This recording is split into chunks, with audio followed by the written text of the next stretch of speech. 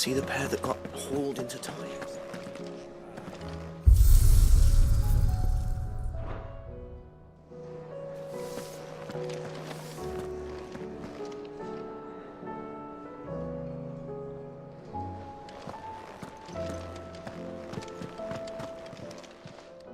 Clive. The whole realm's in chaos. But as the old saying goes,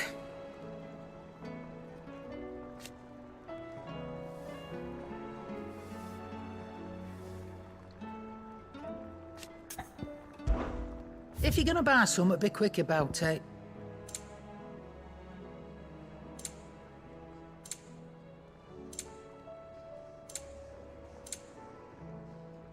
Finished, are you? It seems the hideaway is lost.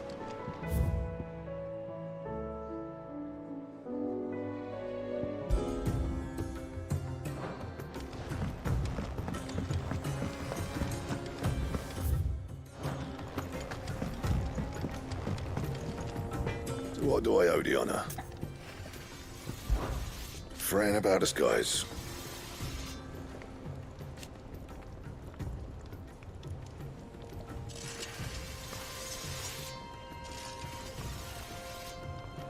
Unless that is...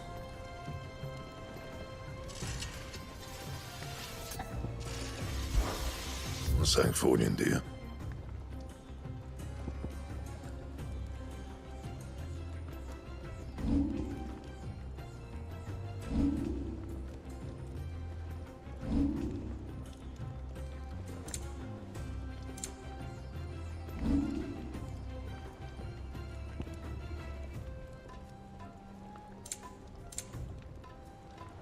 And?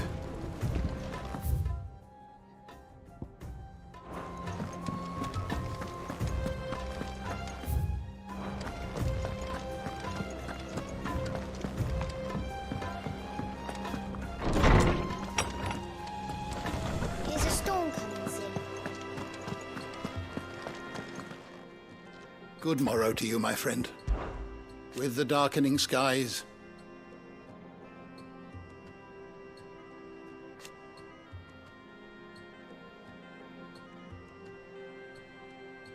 but be that as it may,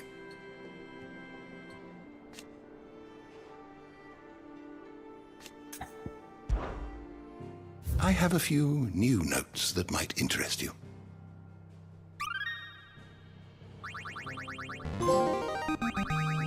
Now this, I believe you will find most interesting.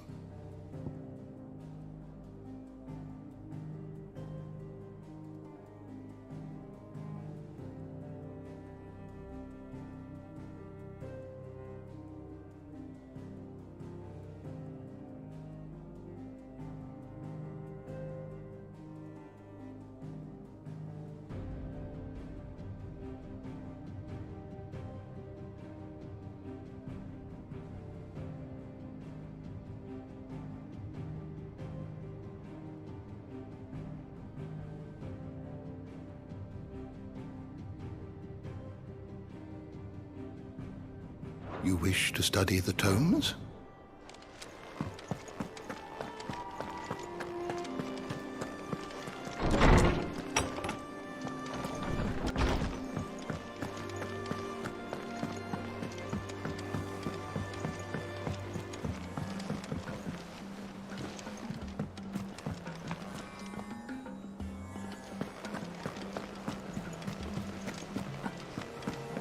Did you see that? Tell me just...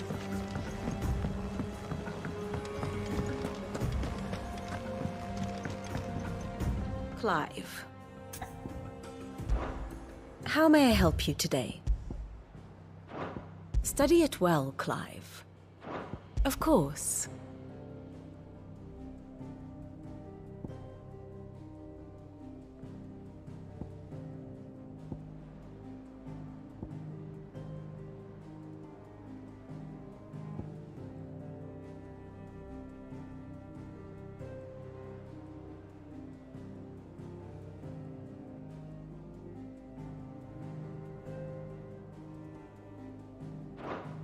Very good.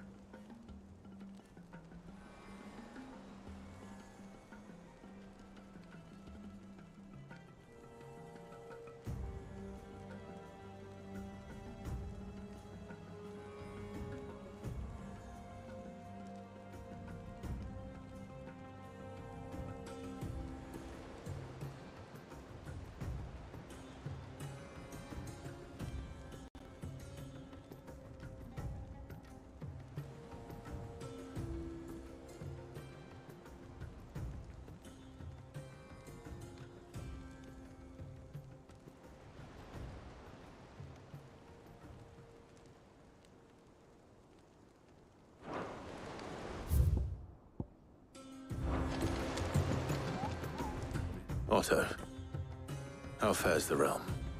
The realm? Oh, she's just fine. As long as you look past the fat storms out mother crystals and her skies are a roiling cesspit. And Gav?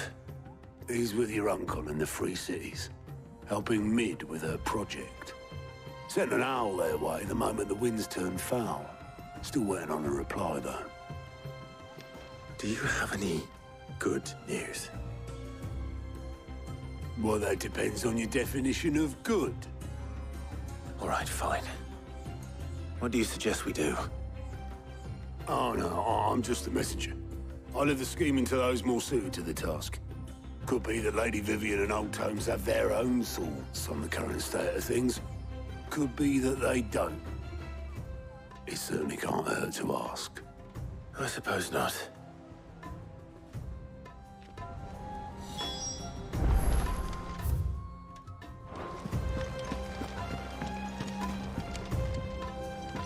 How is it that every one of your little excursions presages some inexplicable catastrophe? Not that you are to blame for the Dominion's fate. No one could have predicted the actions of the Crown Prince. I'm sorry I couldn't save your home. My countrymen are stronger than you think. A few toppled clock towers won't break their spirits. They'll be back on their feet in no time. I hope so. Look at us. Bluer than a pair of bog crabs. Tempting though it may be, sulking will not help us find a solution to this mess. You believe there's one to be found? I don't know. But I am certain we're more likely to find it if we first examine the facts.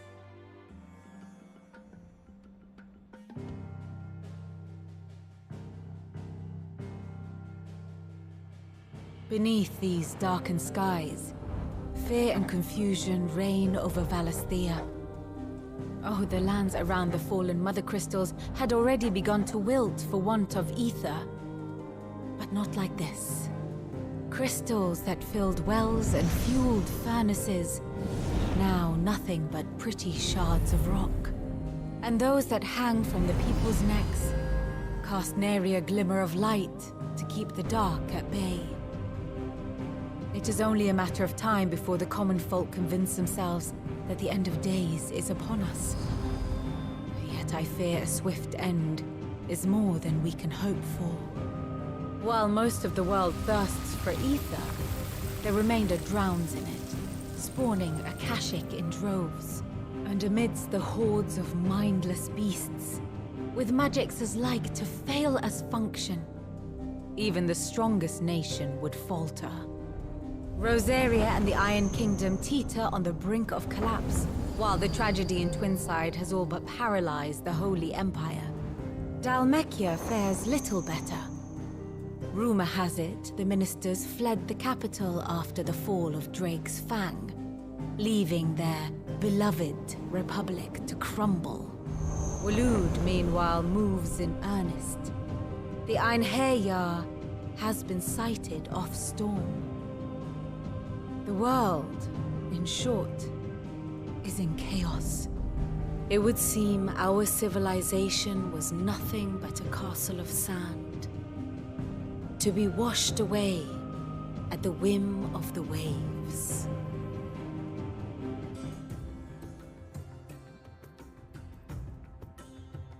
A castle of sand. Not my best flourish, but it seemed fitting. The reports I've received are considerably more blunt in their appraisal. Without the protection of their nations, it will fall to the people to defend themselves against those who would take what is theirs. Which is only ever going to end one way. Defending a farmhouse against a band of chocobo thieves is one thing, but pitchforks and palisades will do little to stall an army's advance. Should the King of Waloed deign to invade, there would be none to stop him. None but us.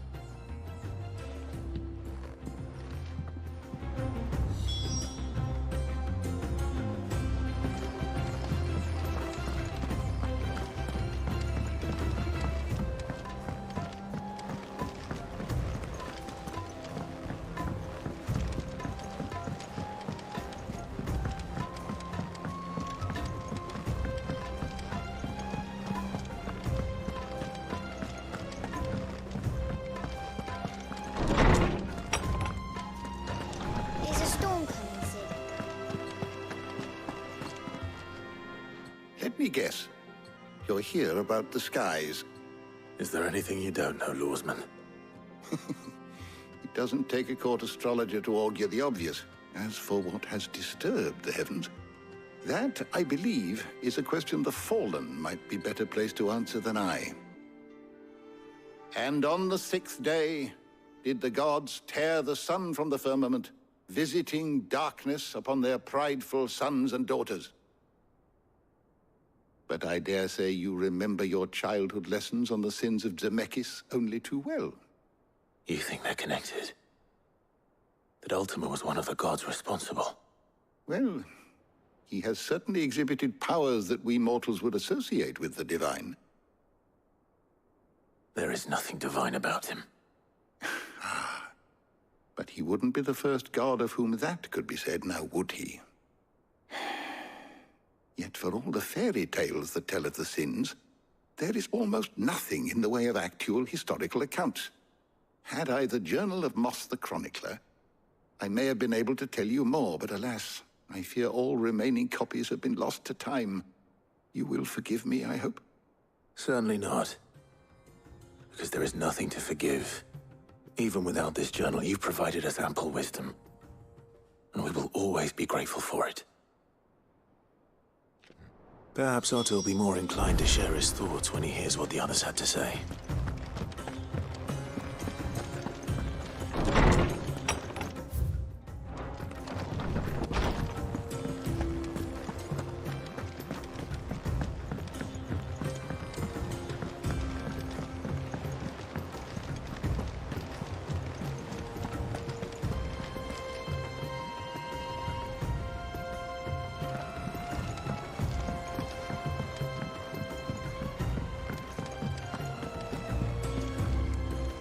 Clive, we have a problem.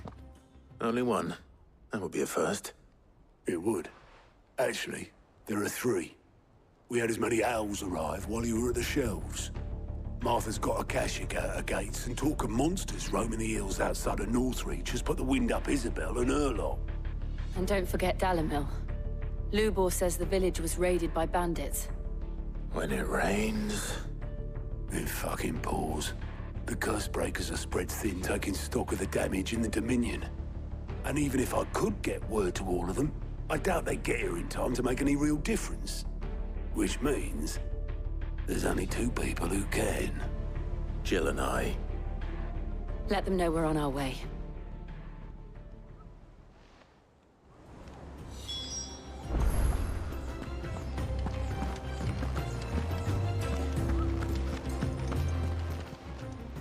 How are you doing? I don't mean to be gloomy.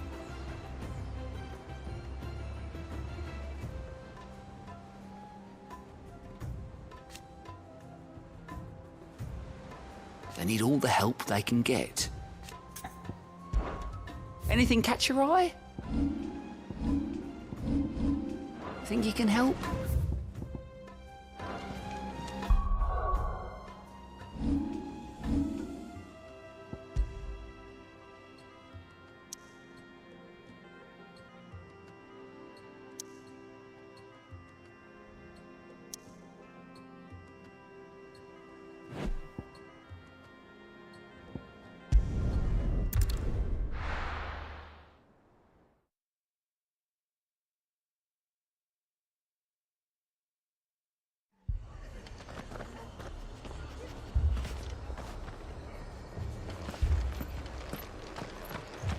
This man's gonna die if we don't get him to a healer.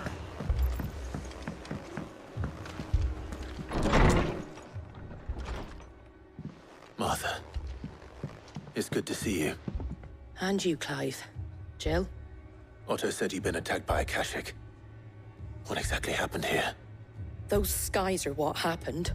Not long after they fell dark, we had our first visit. There were hundreds of them. Tried to storm the hill. Only a handful made it up here, but that was more than enough. The rest are still down there now. And while we have a few willing fighters holding them back, they're sorely outnumbered. What do you think, Clive? That we join the fight? I thought you'd never offer. Now, where I need you is the Fallen Gate. That's where the fighting is fiercest.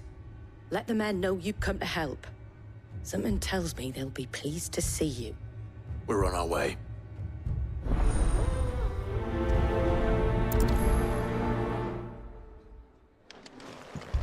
Do you think there are as many as Martha says? More.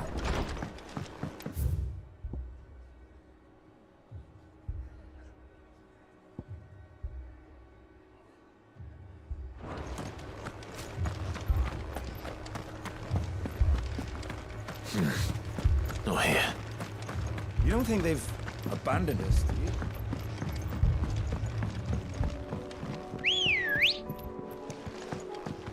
Let's go.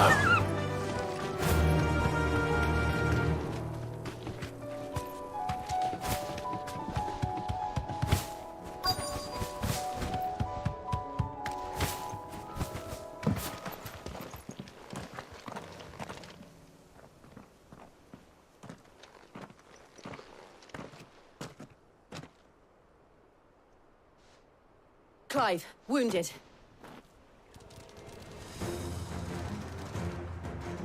Deal with the Akashic first. All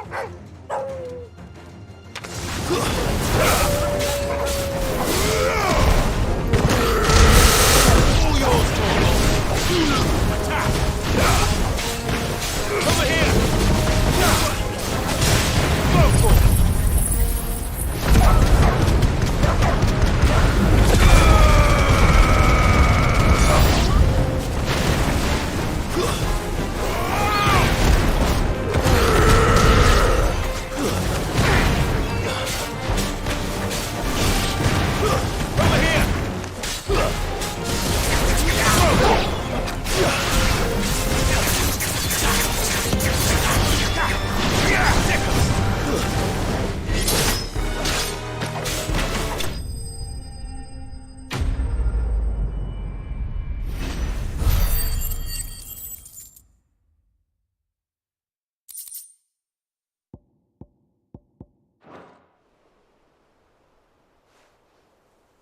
These men don't have the look of hired swords.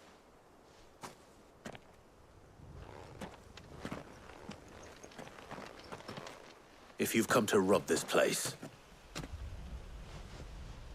You are mistaken, my Lord Rosfield.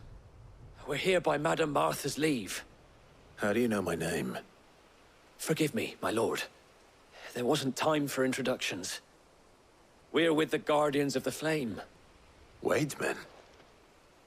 But how did you come to be here? Where is your commander? Sir Wade left earlier with a scouting party to find out where the Akashic were coming from. Did he? Take your wounded back to the inn. Martha will see you're looked after. We'll join you anon.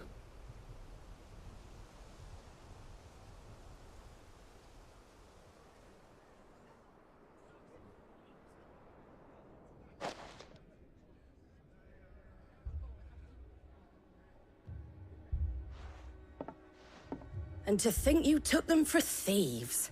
A fine reward for holding off the horde, that is. When did Wade and his men arrive? Not long after Rosalith fell. The Guardians asked me to shelter some of them that had lost their homes. They were making ready to leave just as the skies turned, and we agreed it was best we stuck together. Martha! Trouble! The scouting party's almost at the lift, but they got a pack of Akashic snapping at their heels! And they got wounded with them! They're not gonna make it! Damn it all. We'll worry about them, Martha. You look after everyone here. If any can still fight, send them to the lift. I will. You two be safe now.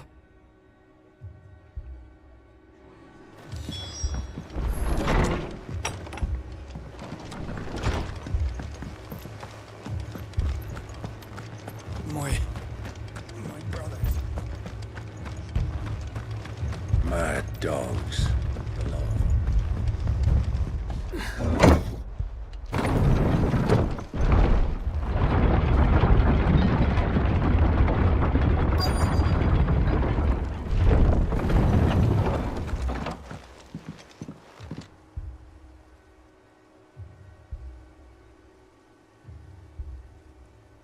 Squire, I need you to get those who can still walk up the lift to Martha's.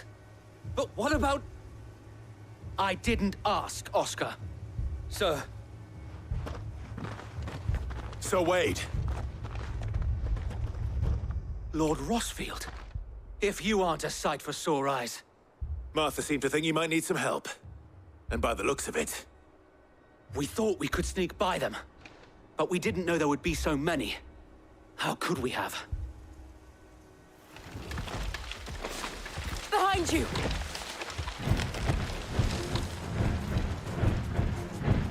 Damn it! We need to get the injured to safety. Do you think we can hold them off? We can certainly try. Are you with us, Sir Wade? Always. Then let's do our duty. Go for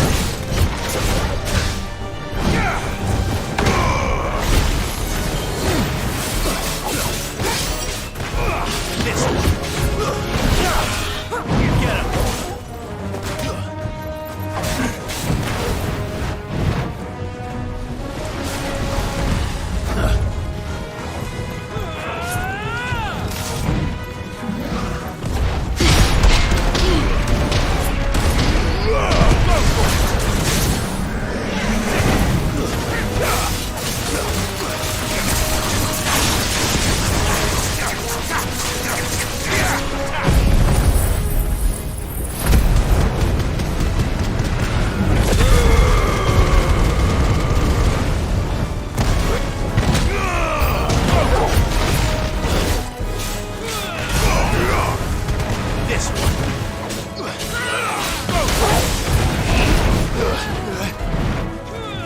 Titan!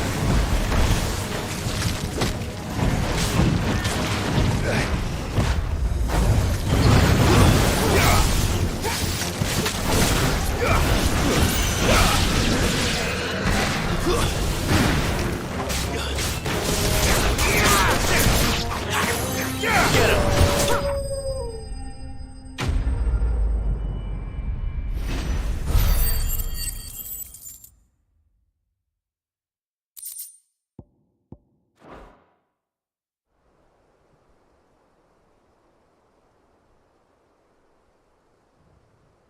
Is anyone hurt? I don't think so. And yet again, you've pulled me from the flames. It's just a pity I keep walking into them. You've never been one to shy away from danger, Sir Wade. Like any shield worthy of the name. I see you're all in one piece. Martha! Is something wrong? The lookout saw smoke coming from down Eastpool way. Too thick to be a hearth. A second horde. Feel like finishing the job. Always. Jill and I will make for Eastpool. You'll need to move the injured without us. Don't you worry about them. The moment my men are safe, I'll follow. Good luck.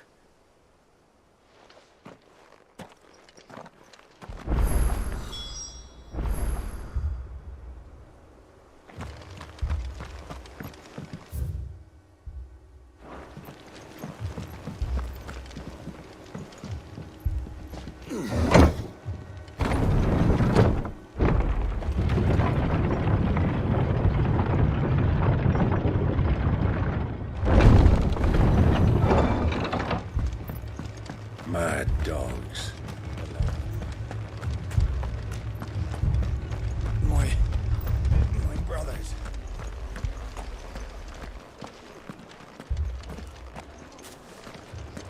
This man's gonna die if we don't get him to a healer.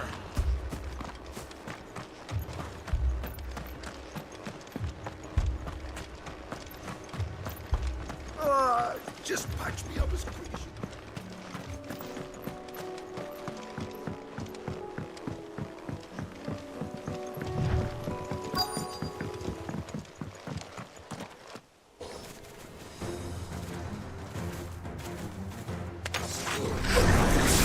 They're headed for the rest.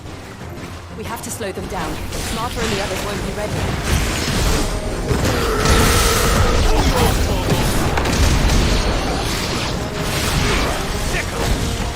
Go for it!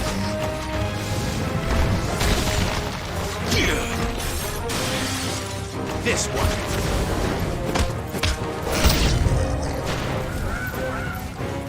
Get him!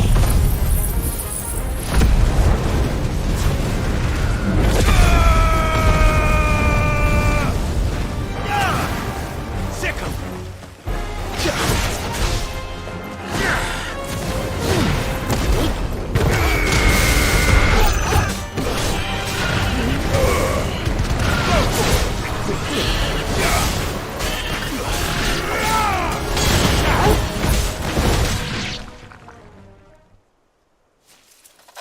Something's coming.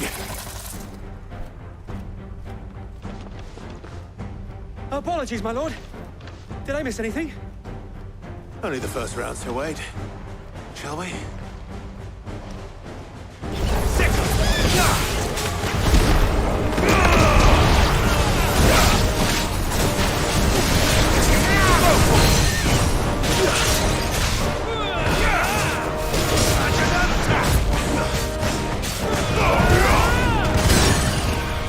This one. Over here. Get it.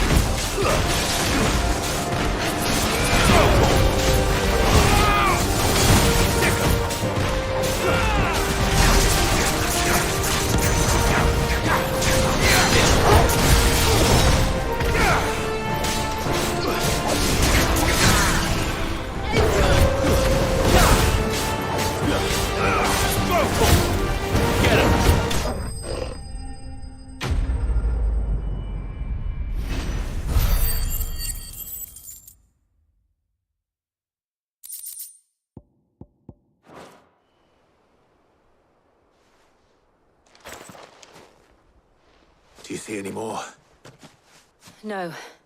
I think that was the last of them. But it won't be long before the next lot arrive.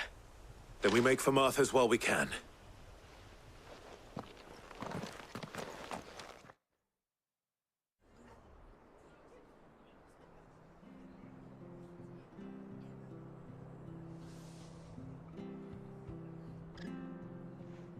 What did you find out there?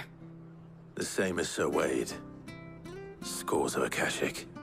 Well, wherever they came from, they're gone now. Our lookouts say the lowlands are clear.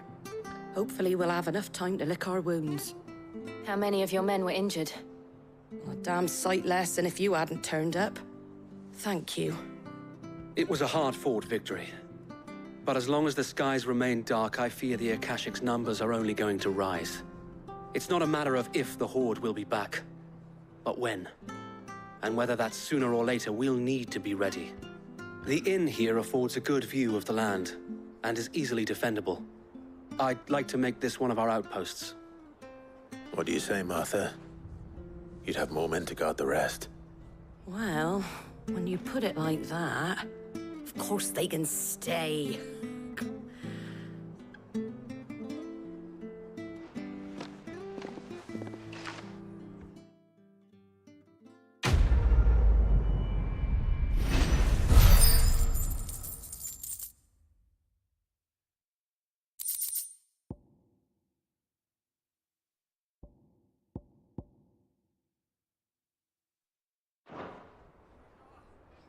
My lord, there's someone I'd like you to meet.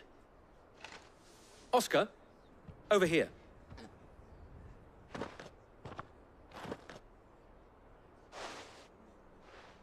It is an honor to make your acquaintance, Lord Rosfield.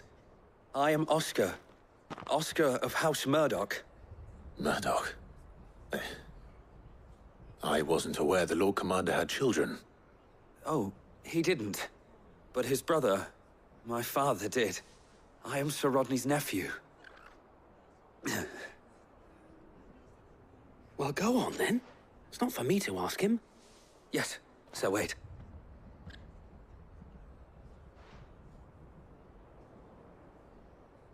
If it please you, my Lord Marquis, might you take me as your squire? I would learn the duties of a shield from the finest. I'm sorry to disappoint you, Oscar, but I'm a shield no longer. Nor was I ever the finest. And spending time in the company of an outlaw hardly seems a fitting education for one aspiring to take his oaths. My Aunt Hannah once told me that a man is not defined by his title, but what he does in its name. You have accomplished much since taking on the mantle of Cid, winning no little honor in so doing. And I would sooner serve under an honorable outlaw than an unworthy shield. Not that Sir Wade and the other Guardians are... I mean to say that, they're... It's all right. We know what you mean. There is only so much the boy can learn from me, my lord. But a squire... Would that really be so bad? You were a squire once. And I'm certain Sir Rodney would approve.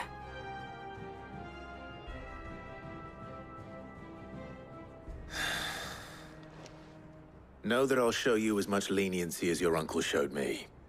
I would not have it any other way.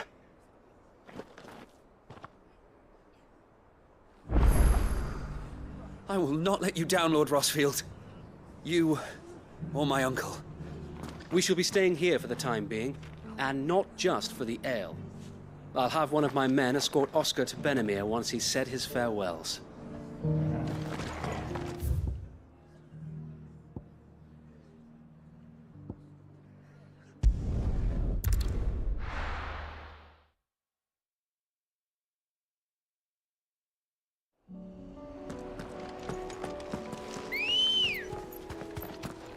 Let's go.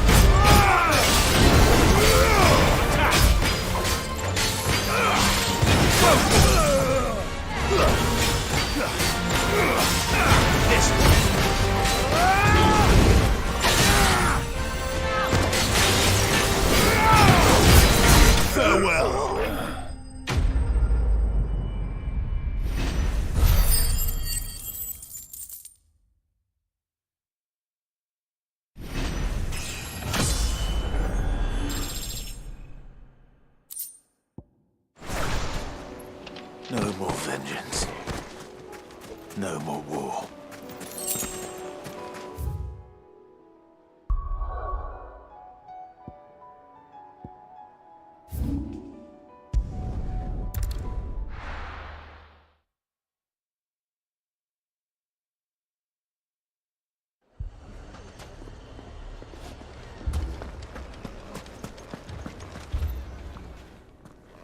Sid!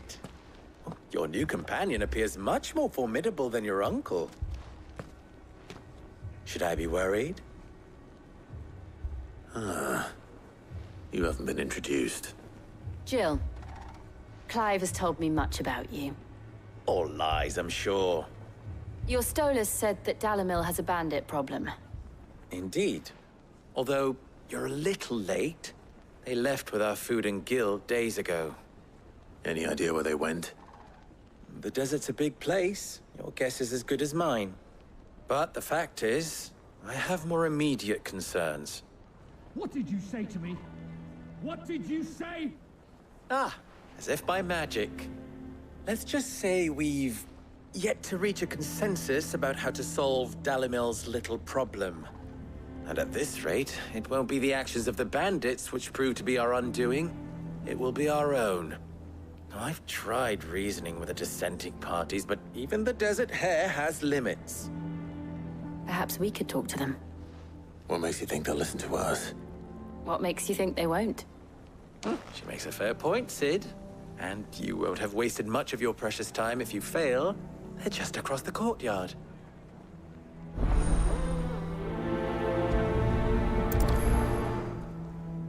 Suppose we just follow the shouting.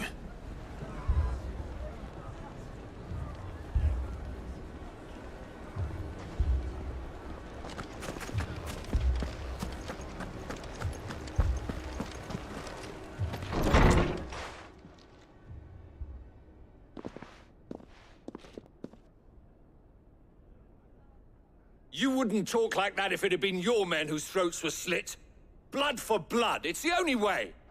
We hire mercenaries and have them mount the bandits' heads on our walls as a lesson to the rest. And what happens when those mercenaries are slaughtered like your men? Are you going to hire more? We're better off using that coin to buy food and supplies. If we hire mercenaries, the only thing we're buying is the bandits' ire. And you cannot fill empty bellies with that. Do you hear me? But what happens when they come back? Maybe it'll be your throat that's slit. That's enough. Both of you. Any more of this and I'll throw you out myself. Come back when you're ready to talk like adults.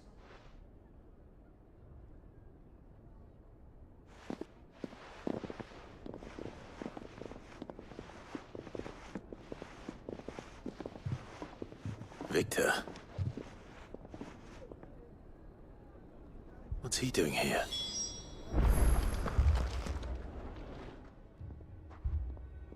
Sid. And Lady Jill. What brings you here? I was about to ask you the same thing. Costness is in chaos, and the markets have all but ceased to operate. The Briar's Kiss here in Dalamil is the only place I can reliably obtain supplies. I was here to do just that when Master Nobuo told me of his troubles. He thought I might be able to talk some sense into these fools. But if you're here, I suppose his patience must be waning. Who are those people? Those were the thorns in Lubor's side.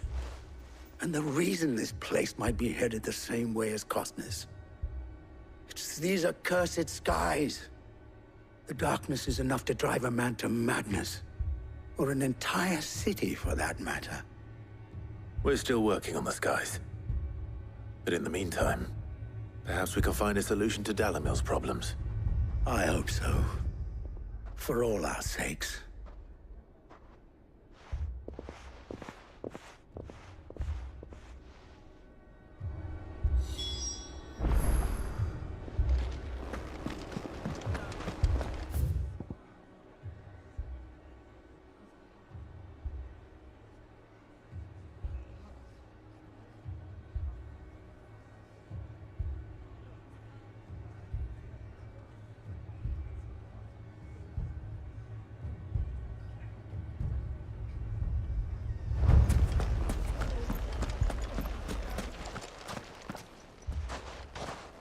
So, you see my predicament?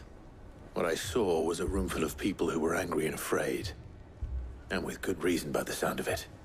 But if left to smolder, that anger and fear could set the entire town alight. My thoughts exactly. What to do? Both sides wish to protect their homes and livelihoods, if only they could agree on how. But as long as they are divided, we are vulnerable. And if there's one thing bandits like, it's an easy target. What would Sid the Outlaw suggest? Well, if it were my namesake, he'd let them choose for themselves, and be on hand to pick up the pieces when it all went wrong. That sounds like a recipe for disaster. A recipe for disaster is precisely what it is. But perhaps that realization would be enough to make them question the ingredients. While it's plain neither Conrad nor Natalie will countenance the other's proposal, it may still be possible to make them doubt their own. Before presenting them with a third option. And that would be? To pool our resources and save the city ourselves. Why fight each other? When all that fear and anger can be directed at the bandits. It appears we have a plan of action. Victor, pay Conrad a visit. See if you can't convince him of his folly. I'll speak with Natalie. As you wish. Your faces are not well known in this town. That may prove useful. Don't worry, Victor and I will do most of the talking. You need only play along. Play along? What he means to say is yes.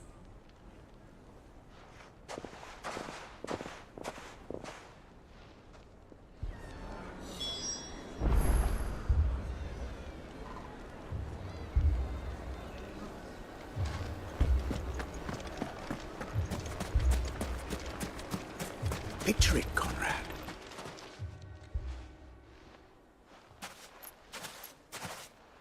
Ah, here she is. The Lady of the Spear herself. Conrad, may I introduce you to Jane, commander of the Red Wings, the oldest mercenary guild in the Free Cities. A pleasure, my lady. The pleasure is all mine. As I told you, I summoned the commander here from Canberra to inquire about a contract. Victor says you told him no. That there aren't any men left to hire. Is that true? True as the crystals cracked. Nobles came and claimed every last one worth his salt. And not just from us Red Wings. You know of the 7 high houses. There must be 2 swords assigned each one. Granted, we have a few boys left. If it's boys you're looking for.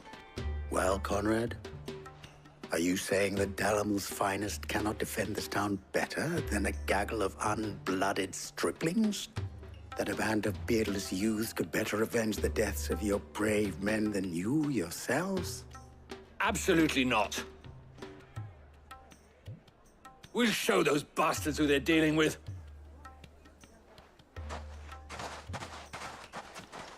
I can't believe that actually worked. Conrad's not what you called the brightest candle in the crypt. And there's a reason why I had you do the talking and not Sid. Well played, my lady.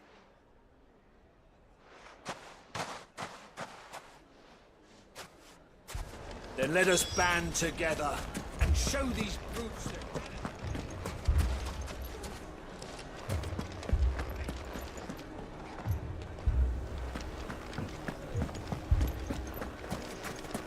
My shop.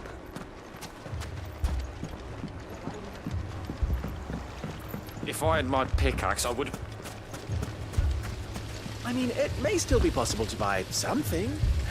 Ah, here he is now. Natalie, allow me to introduce Lord Underhill of Randalar's prestigious League of Merchants. Lord Underhill. At your service. Underhill. I was just telling the good lady of our conversation, my lord, and how you were lamenting the state of the capital's stores. Nobuo says that not only are the granaries almost empty, but that war and the Blight mean this season's harvest won't be enough to fill them for winter. Indeed, certainly that is the case. The nobles in the capital are buying up the city's stocks of barley and wine, driving the prices higher than most commoners can afford. It is only a matter of time before the peasants revolt.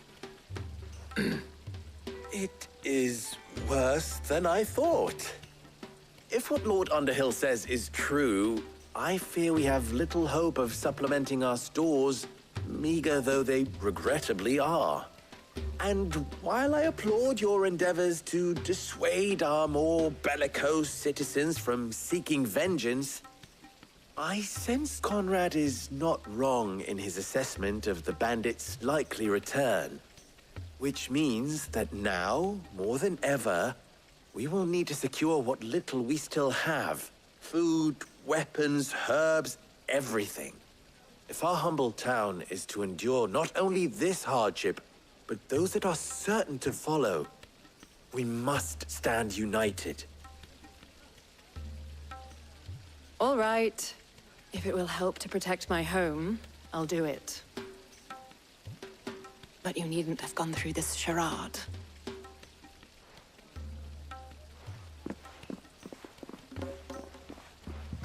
Thank you, Clive.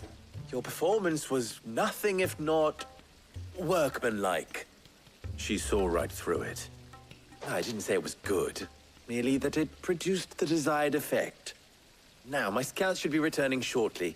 Meet me back at the Briar's Kiss, and we shall see what we face.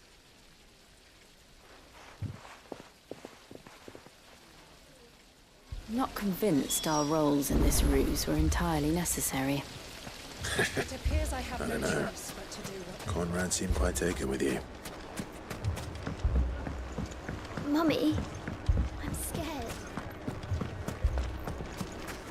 Oh, I'm ruined. Good news, Sid. Both Conrad and Natalie have somewhat gracefully accepted their new roles. With time, they may even learn to. Time no longer appears to be the luxury it was before lunch. I take it your scouts found the bandits. Technically, it would be the bandits who found my scouts. It appears they march for Dalimil as we speak. All of them. You're not serious. They don't just want food, they want the whole damn town.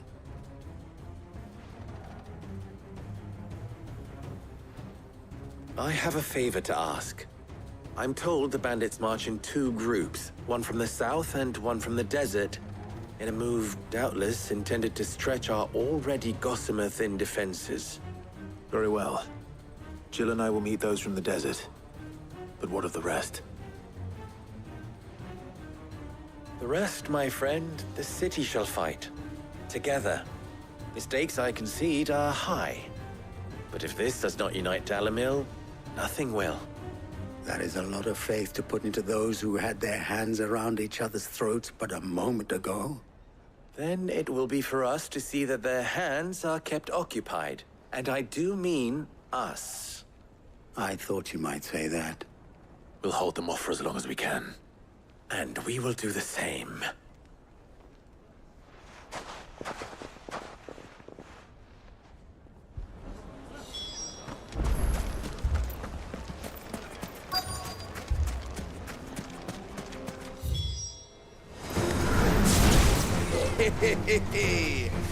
No women for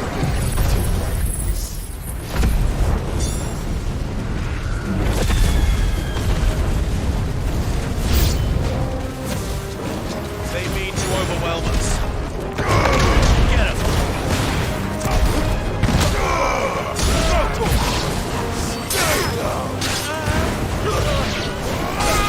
Get him!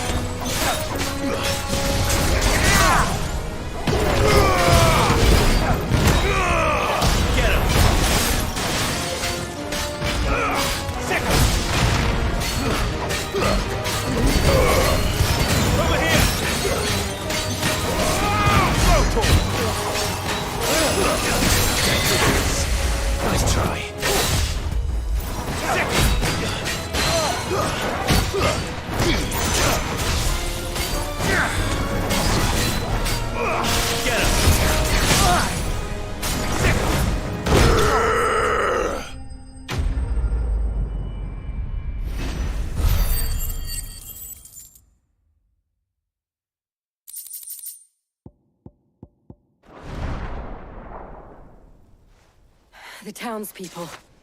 Could they have held out? I don't hear any fighting. What do you think? That we should hurry.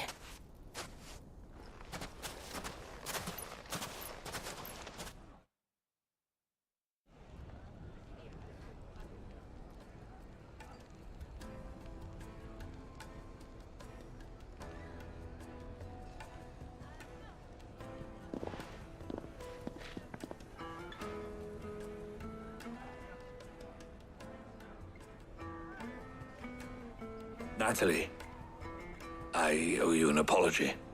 You did well out there. The inn would have been lost had you not held the line. Without you, there would have been no line to hold. You saved us, Conrad. You saved Dalimil. We all saved Dalimil.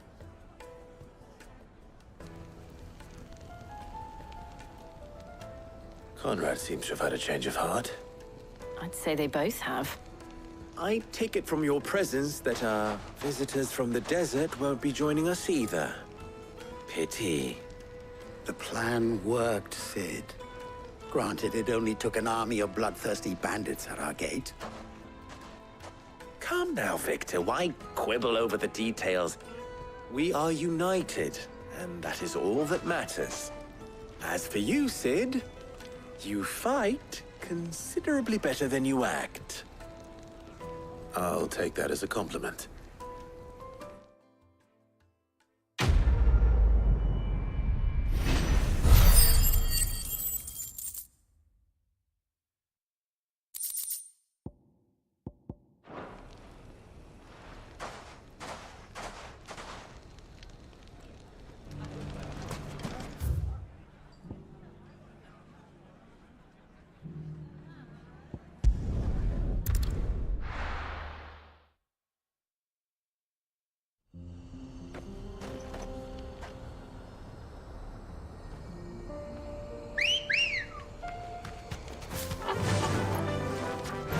Run like the wind.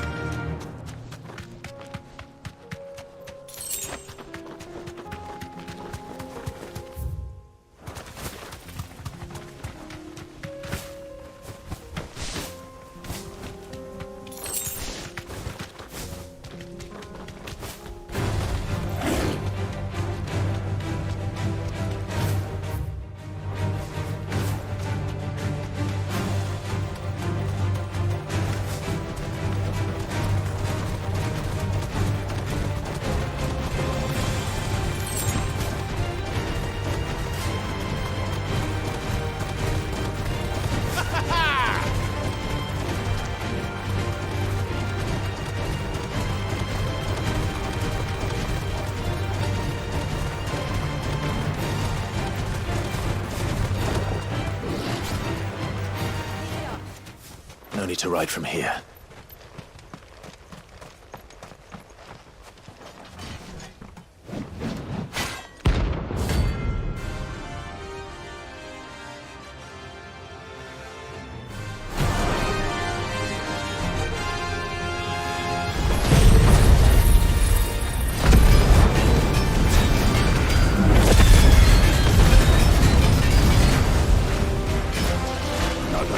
Forsaken soul, eh?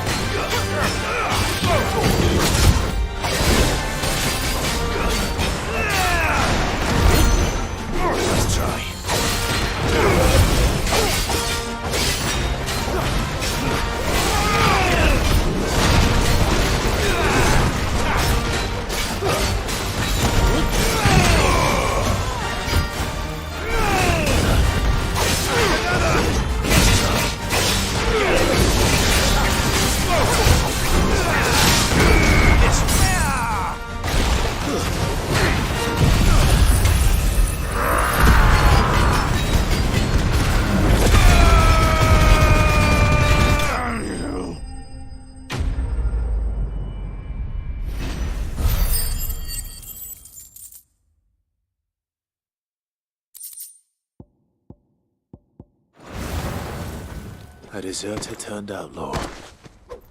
We were more similar than he knew.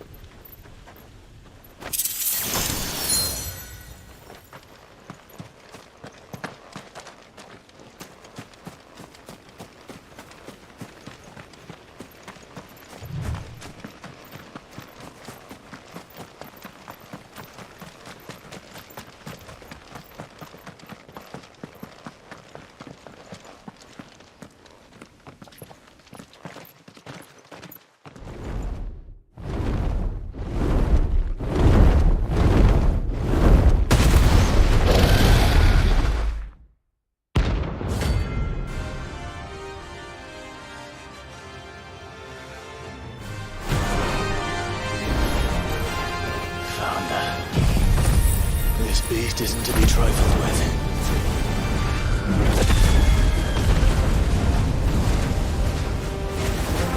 This one.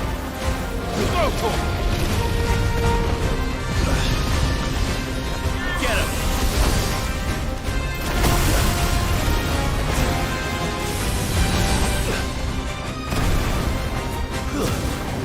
Over here.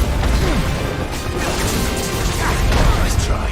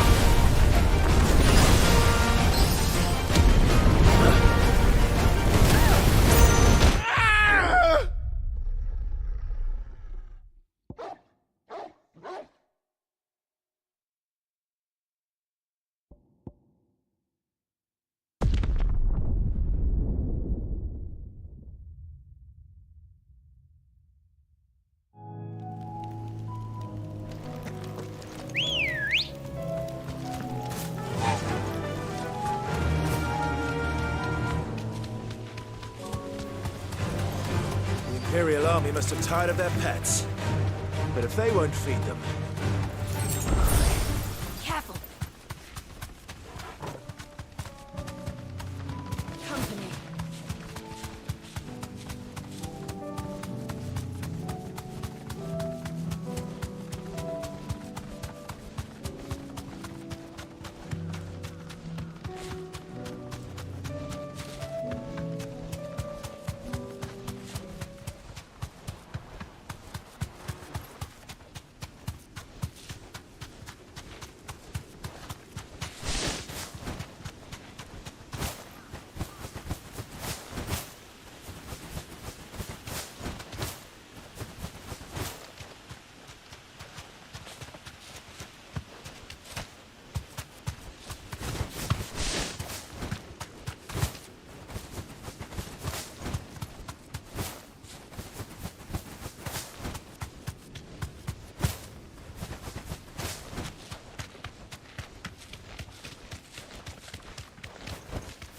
You deserve a rest. This one. Get him!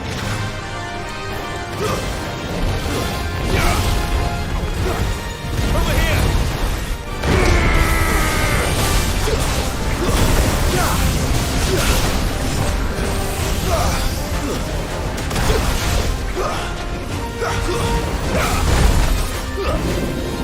This one!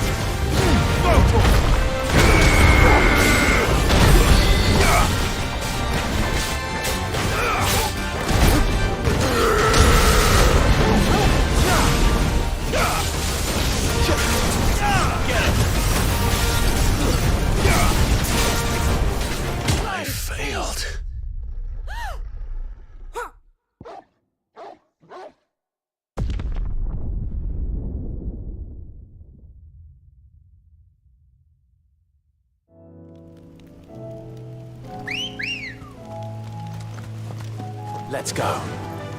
Faster!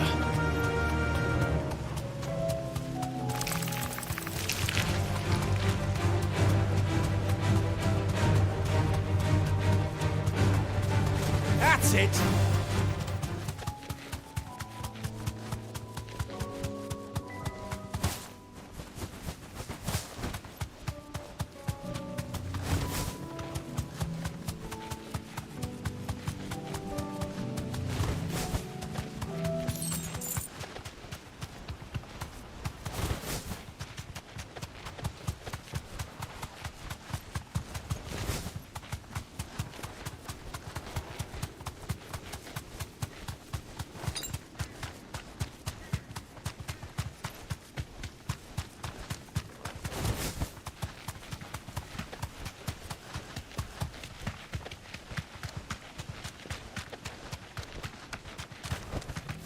Thanks, girl.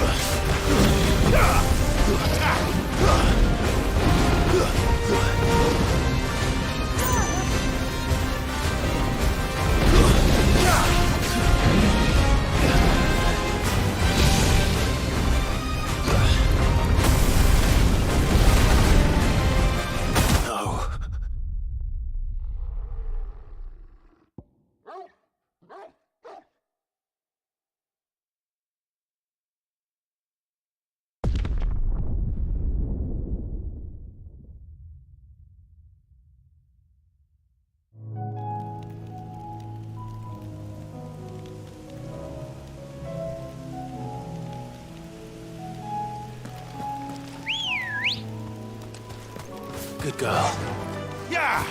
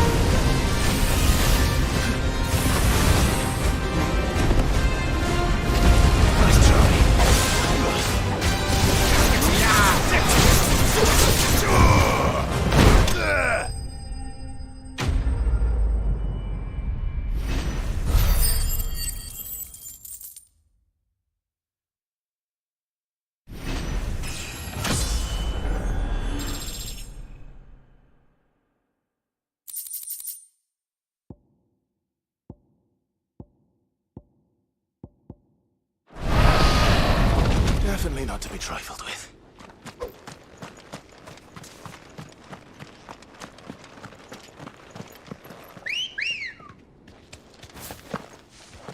Come on. Fly, Ambrosia.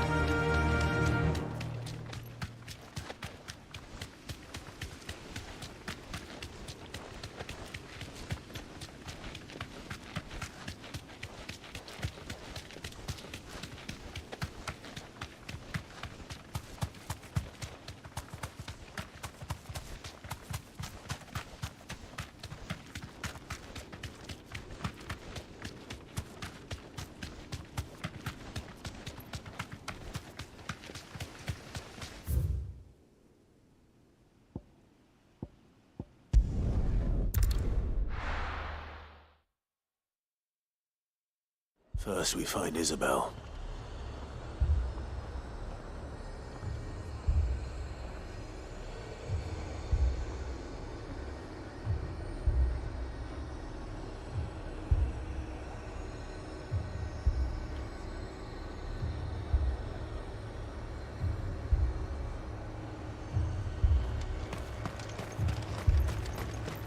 I saw it with my own eyes.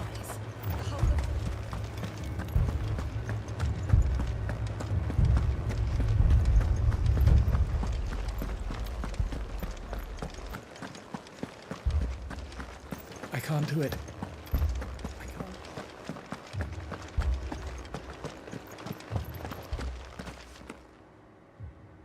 My lord, my lady. We received the dame's message. There have been sightings of strange creatures, I understand. With the blue eyes. Yes. Like a Kashik, but different. They've taken so many. I've lost count. Akashic, but different. Ultimus thralls. And what of your mistress? Is she here? Oh, no. She went to the garrison to ask what they were planning on doing about all this. Then we'll look for her there.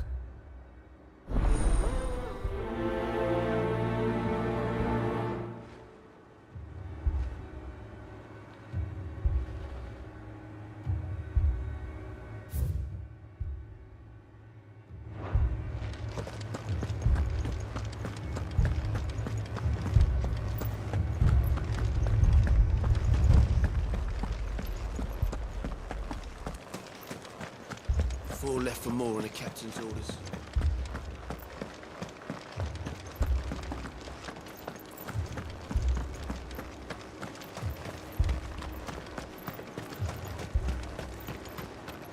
Madame, please! Half the garrison's been slaughtered by those things. We lost the captain this very morning. We've tried requesting reinforcements, but there's been no word from the capital or the Dominion in days! What more would you have us do? I would have you do your duty. Those at the Vale look to me for protection. And protect them I shall. Because they are my charges, and that is my duty. In case you have forgotten, the people of this town are your charges. But more than that, they are your people. Your sisters, your brothers, your lovers.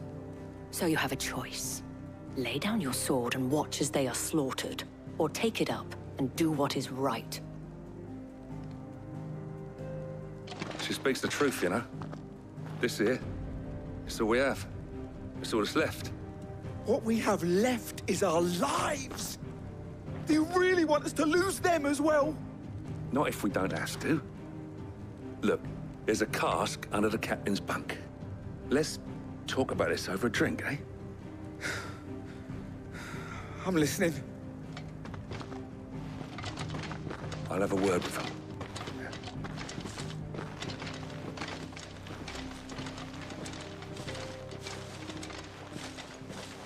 Ah, Clive. I didn't expect help to arrive so quickly. And sought to take matters into my own hands. It was a noble effort. But I thought you might still need some support. How like you to consider my needs. What we need to consider is where the creatures came from. The way the survivors speak of them, one would think they appeared out of thin air. And perhaps they did. It's hard to know what to believe these days.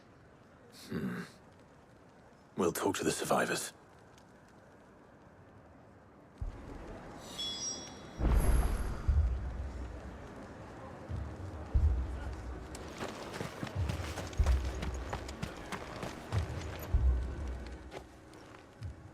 You're a pikeman, yes? What happened? I've got family in Moor.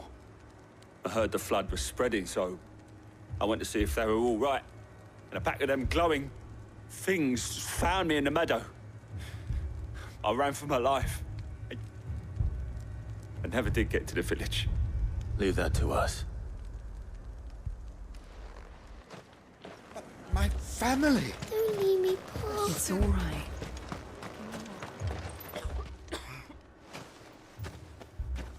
Did you see the creatures that attacked you? Creatures? Yeah, They came out of nowhere. They went for Joseph first, then me, and then they were just gone. Do you remember where you were? On the road from Oriflamme. We just passed Moor when... Where's my Joseph? It's all right. Just rest now. At least we have an idea of where the thralls might be now. We should head for more.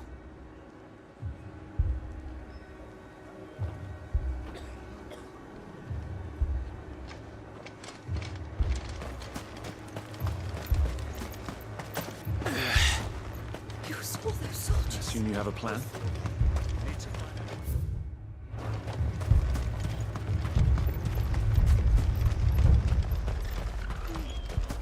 It was all they could do to escape.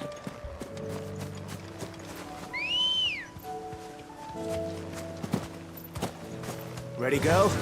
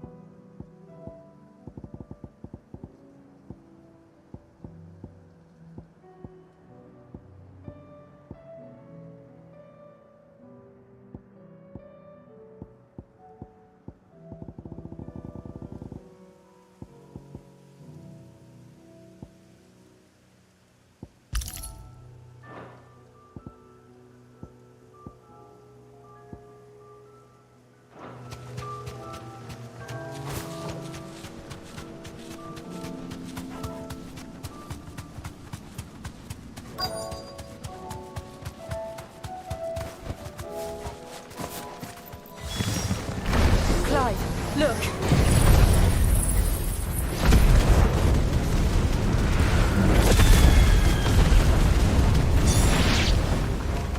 I see them. With me! Get him! This one! There's the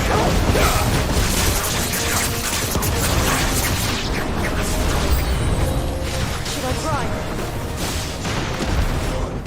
Save your strength.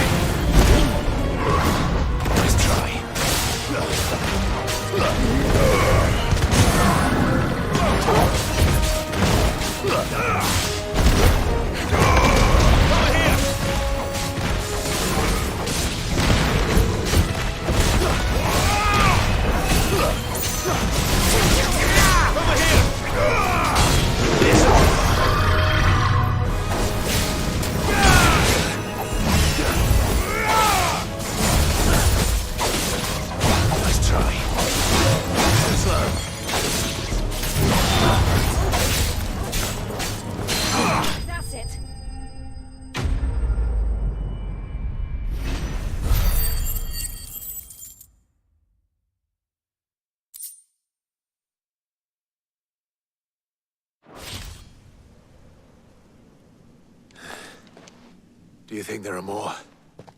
There are always more. But I'd say we've done what we can for the time being. Then we should let Isabel know.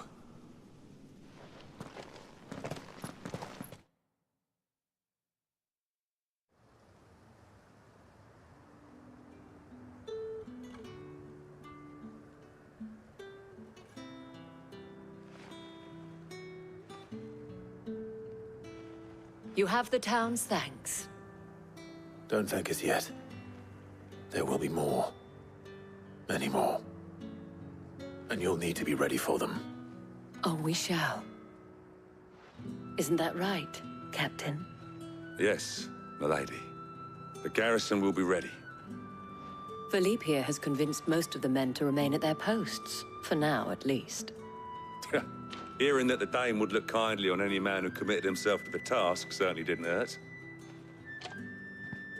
It's not the most selfless of motives, I'll admit. But whatever it takes, eh? Now me, I never needed convincing. I became a soldier to protect the people I love. And the people I love include the one standing before me. Handsome and chivalrous. Now, if you don't mind, I have sentries to post. Milady.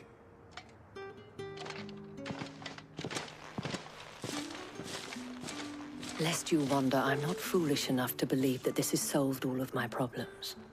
But it has solved one, and that's one fewer than I had this morning. Thank you again, Clive.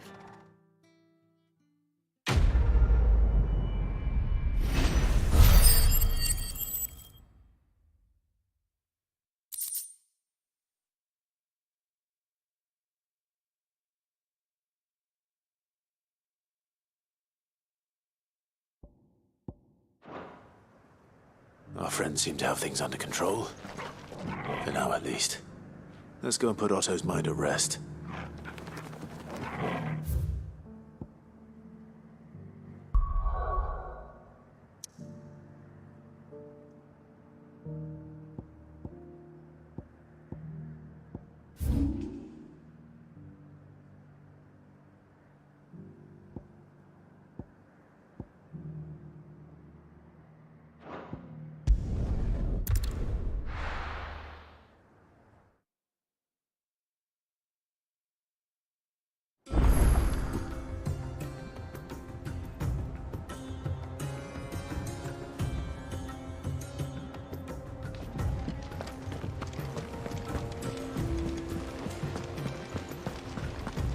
Did you see that? What did you see?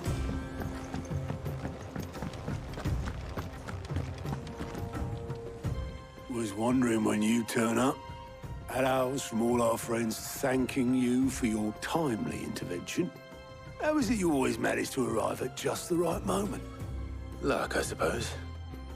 Any word on the rest of the realm? Let's see. Storm's still crying out for mother crystals. The nations are still in chaos. And the skies are still the color of a kick in the kidneys 2 days on. So... Right. Clive, we knew this was going to happen. Well, not the bleeding skies part, but you take my point. Now's not the time to second-guess yourself. Now's the time to visit the infirmary. Taya says your brother's awake. Thank you, Otto.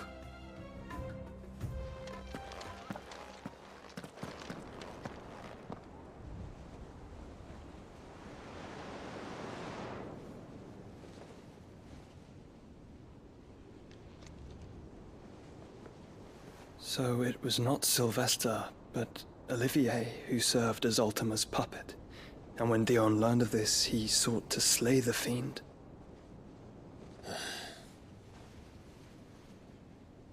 Only for his father to take the spear that would have freed him. Enough to drive a man to madness.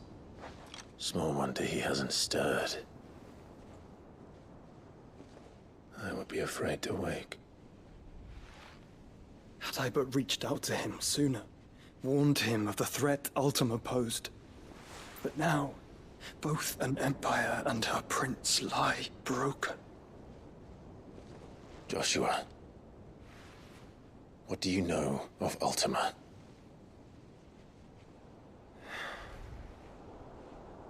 Very little, I'm afraid.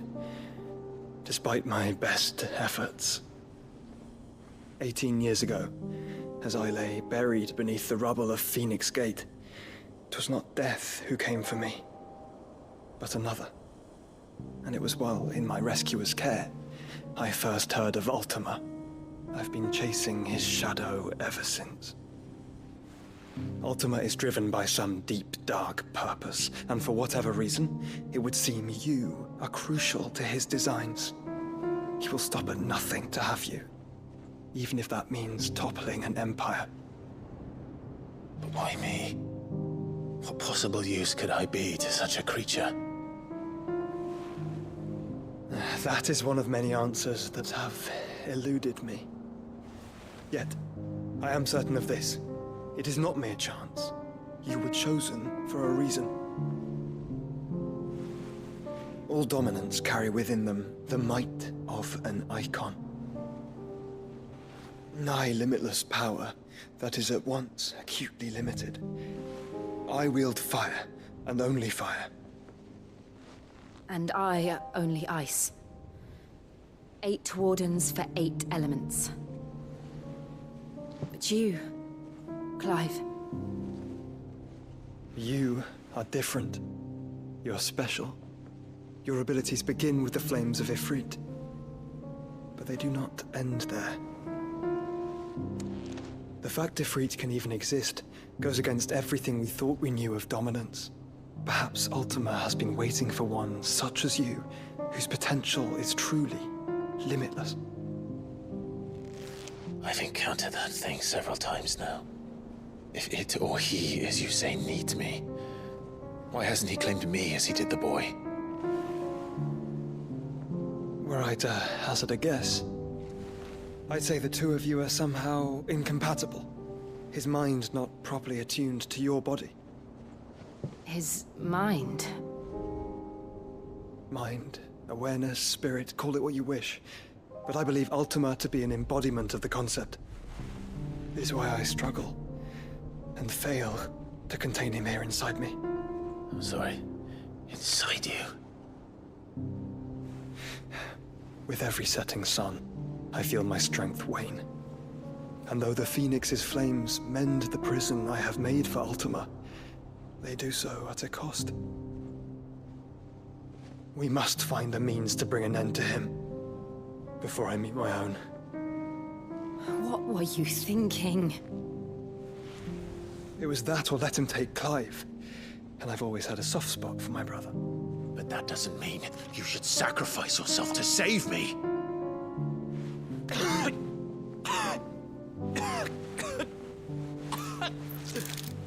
Joshua.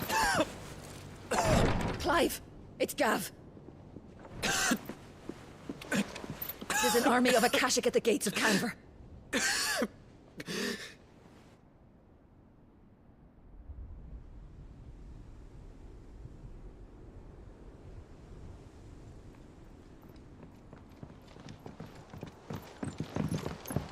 Well, what's the short of it? It's all Tyre told you. The capital of the Free Cities is under siege by an army of monstrosities. The city guard are doing their best to stem the tide, but numbers ain't on their side. What of Lord Byron and Mid? Were they able to escape? No, but they're all right for now. They're hiding with Gav at midship. We have to get them out of there. And we shall. Otto, prepare a Stolas. Tell Gav to stay exactly where he is. Understood. Vivian, what's the swiftest route to the Free Cities? That sounds like a question for the map. Look here. This road, through Tabor, should provide the least trouble. Good. What a coincidence. Tabor is exactly where I'm bound. Joshua, bed is where you should be bound. You don't think I told him the exact same thing? Were Tyre not such a talented healer, I would surely have been inclined to agree. But thanks to her ministrations, I feel I may safely rejoin my attendant, who was to wait for me in Tabor if we became separated. All right, we travel together. Clive. If he stays close to me, he'll be fine. Thank you, brother. I'll look after him.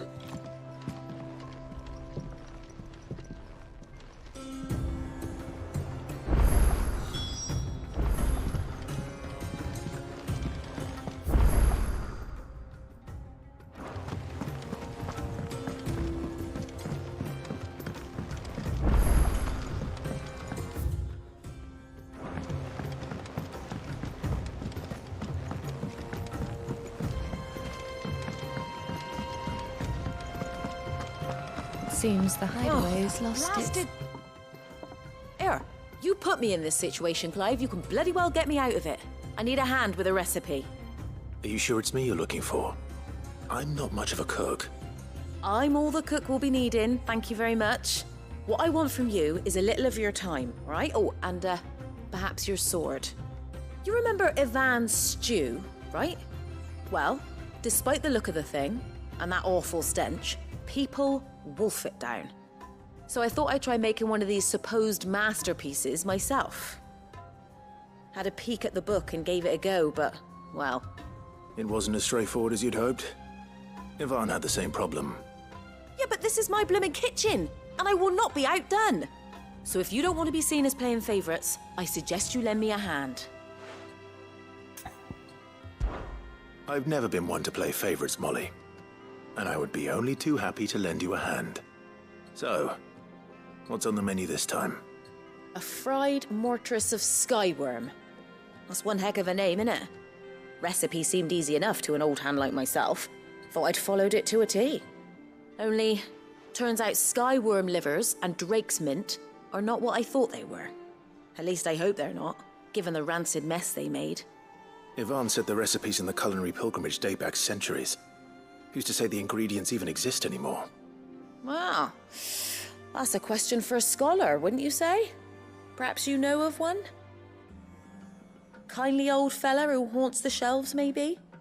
Fine. I'll go and speak to Harpocrates. Perhaps he'll know something. And if he does, I'll see if I can find your ingredients for you. You do that. Lest we forget, you've got a reputation to uphold.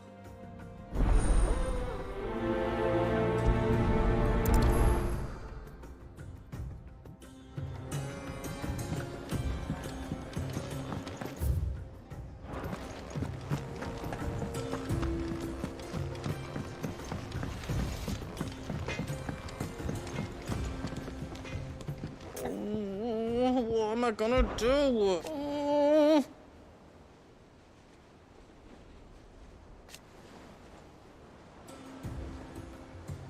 But no more.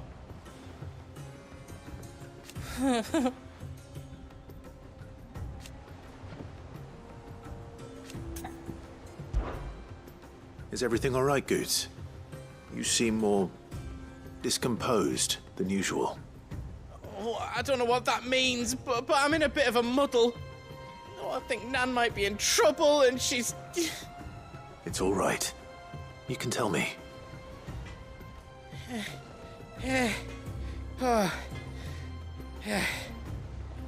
There was a trader came by. One of our usuals, like.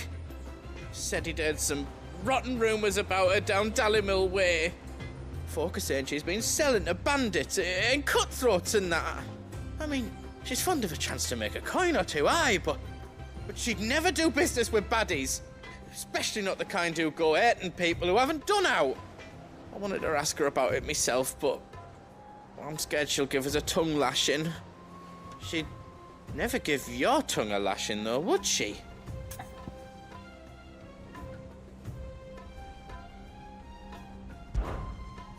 Don't worry.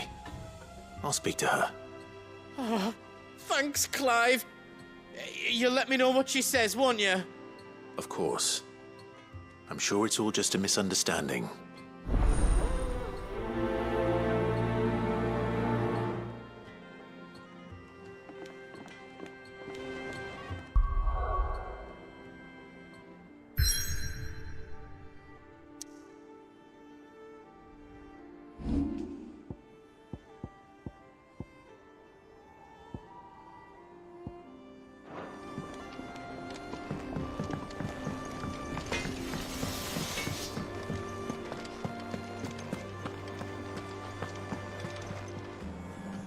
Lady Karen.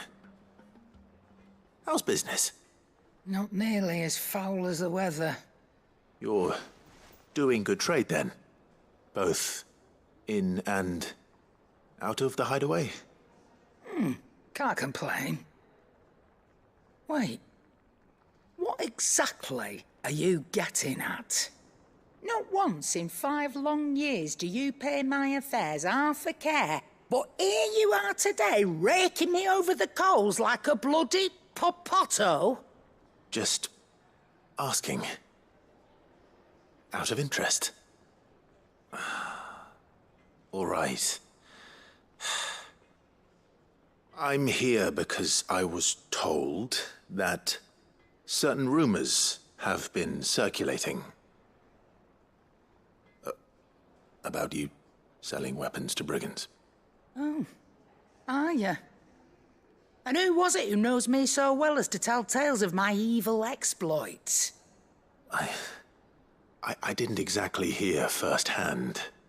All I know is that someone in Dalimil has been spreading word to that effect. And what? You believe it? You think I'm profiting off the blood of innocents, do you? Look, I've done things I'm not proud of. Might be there were a time when I turned a blind eye to the wretchedness of the world so I could line my pocket. But that woman is no more. And you'd know that if you'd ever paid the slightest bit of notice. You're right, Lady Karen. I apologize. It was wrong of me to doubt you. No, it was. Now, I reckon you've got better things to do than pointing your do-gooding finger at a poor old woman. Of course. Good day.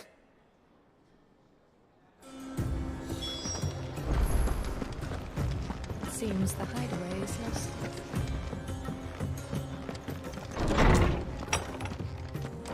Is a storm coming, Sid?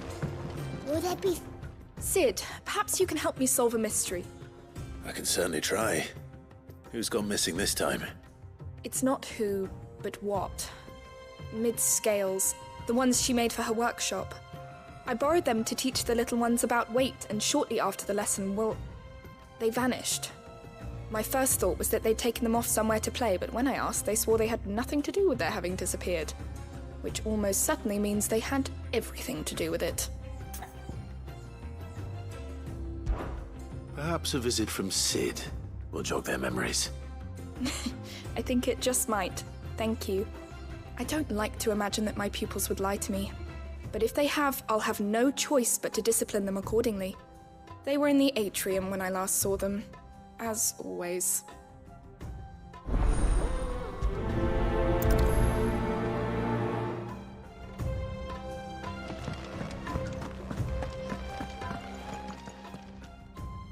Lawsman Harpocrates, I've come to pick your brain if you don't mind. It's about the book you lent Ivan. Ah, Valisthea, A Culinary Pilgrimage, a classic. One of my favorites, in fact. The young man did a wonderful job with the Chance's stew. I do hope we shall be able to sample more such marvels in due course. That's actually why I'm here. I don't suppose you know where I might find skyworm livers and drake's mint. Ah, so the fabled Sanbriquois delicacy is next on the menu. Delightful. The descriptions of fried mortress never fail to make my mouth water. Now, skyworm is a somewhat antiquated name for the wyvern, their ground livers being the paste from which the mortress is made. Dragon livers. How very Sanbriquois. One would have thought the disciples of Bahamut would have a touch more reverence for their icon's brethren, but apparently not. I believe the specific dragon the recipe demands is the blueback wyvern, said to be the very color of the sea beside which it resides. So we know where to look for our liver. But what about the drake's mint? Saint's bonnet in contemporary parlance, a herb which grows along the North Reach coast. I gather that one can locate the cheerful yellow flowers by their heady scent alone, so I'm sure you'll have no trouble finding them. I may add that people once believed game was best served with the flora that sustained it in life, in which regard fried mortress of skyworm is undoubtedly a typical dish of the time. Meaning that if I find one, I find the other. To Northreach, then. Best of luck, Clive. And do save me a bite once the dish is complete.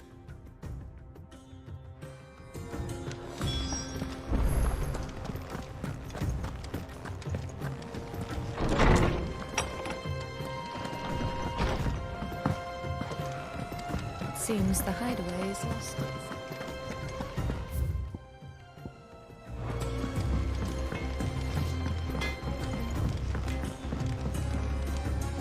I spoke with Lady Karen. What did she say? That the rumors were unfounded, and that I was a fool for thinking they might hold any truth, along with some other things that made her feelings clear. And while it sounds like she may have done things she regretted in her past, she says those days are behind her. Oh, well, that's good. I knew Nan wasn't caught up in out bad. But why would people say she was? What did she ever do to them? It's not right. No, it's not. But people do things for all sorts of reasons. Perhaps we'll never know. Well, I'm going to find out. That trader, he said they were all talking about her in Dalimil. So that's where I'm going. I'll find someone who'll tell me, you'll see. Are you sure that's wise? Whoever's spreading these rumors means Karen ill. Oh, right. But that's why you'll be coming with me, isn't it, Clive? I suppose it is.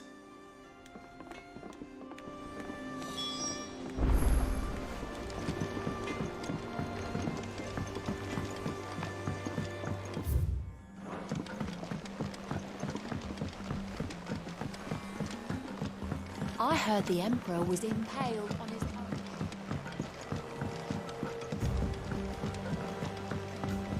We're all gonna die! You hear me? The Akashic are coming in!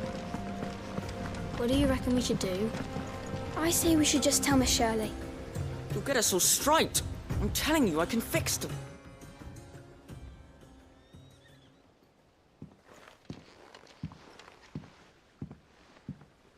Sid! Hard at your studies, I see. And what is that? It's not a set of scales, is it? No. Of course it isn't. Well, not anymore, it's not. Oh! And just how long hasn't it been one? We're sorry. But we didn't break them.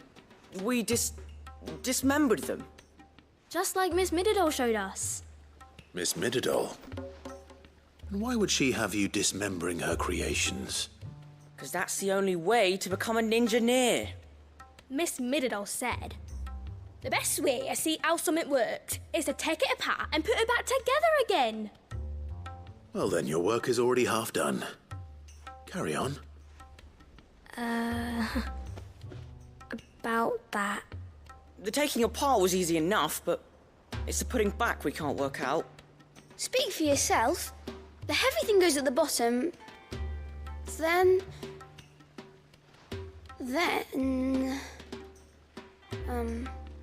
You three need to learn to take responsibility for your actions.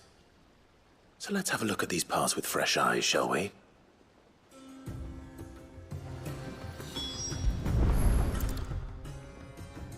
All right.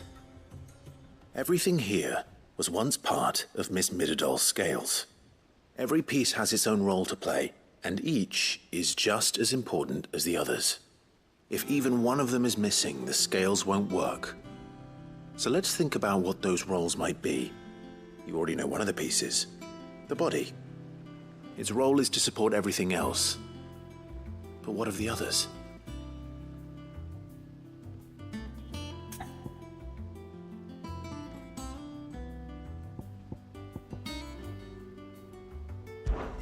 This is called the arm. Why do you suppose that is? It doesn't look much like an arm. You're right. It looks more like a wing. Like a chocobo wing! You've ridden a chocobo before, haven't you, Sid? Will you teach me to ride one day? I'll think about it. Now, what do arms do? Hold things. So wait, maybe this arm holds things too? Good thinking. You're on the right track.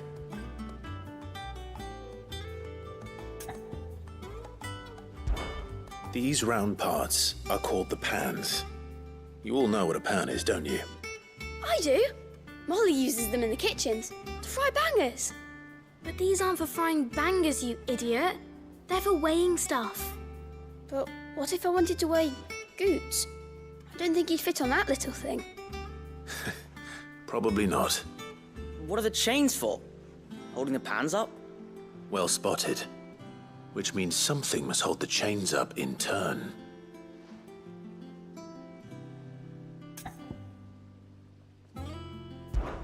This tiny piece is what's called a cogwheel, or gear.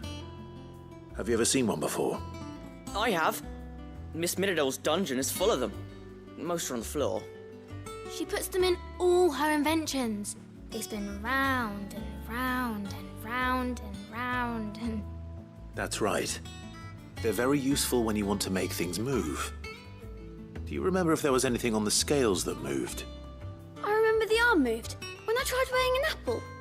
And then somebody ate it. It's not my fault. You shouldn't have tried weighing it before lunch. You know what part's supposed to move and how it's supposed to move. So, let's put the pieces together first, see what doesn't move, and then stick the cogwheel to that. Not a bad idea. You see? It's not so difficult. So, now that we've taken stock of the parts and learned what they do, what do you think? I think we've got it. Then here's what we'll do. You tell me what goes where, and I'll put the scales together. Well, obviously you need to start with the body. All the other pieces fit onto it, don't they? And the arms go on the body, just like real arms. Or wings, if you're a chocobo. And then the arms hold the pans by the chains. Very good. Let's see if that works. There. All finished.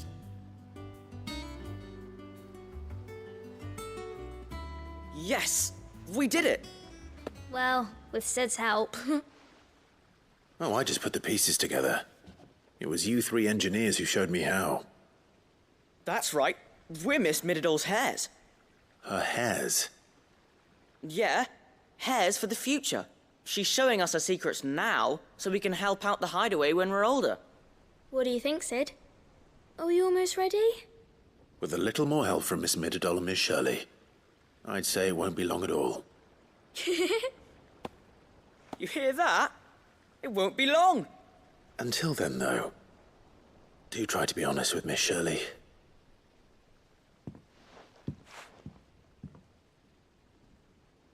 Hey, look! We never used the cogwheel. You don't think Sid forgot about it, do you?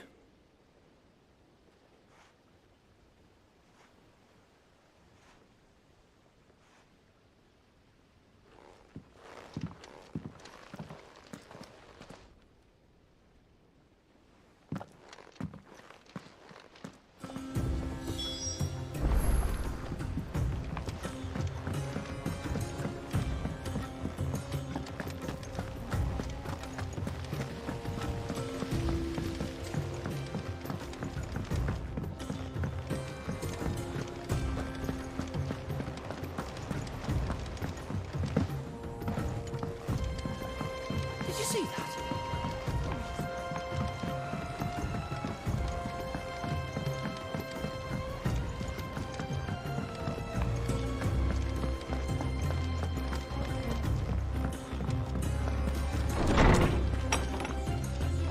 Is a storm coming, Sid? Will there be... Well, did you solve the mystery? It was as you thought. The children had the scales, or the parts of them at least. They dismantled them to see how they worked. Oh, no, Mid will have my head. Thankfully she won't. This might even have been her idea. Although I was the one who ended up teaching the lesson. I'm so sorry, Sid. I know how busy you are. I shall see that the children are properly punished. Please, there's no need. Mid seems to have taken the three of them under her wing. She's even calling them her heirs. She'd have them follow in her footsteps. And her father's. I see. Sid, do you know why Mid has been spending so much time at the hideaway of late? She told me it was because her studies have been interrupted by events in Canva. Is that not true? No, it isn't. The university offered her a commission.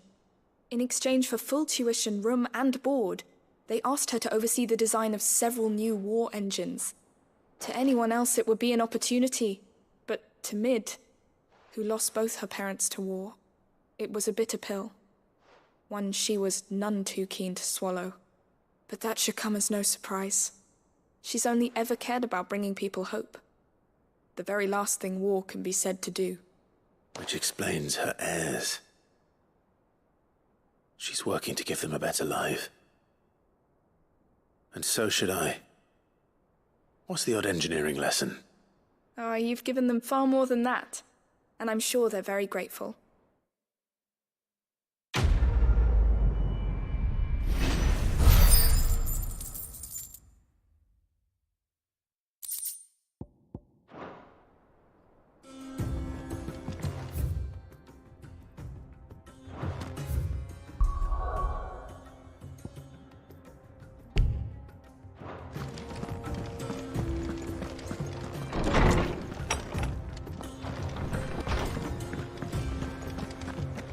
Seems the hideaway is lost.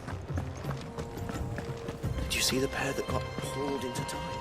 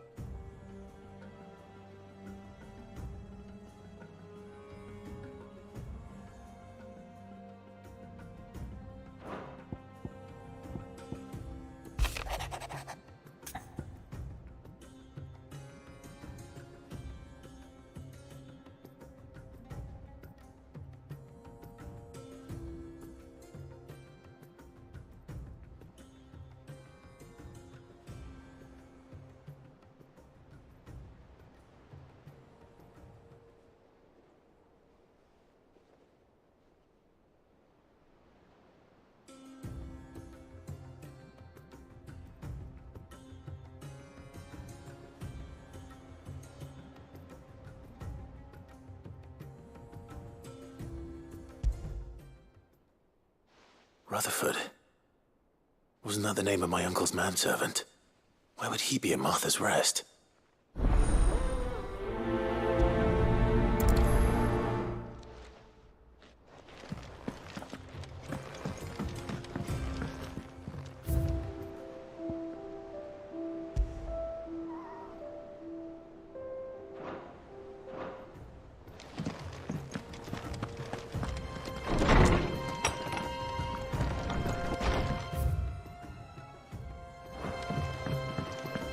see the pair that got hauled into time?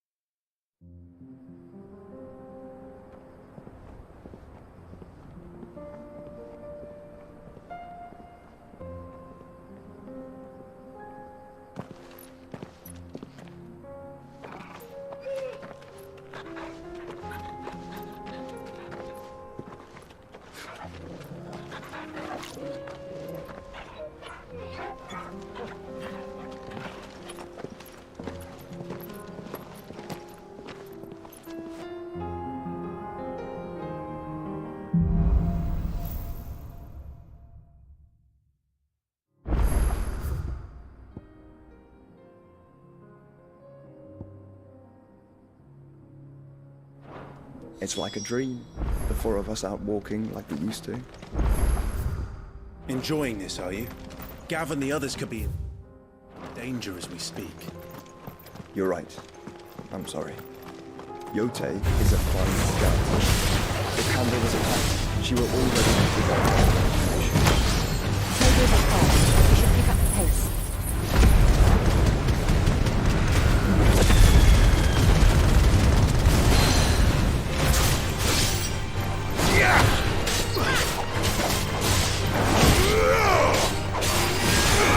This one. Go for it.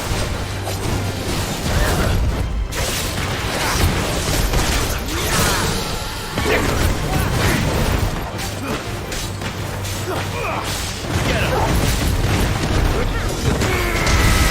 Hold on. Still. This one.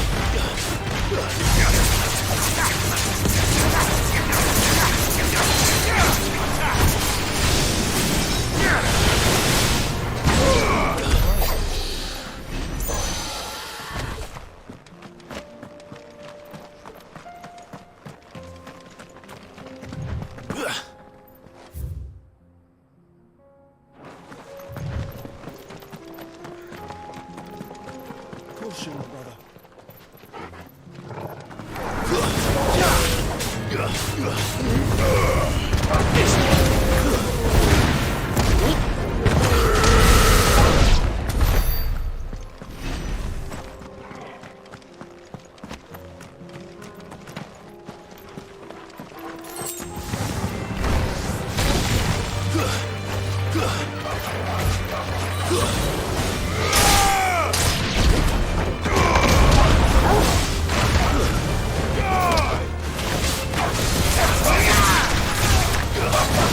This one. Farewell.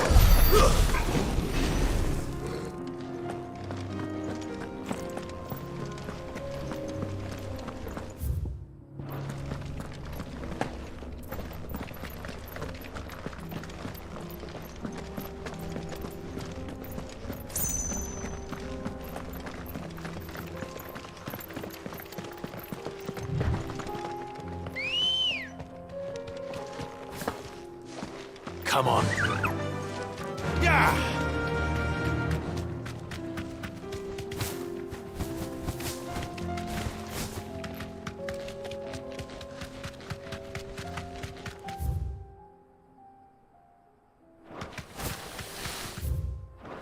We can use the ruins to cross the ravine. Assuming they will allow it, the echoes have a will of their own.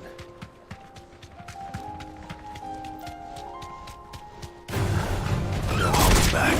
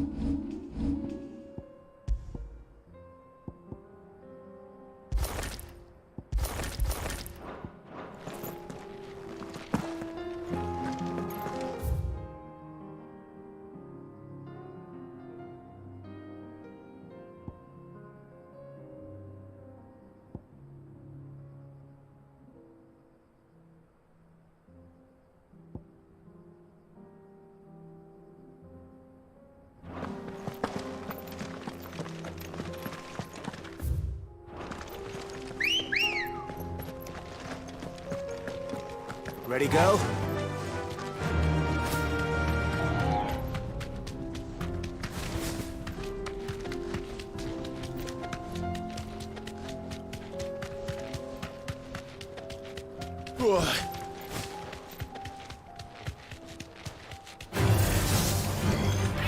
You deserve a rest.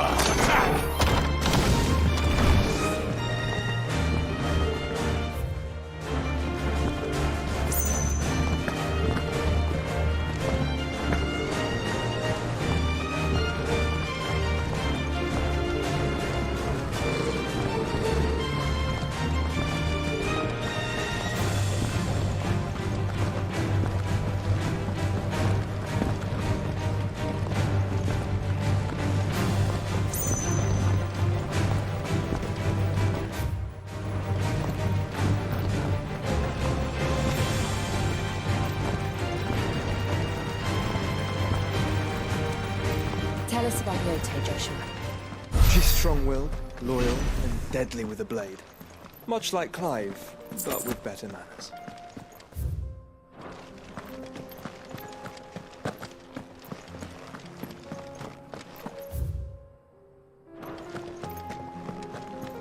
Yeah!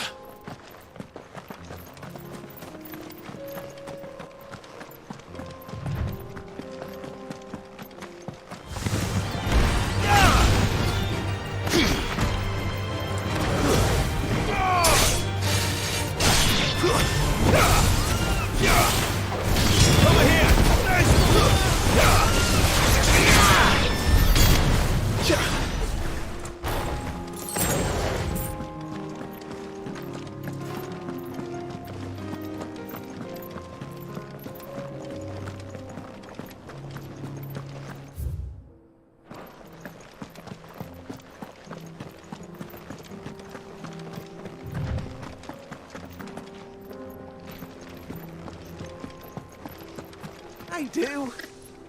Where are you off to now, then? Bound for the Free Cities, perhaps? Oh, no need to say if you'd rather not. We all have our reasons. Ain't exactly feeling like sharing with strangers myself at the mo. Truth be told, I could do with a bit of inspiration. Don't know which way to turn no more. Was doing a roaring trade back in Oriflamme. Right up until the poor Drake lost her noggin. So, thought I'd try me luck in the desert. And the Fang went the same way. And don't get me started on the mess in the bloomin' Dominion. Suppose I could try Camber next. But knowing my luck, the old place be crawling with the works before I'd even sat out me stall.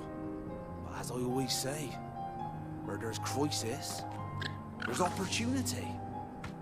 The opportunity to mint Gil, that is.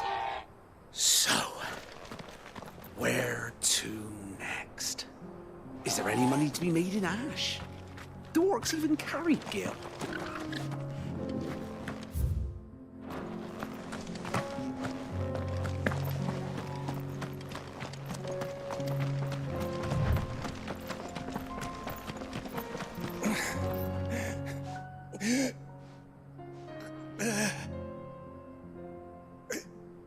You're injured. What happened here? Where are your comrades? Ether flood. Up ahead. It swallowed our camp while we slept. My own men did this. Turned every last one of them. There's a village not far from here. Tabor. The people were kind to us. It's only a matter of time before they won't stand a chance. We can't let those monsters reach the...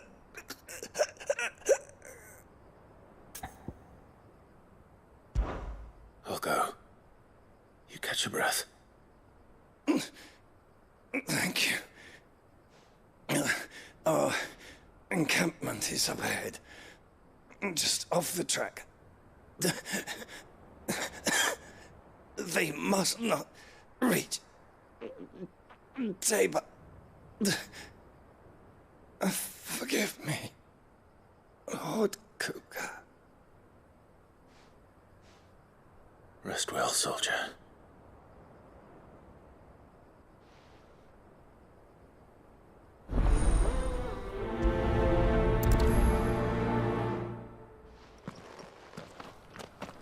You said the encampment was close. Let's hope the Akashic are still there.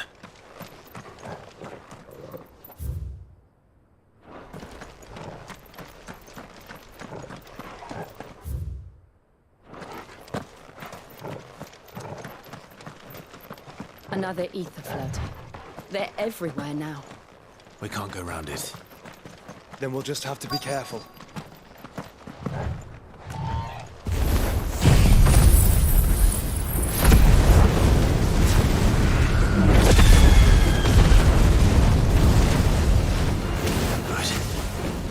Here in time.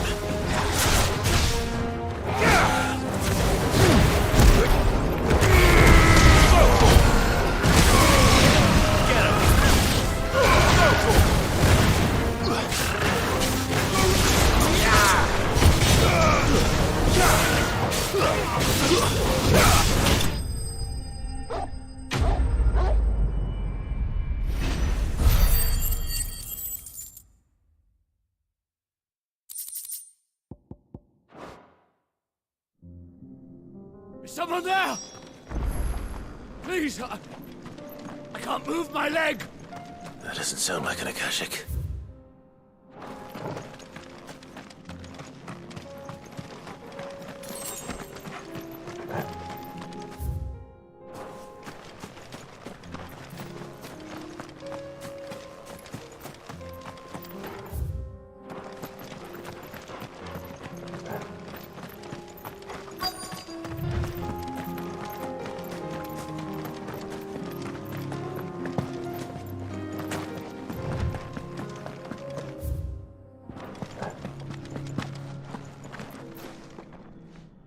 battalion?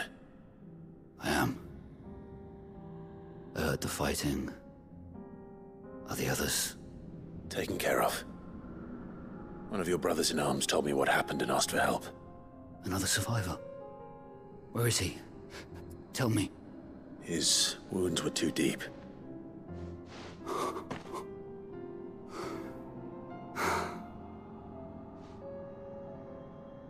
He was right to send you.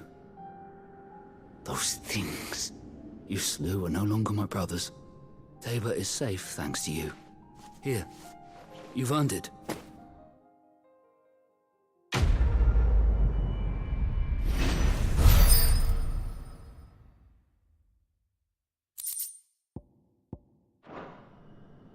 You seem familiar. Have we met? You must have me confused with someone else. Wait. That scar. Son of a whore. You're Sid. I was there in Cosnis when you killed my brothers. I was there in Rosalith when you killed my commander. My war with Hugo Kupka is over. I bear no ill will toward those who followed him. And what of my ill will? Coward! Draw your steel. Lord Kupka shall be avenged!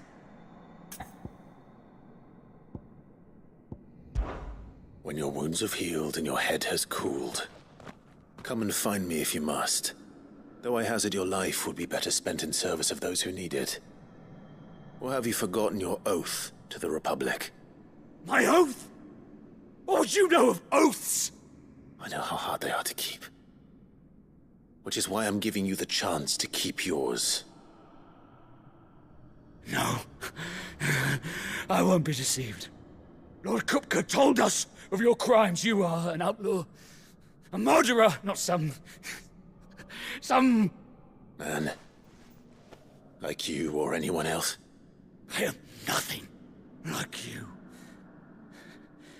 But if you're not gonna kill me, then go. Leave! Just know that I will find you, Sid. Someday.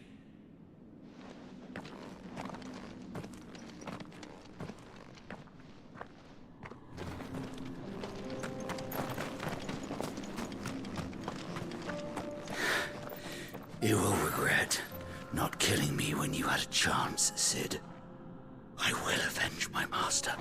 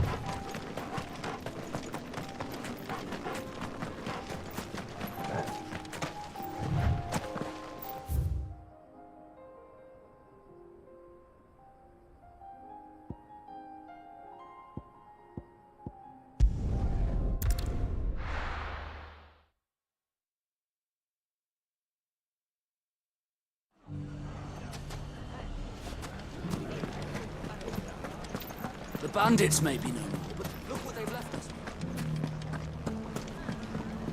Shouldn't be too hard to find goods.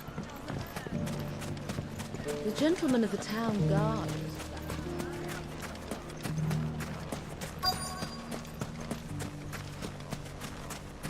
Could be I know something more. Clive, listen! I found someone who says he's heard the rumors about Nan. Have you? Go on. Tell him what you told me. All right. It's like I said. A wizened old crone by the name of Karen's been selling steel to whoever'll pay her price, be they knight or knave. Says the more swords and spears she puts in people's hands, the more war they'll wage. And the more war being waged, the more call for swords and spears. And who will they all turn to keep them in steel? Why, the good Reaper herself. And you've seen this Reaper at work? Aye, it just so happens I have.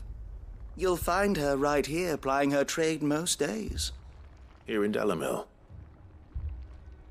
Where exactly? She has a stall here in the market, but if you're not the patient type, you can probably find her at her storehouse on the edge of town. But it'd be a bolder man than me that braved that particular nest of vipers. Feeling bold, traveler? I hope so, for your sake. Now, if that's all, I have places to be. Sorry to have kept you.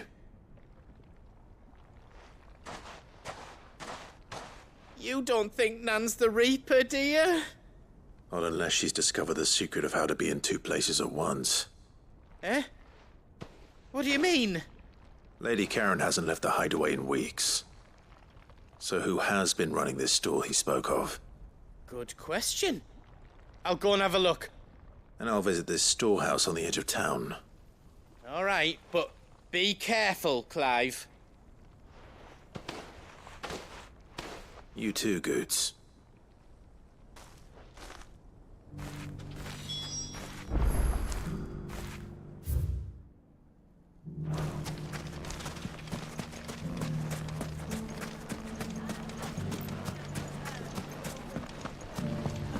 The gentlemen of the town guard are a strapping bunch. Perhaps. Fuck! How the hell did they find it?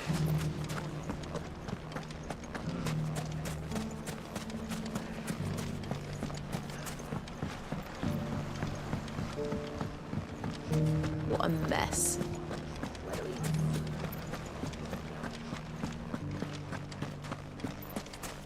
You fought very bravely. The safety of the town is in our hands.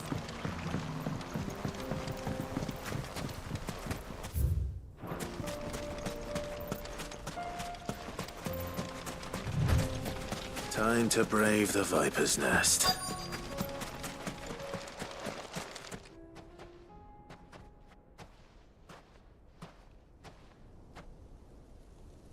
Just you, is it? Thought I might have laid it on a bit thick. It was a fairly unconvincing tale. So, what now? That's up to you. Die a slow death, or a quick one. Boys, he's all yours. But that sword is mine.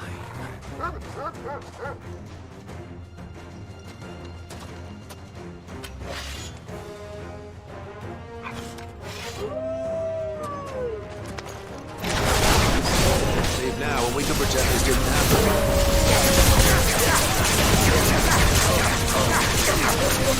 This one.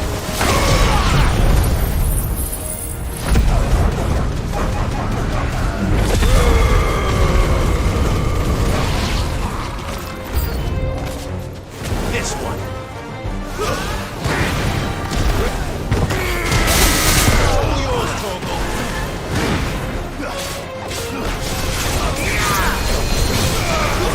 This one.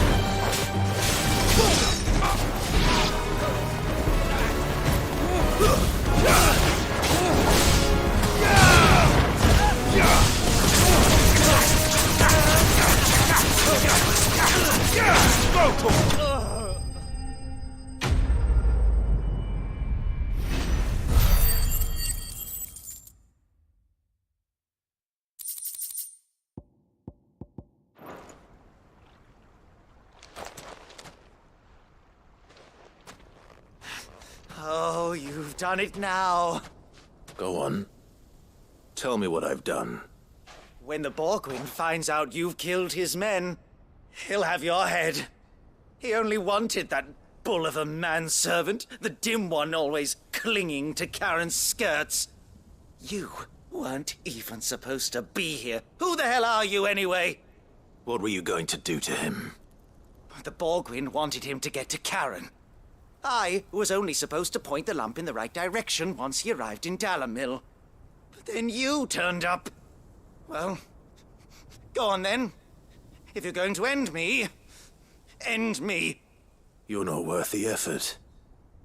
Now be gone, before I change my mind. Fucking coward! I need to find Goods. Right now.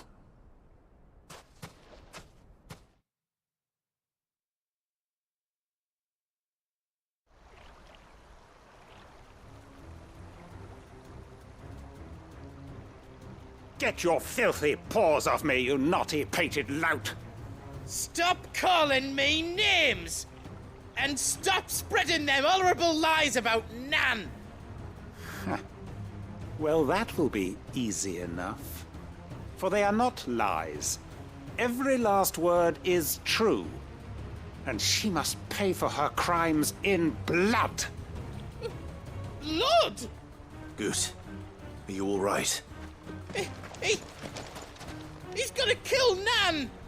He said she had to pay in blood! After what she did, it is only right. She ruined my life and the lives of countless others. That loathsome harpy's very existence is a crime, and I will not allow it to continue. Goods, was it? I have no quarrel with you. Only with your employer. Run along now. You need not pay for her sins. No. No? I don't care what she did. I won't let you hurt Nan. Promise me you won't hurt her, or I'll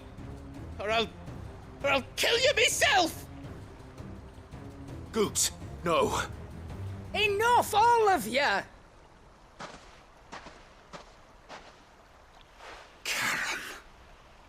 But how did you? You're a sight less clever than you think you are, the pair of you. Did you think I wouldn't notice the two of you slinking off together? Well, the whole thing got me thinking, who in Dalamil might bear me a grudge? And a certain snivelling shit I ran afoul of in my fairy years came to mind.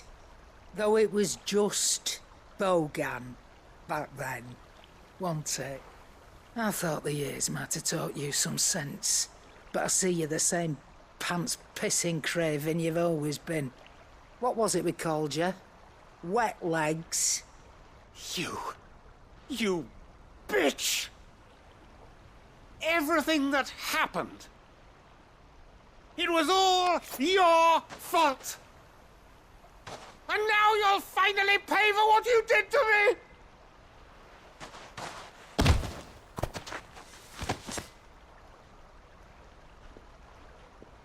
Gooch, you...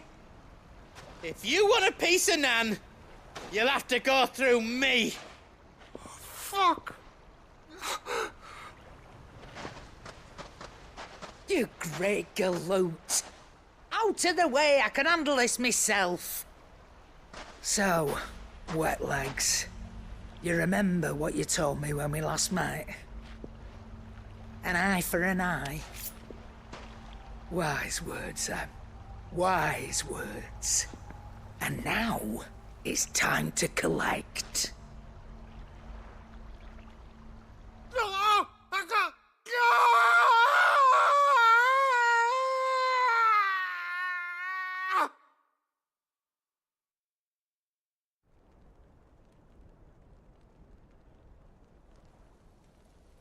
Sorry to keep you waiting. Is he... Dead? No. But I reckon he wishes he was. It isn't easy going through life one eye short of a pair. After all, I should know. You don't mean... Oh, don't tell me you didn't notice. Lost it to old Wet Legs back when we were working the same routes. Said I'd stolen from his strongbox. I'd done nothing of the sort, mind. but that didn't stop him taking his little revenge. So I took some of my own. Sorry, lost everything. His coin, his clients. Always knew he'd be back one day to claim his due. But he crossed a line dragging poor Goots into this. He didn't hurt you, did he? No, Nan. Still got all my arms, see? Legs too. But what if he comes back again? What if he does? First we take the other eye, then we work our way down. He'll learn his lesson soon enough. But something tells me the wet legs has learned it already. Right. Let's get you back to the hideaway. You've attracted quite enough attention already. Ta-ra, Clive. Remind me never to cross you, Karen.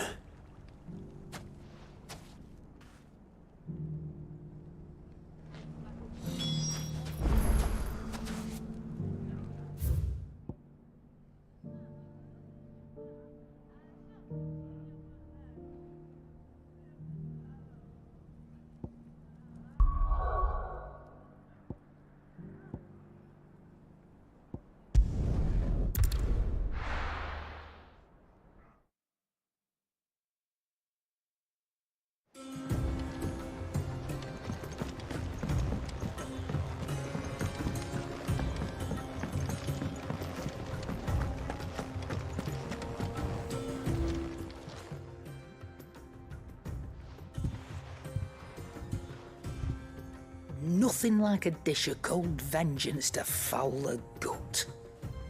I'm sorry, Nan. I didn't mean to make things worse. I just thought I had to protect you. Like you've protected me. Aye, well, someone had to. Your parents certainly didn't give a whit for your well-being. Reckon the both of us would be worse off if I'd not taken you on. You've always been me right eye, Goots. And I'd have you stay that way. So don't you dare go looking for trouble again. Well, I will. If you ever need help, I'll do it again and again, and you can't stop me. Why, you big lump. Fine. Play the hero if it makes you happy. Thanks, Nan. I won't let you down. There's nothing he wouldn't do for you. That's as maybe. But if he's ever to make his own way in life, he'll need to start looking out for himself as well. Till then, he'll need people to watch his back, just like you did in Dalamil. Don't think I didn't appreciate that. Of course. His family. Stop it. You make me one good eye, mister. I don't go thinking that'll do you any favours. A potion today'll cost you the same as it did yesterday.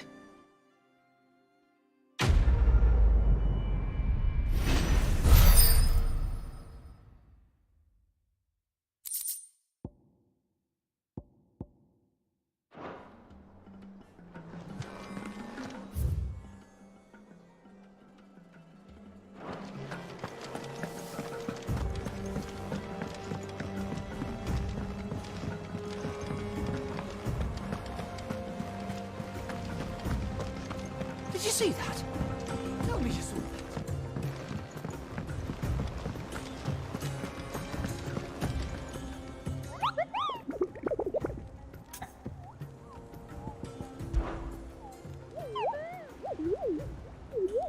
What did you find down there?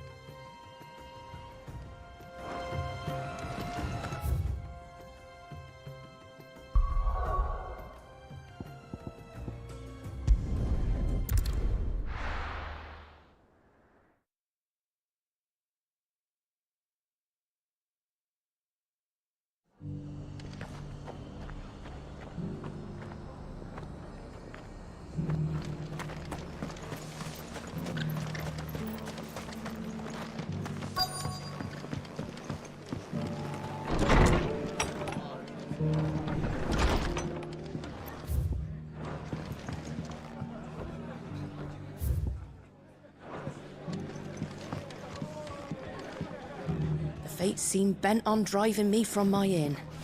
If they want me out, I'm gonna have to try harder.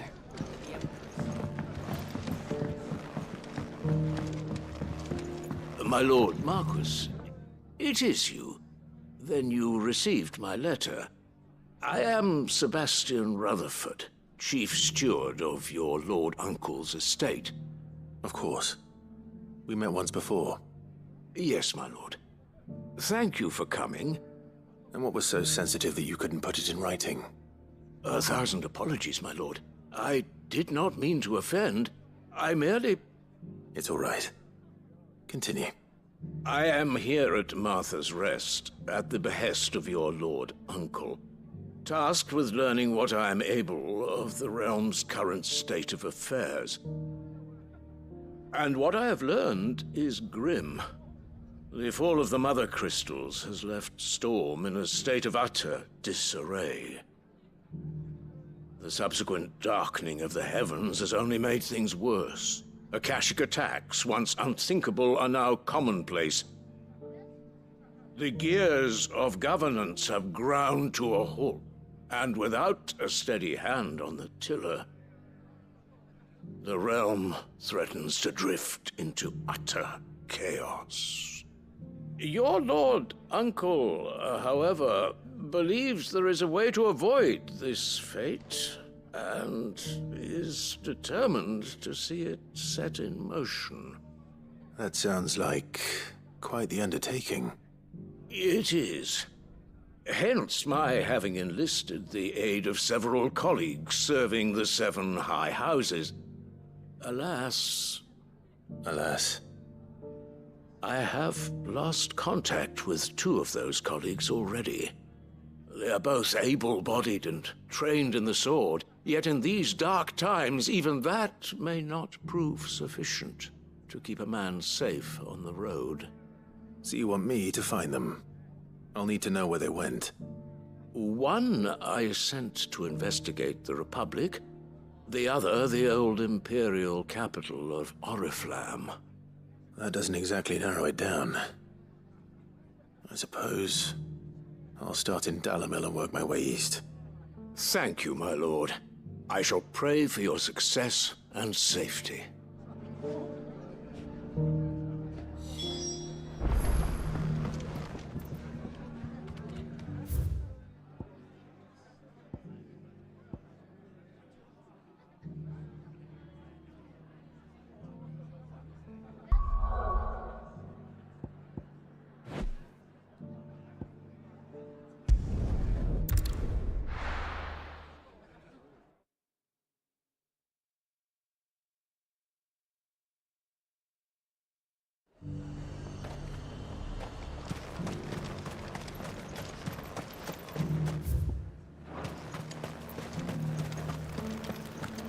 There were ghosts at the gates not days ago.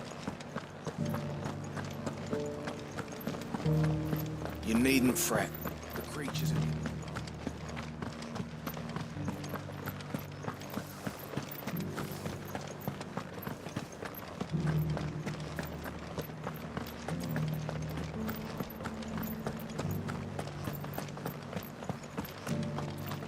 To the meadows, then. That's what the captain said.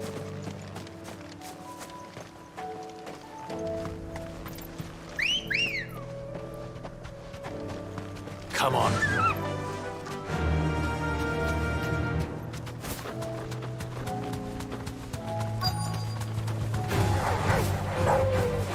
Fogarty said I should be able to find what I'm looking for somewhere nearby.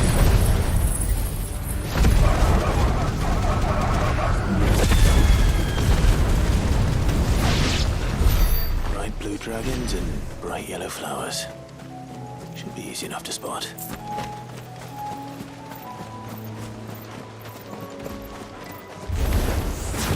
This must be our wyvern.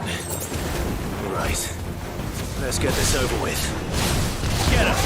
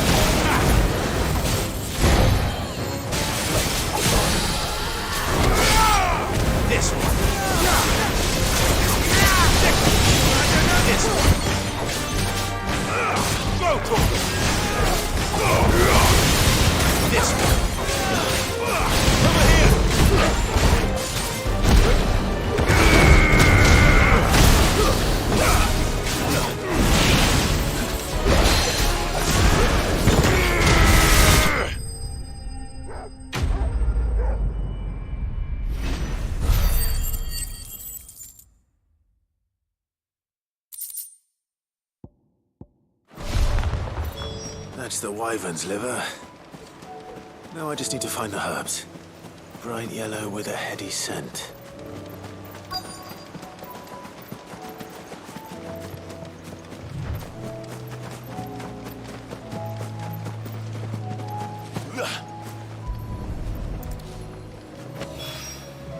I think that's everything Molly needs to resurrect her recipe. Better head back.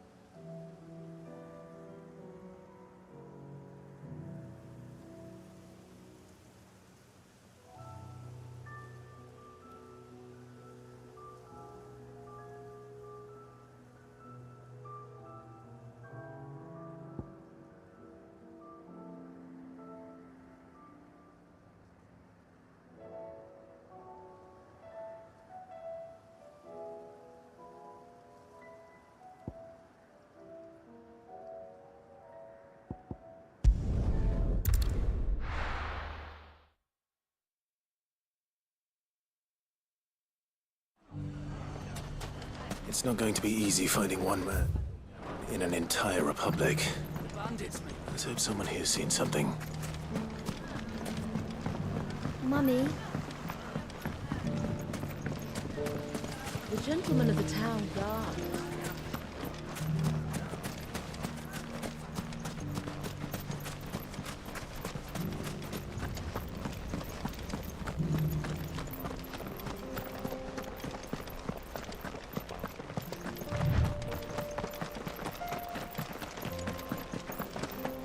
Someone's got himself in trouble.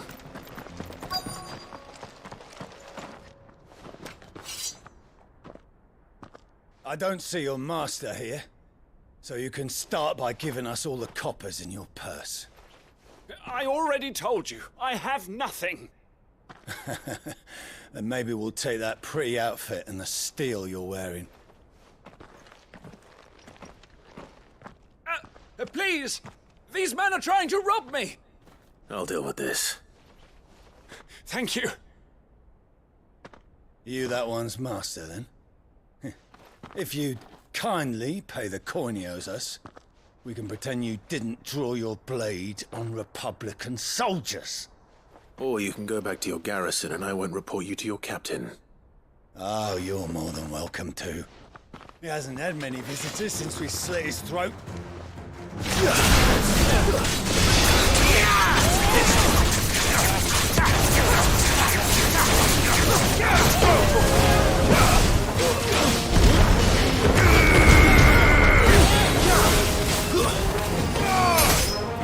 Over here!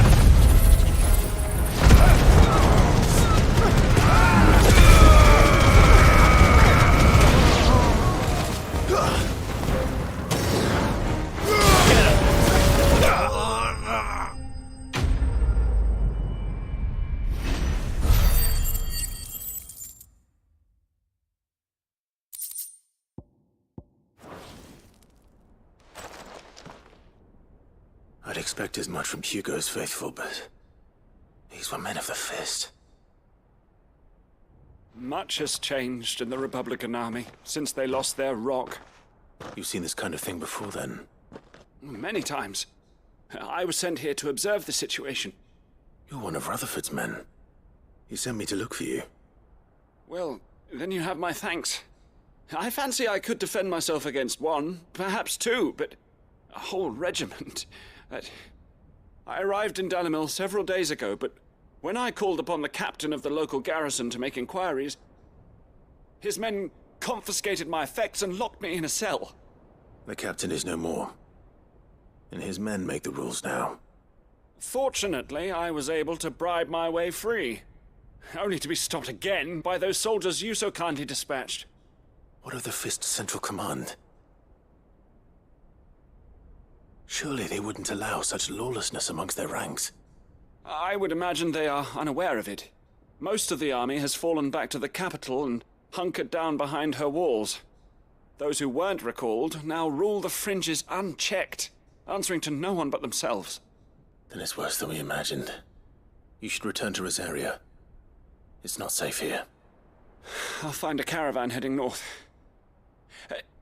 You won't mind if I borrow one of these soldiers' coin purses?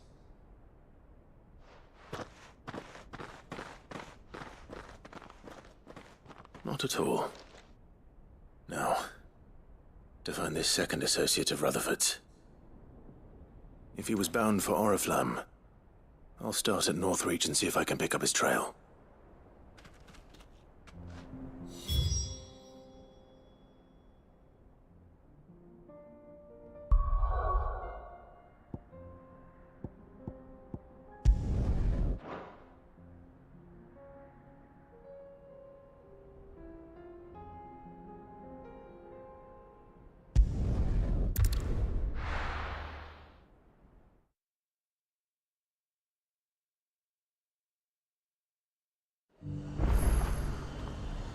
There's a lot of road between here and the capital.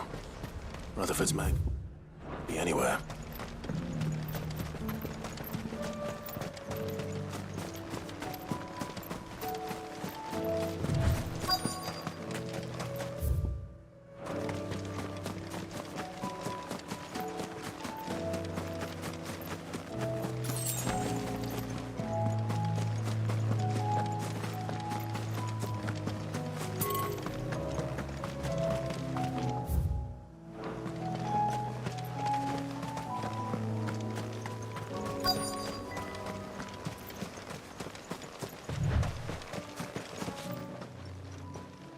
What happened here?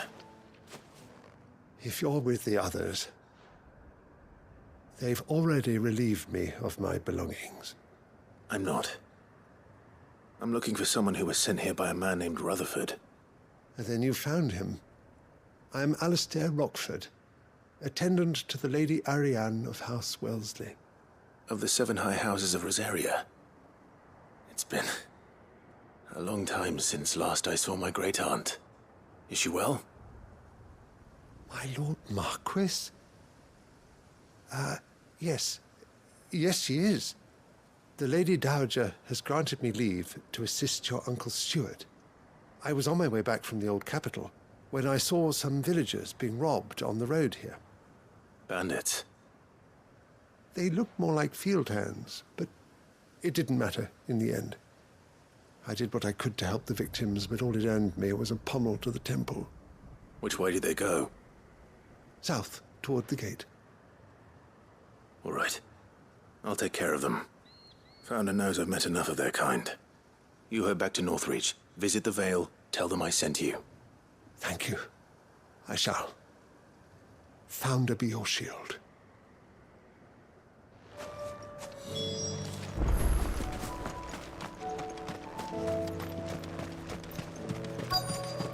They just couldn't resist, could they?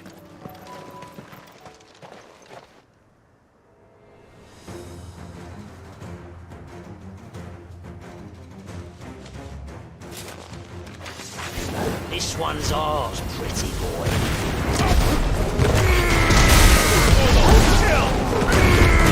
This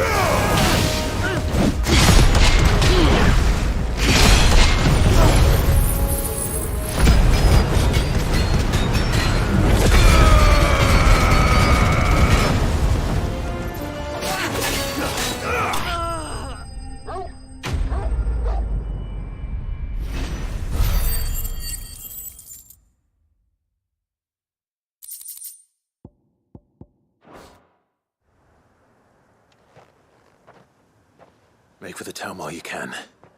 There may be more bandits nearby. You don't need to tell me twice. Many thanks, traveler. This looks to be all of them. I thought I told you to make for the Vale. And stand by as ill might befall the heir to the ducal throne. It's just Clive, and I'm fine. Which is more than can be said for you. I will survive. Strange that the garrison wouldn't intervene in such a brazen attack so close to their gates. The garrison have their hands full inside the city. Some days they don't even send out patrols. There are few hands left to work the fields, and even fewer to transport the grain. The market stalls are nearly bare, and the price for what remains is exorbitant. It's not uncommon to see a fight break out over a crust of bread. When I said the ones who attacked me didn't have the look of bandits, I meant it. They were probably just desperate. Rockford, listen to me. If you are to continue your investigation, you first need to seek the attention of a healer. Of course. I shall return to Northreach right away. But allow me to thank you first.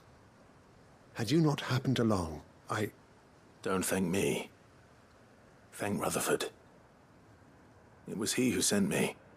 I suppose he'll be wondering where I've got to. I shall send a Pistolus as soon as I'm able. Good day.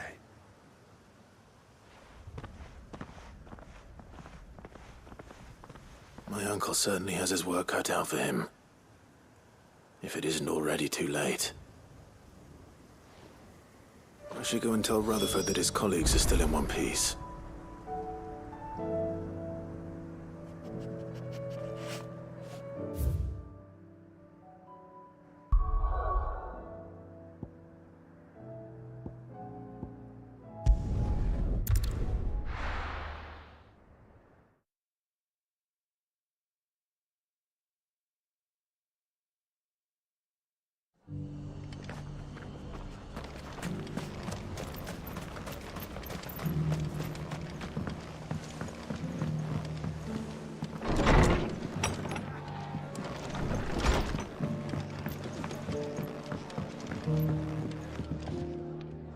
I see you're still here. The Rest's location affords a constant flow of traders, and with it, a constant flow of information. Speaking of which, I received word from both my associates. They have resumed their investigations, thanks to you. I only happened to be in the right place at the right time. They both seem to think the realm's prospects rather grim. I am afraid that grim would be putting it lightly. Storm is in crisis, and if we are to free her, we must work quickly. And we must work together. Such is your Lord Uncle's wish. As it is mine.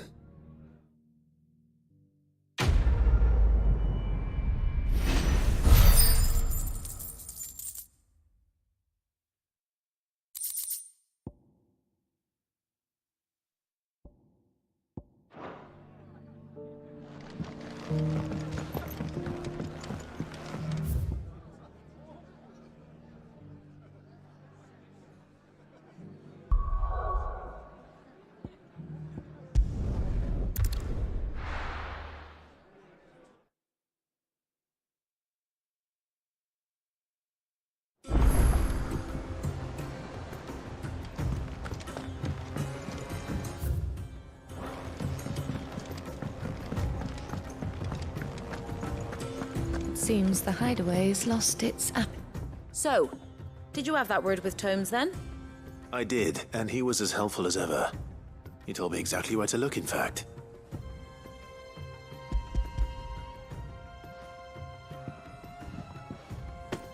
And what precisely will I be cooking up? Or is it better not to know? Blueback wyvern liver. And, a herb known as Saint's Bonnet. Ah, wyvern livers, was it? Well, at least it weren't actual worms, I suppose. Now then, you stay right where you are. I've got some cooking to do. Let's hope these grand old chefs of yore knew what they were on about.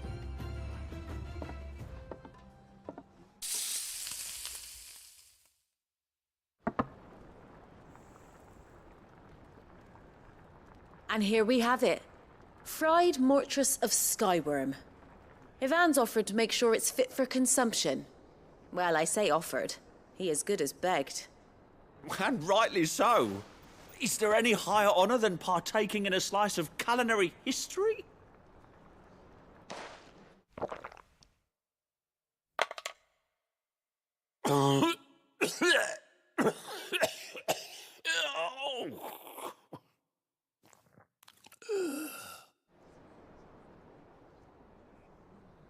So, not fit for consumption then? What witchery is this? The crackle of the crust gives way to an almost violent richness. Yet, it is the piquant kiss of the saint's bonnet that tames this savage dish. It is a tour de force, a force of nature even, a maelstrom of flavour and sensation, a graceful beast emerging from centuries of slumber. I think he likes it. Well, I can't quite tell with all that nonsense he's talking. But I reckon you might be right. It was decent then, I take it. Decent? It's remarkable. And I defy any man to say a word to the contrary. Sid, might I suggest that you command a party of your finest men and women to procure a dozen blueback wyverns forthwith? I'll give it some thought.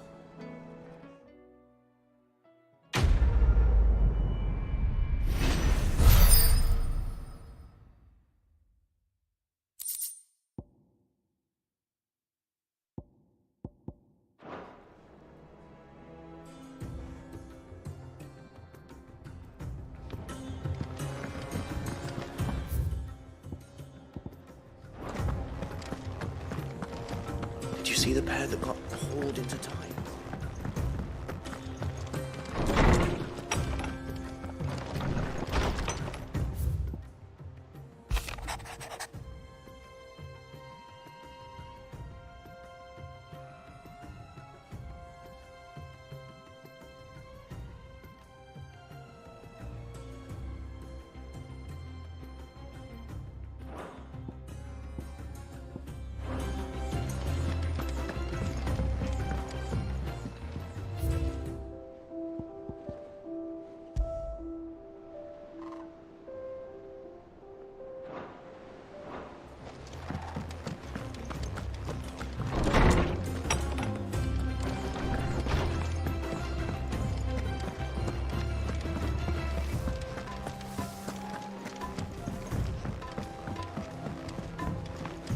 See the sun again?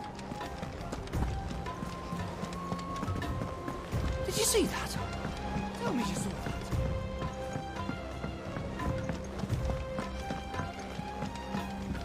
Back again?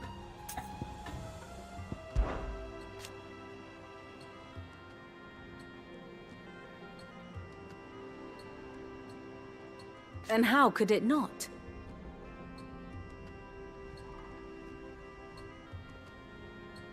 But are we any better?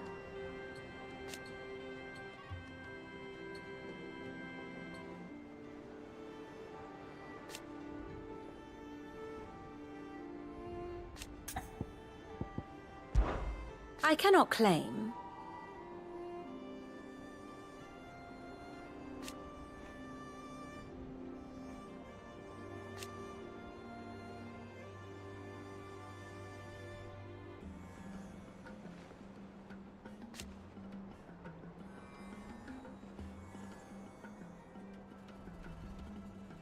Such are the wages.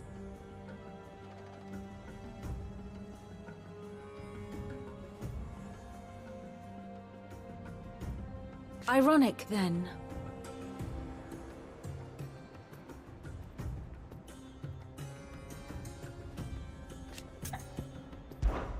Allow me to educate you. Here you are. Thus ends today's lesson.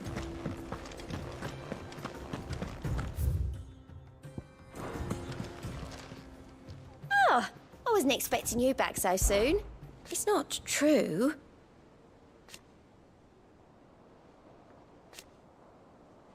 We've lost so much already.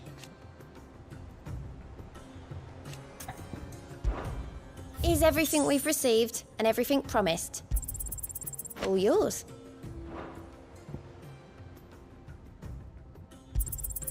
Here you are.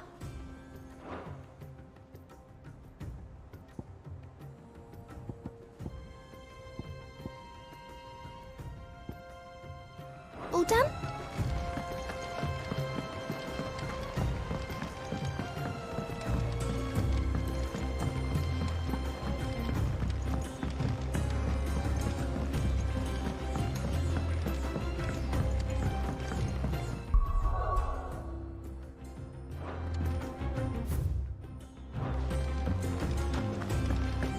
Seems the hideaway's lost its...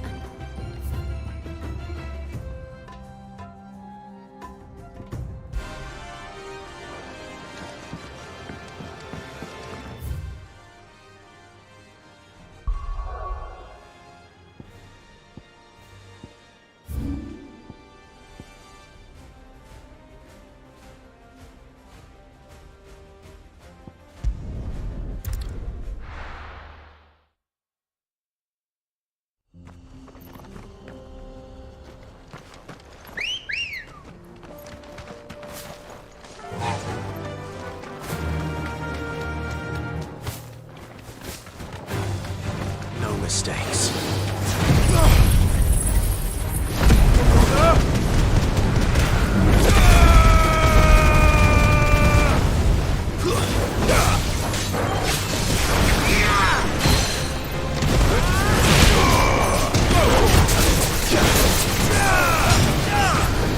Over here!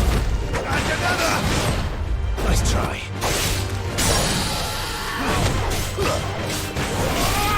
This one. Over here! Get him! Over here!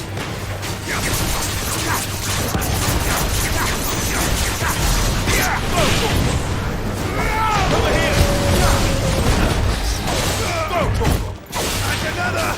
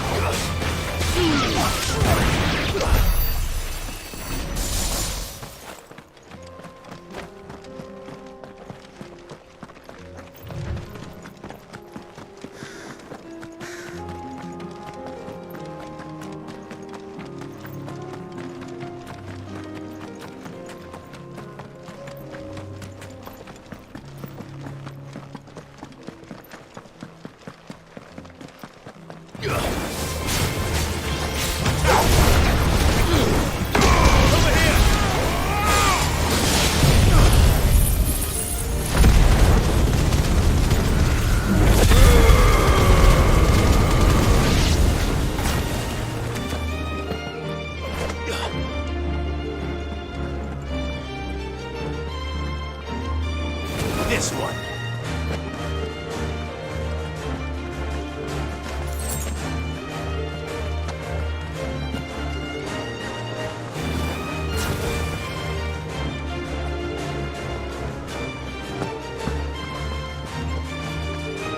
Get him!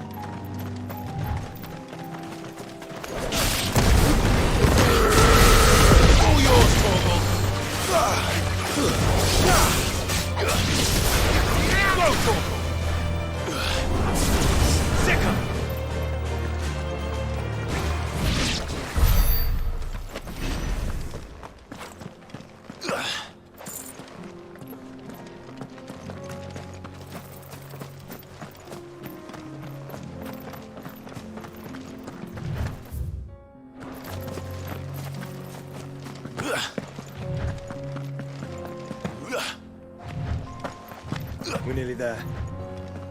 Have you been to Tabor before? There are a few places I haven't.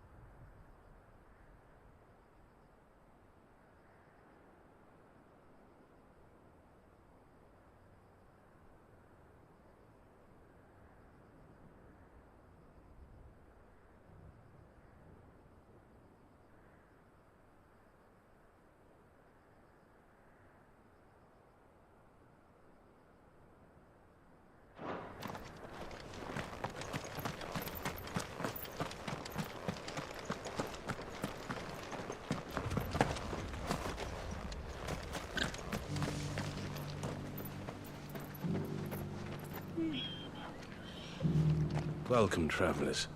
We don't get many visitors here in Tabor.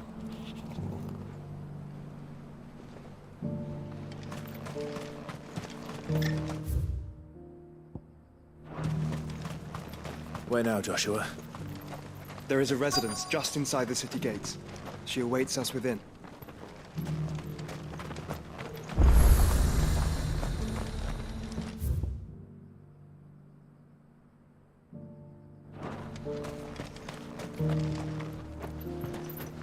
Are you buying or selling?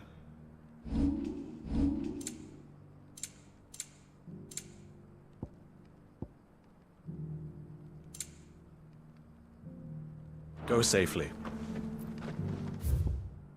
I feel like I've fleshed 100 skins today. Stay focused, will you?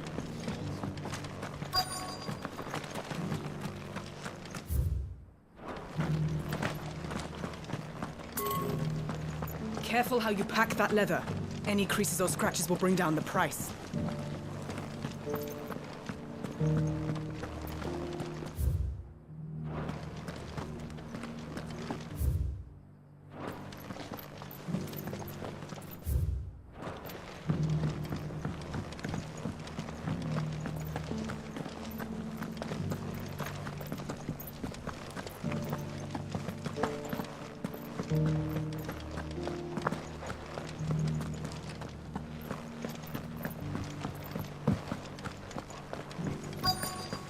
Decent quarry's been hard to find since the sky's turned. It has indeed. Can't blame the beasts.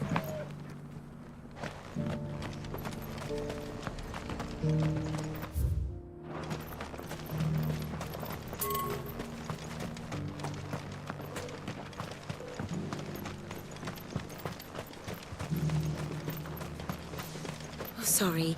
Just finishing loading the last of our wares. We'll be out of your way soon enough.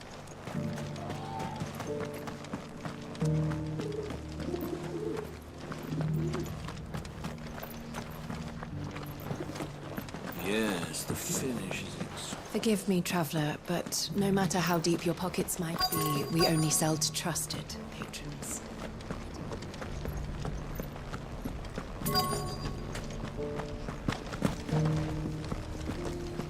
Here's the scraps you were after. You can go inside if you want, but stay quiet. They're polishing the stones for shipment. Any sudden noises and they might drop one. These aren't ready for sale, if that's what you're thinking. And I'll thank you to keep your hands to yourself.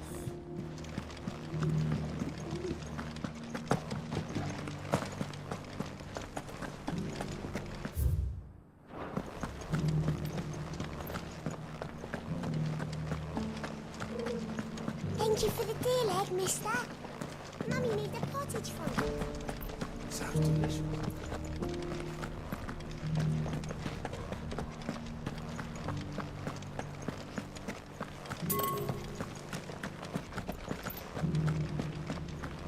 Have you noticed the Elder has been coughing less of late?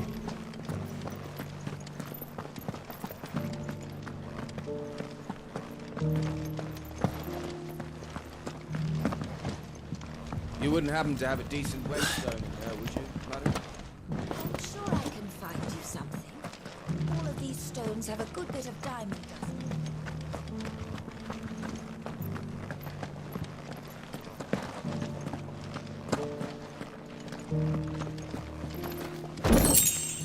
So it's these stones to Canva, and the rest of the boxes to download.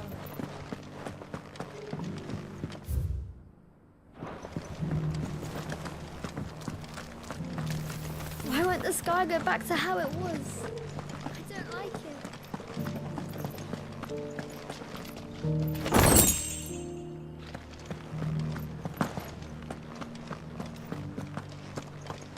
That Cyril fella's an odd fish, don't you think? Well, scholarly sorts like him always are, aren't they?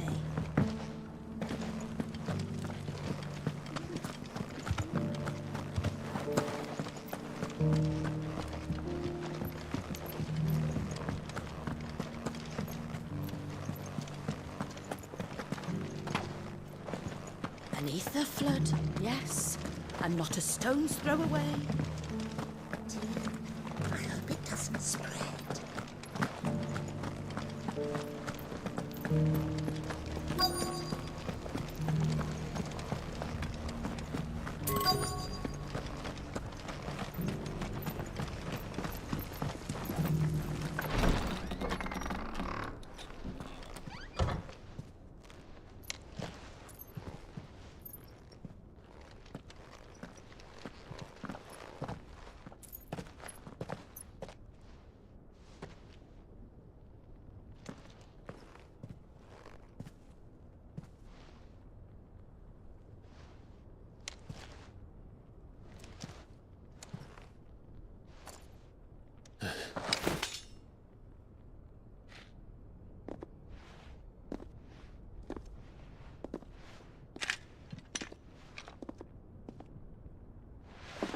My Lord Marquis, it is an honor. I am Yotei, Knight of the Undying, charged with the protection of His Grace Joshua Rosfield, Keeper of the Flame of the Phoenix. Of course. It all makes sense now. Would you care to elaborate? The Undying are loyal servants to the ducal throne. Or more specifically, to its heir. They have served our family for generations, albeit from the shadows. Since their inception, they have been tasked with the preservation and enactment of the rites of ancestral communion. After the events at Phoenix Gate, it was the Undying who delivered me to safety. And since the day I left Rosaria, Yotei has been my constant companion and protector. Without her sword, I would not have survived my journey across the realm. Rise, Lady Yotei.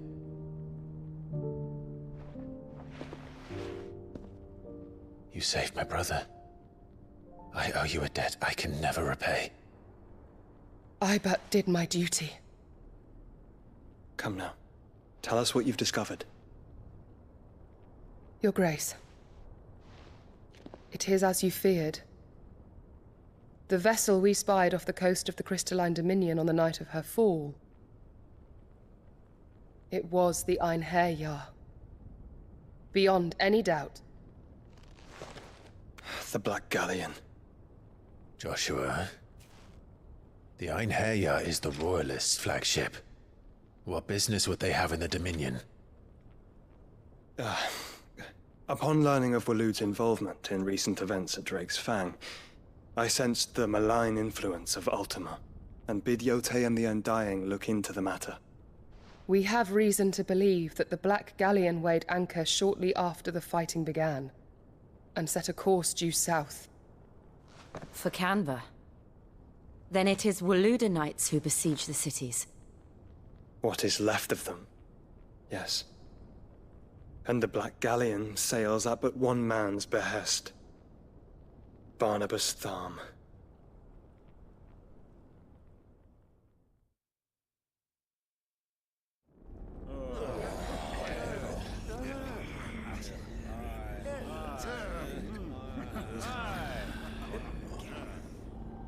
But are we truly safe here in the Agora? The city guard have been paid, if that's what you're implying. All the more reason for them to run. Well, you are free to leave, Lord Minister. Markets abandoned, warehouses aflame, blackened hulls choking every port in the capital. Canva is ruined. The realm teeters on the brink of chaos, and all you can think about is commerce! Forgive us. We were not aware Dhalmekia now subsisted on charity. How dare you!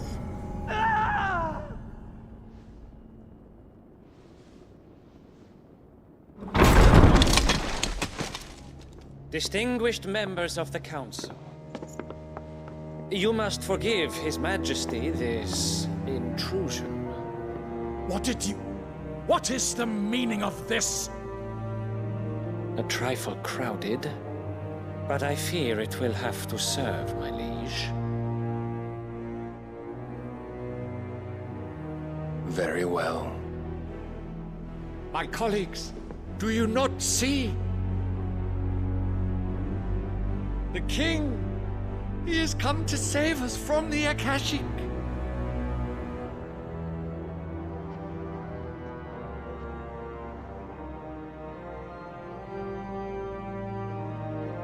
He is a gift from the heavens, divine intervention, our very salvation. And of course, if it is compensation he requires, we would be most willing to negotiate a fair price for services rendered. Fools! Your ignorance unbecomes you. Your Majesty, correct me if I'm wrong, but I would swear that the fiends washing the cobbles of Canva with the blood of her citizens wear the colors of Waloed. Ha! So you do not deny it. Guards, fetter them, and see our guests to the dungeons!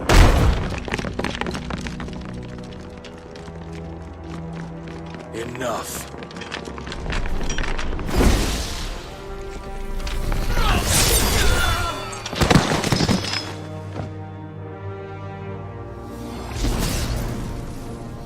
Pathetic creatures.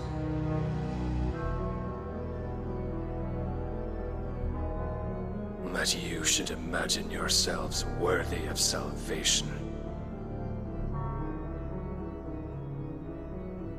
The girl is still here, somewhere in the city. Her consciousness fair dripping with her late father's hubris. A consciousness to which Mythos is inextricably bound and inexorably drawn. See that he is made welcome. Yes, Your Majesty. Come, Mythos. Surely the prince's light cannot have sated you.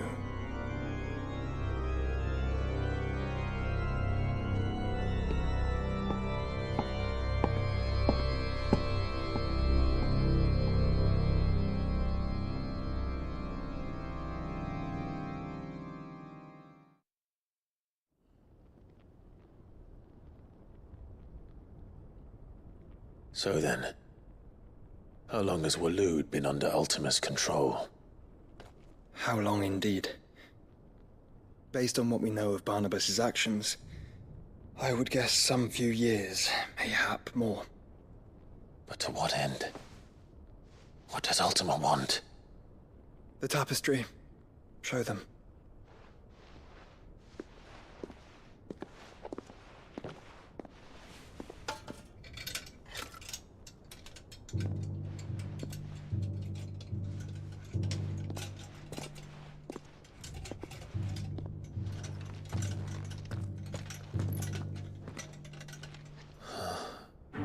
By the flames. Phoenix Gate, Drake's Breath, and now here. But what is it? It is old, ancient, even. Naught remains of the faith it represents, save what can be gleaned from the image itself. None could tell me what the one in the apothecary meant, even the Undying. But I believe it may be the key to discerning Ultima's purpose. That figure in the center, the one beneath whom the icons congregate, that I believe to be Ultima. He is a god, or at least godlike, his very existence beyond our ken. The icons, and by extension their dominance, are meant to be his subjects, and while some, like Barnabas, have accepted this role, others have rejected it, like you, Clive, which is rather inconvenient, as it appears he needs you most of all. And gods don't like to be disobeyed. No, I don't suppose they do. Clive, may I tell Yote of the lake? By all means. Yote, I will be accompanying my brother to the Free Cities. Whilst we are afield, I would have you watch over those Clive has made his wards. Umielos delan tuisag ilith. Though well concealed, the hideaway lacks trained fighters to defend its occupants should they be discovered. But it is my duty to... As it has ever been my brother's duty, remember. If that is your wish, Your Grace. But please be safe. If aught were to befall you, You have my word.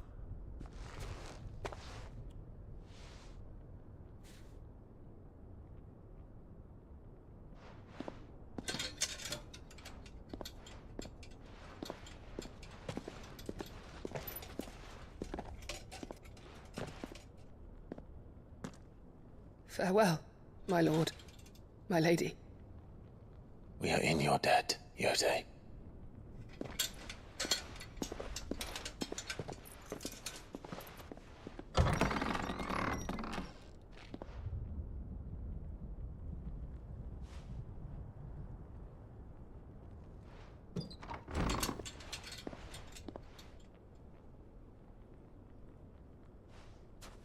Let's find our friends.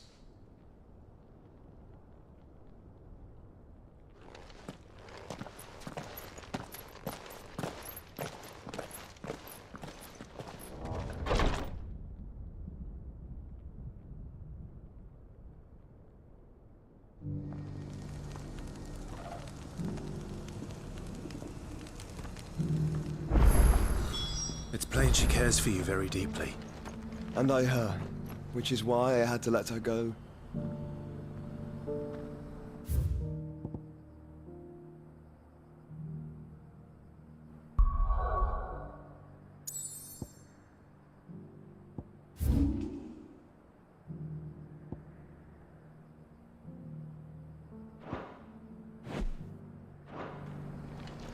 Opportunity beckons. Who among you is that blade for hire, perchance? Because I have a mind to make a killing. Figuratively, I hope. Well, yes and no. A passing caravan carried with it a rumor most fortuitous for one in my trade, that an elder Dread Evis had been sighted in the fields of Korava. Dread Evis are aggressive beasts.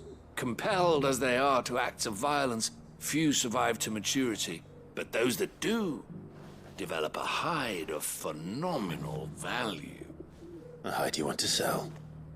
Eventually, yes. Though I would have it tanned first that it might be crafted into marvels the likes of which the world has never seen. Dread Evis skin is a rare thing indeed.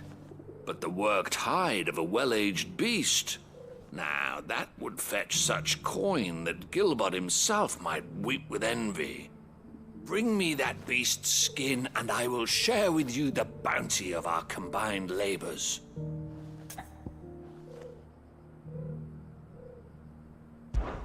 All right.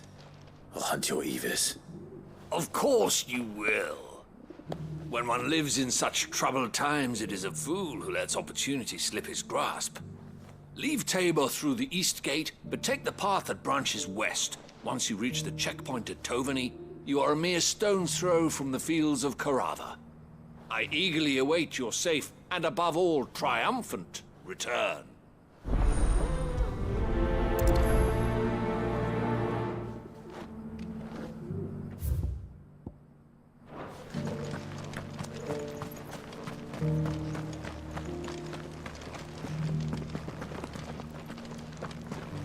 Careful how you pack that leather. Any creases or scratches. You there! Finally, no one was paying me the slightest heed. Is something wrong? At the university, the students would hang on my every word. Sadly, this far from home, I'm just a vagrant greybeard. The university? You're a scholar. A specialist in ancient cultures. The most accomplished in all Valisthea, some have said. Not that I look the part in these tattered rags. In my heyday, no obstacle could have kept me from my studies. Yet here I am, a wizened windbag, bested by the many steps of Tabor. The answers I seek lying just beyond my enfeebled reach. Would you do an old man a kindness and brave the stairs in my stead? You'll be amply rewarded, of course.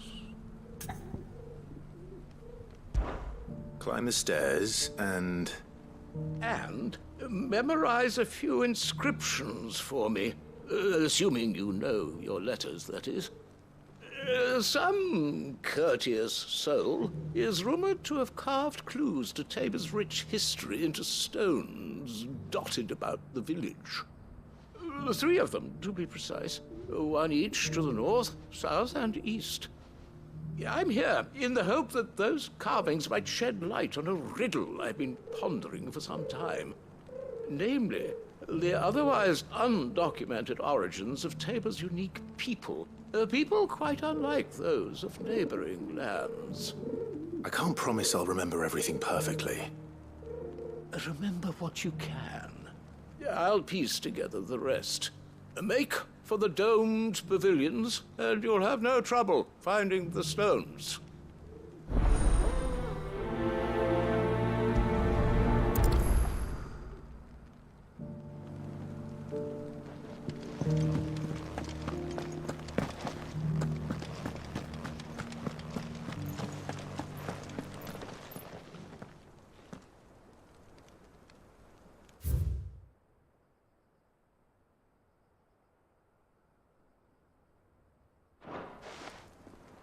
Farmers must have settled here in Tabor.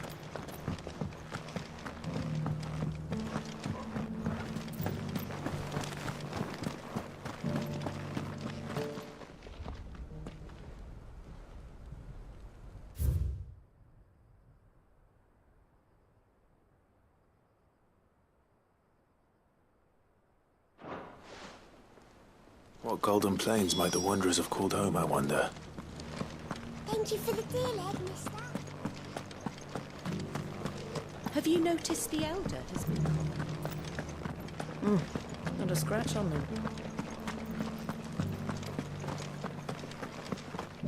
So it's these stones to Canva, and the rest of them.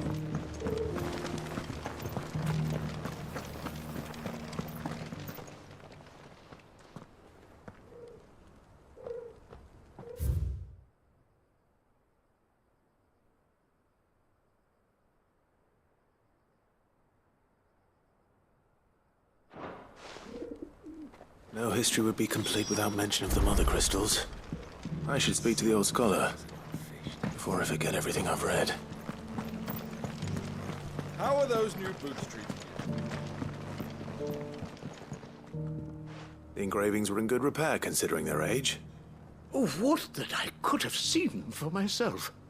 Oh, come, don't tease me now. What did you learn of this place and its people? Let's start with the engraving to the south, shall we? What did it say?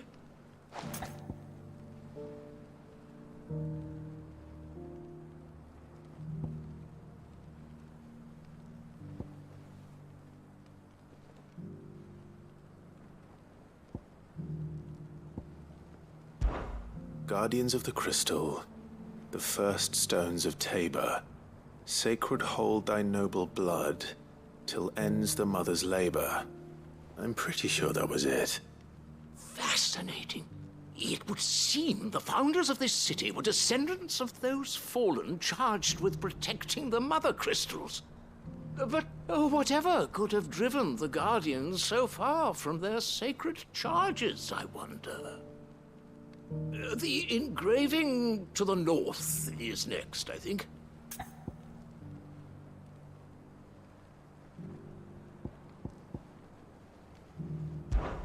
Wanderers of the Golden Plains, lay your roots in stone. With pride recall thy noble past, and make these rocks a home. Or, I think that was it, at least. No doubt you're right. There are vestiges of nomadic customs in Tabor its guardian roots could never account for. This is proving most enlightening. Now, for the final stone.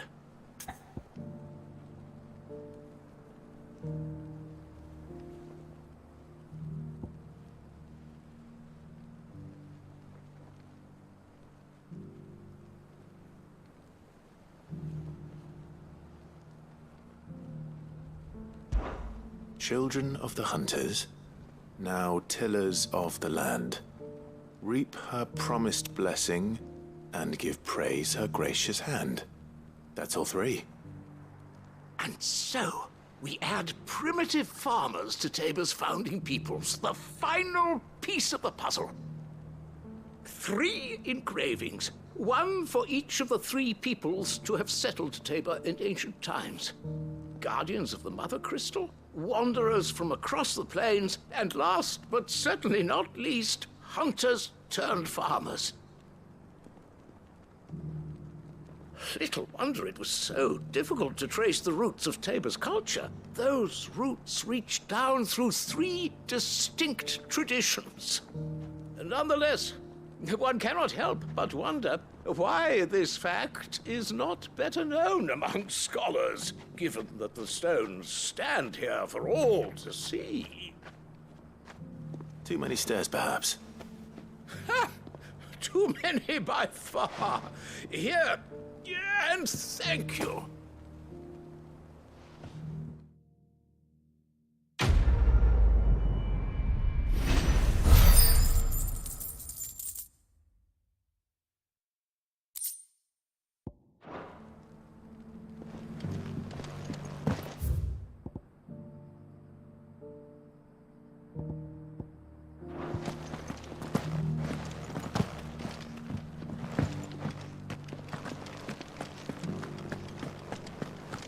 Careful how you pack that leather. Any creases or scratches will bring down the price.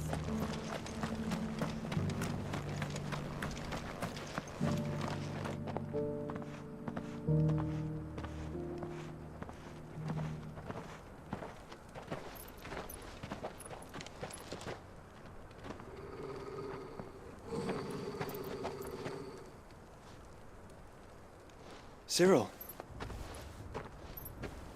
How fares the search? Well, Your Grace, my report shall be with you ere long.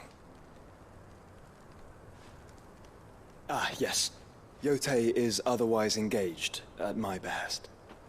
And the duty of wardenship? Fulfilled. For as you see, I've been reunited with my first shield. I am Cyril, Knight of the Undying and bearer of the Burning Quill, charged with chronicling the mortal deeds of His Grace, Joshua Rosfield, Keeper of the Flame of the Phoenix, and rightful Archduke of Rosaria. I entrusted Cyril here with overseeing the investigation into Ultima's origins. Findings from his brothers and sisters afield are delivered here to be collated and catalogued. Just how many Undying are there? Not nearly enough, milady. Yet we are glad to give our all in service to the Phoenix. Such is, and has ever been, our creed. I see. You have your associates, I have mine. But you may now think of them as ours. That won't be a problem, will it? The Phoenix is our sun, and we but the shadows that quicken in his radiance. It is from the darkness that we serve, both him and now you.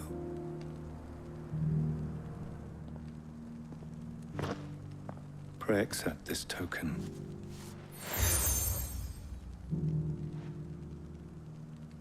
For as long as you bear it, members of our order will reveal themselves unto you. If there is nothing further.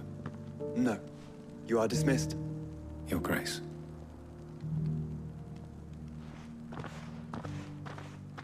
To Canva, then. We'll talk about this later. Cyril seemed very, You certainly keep strange bedfellows, Joshua.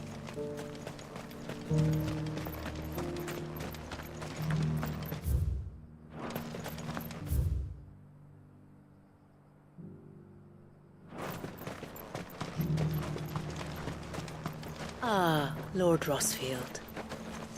I'm afraid I cannot stay to talk.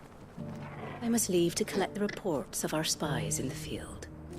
Now that you wear the Phoenix down, our brothers and sisters will no doubt reveal themselves to you too. Farewell, my lord, and may the Firebird's flame burn ever in your heart. The free cities and the sea.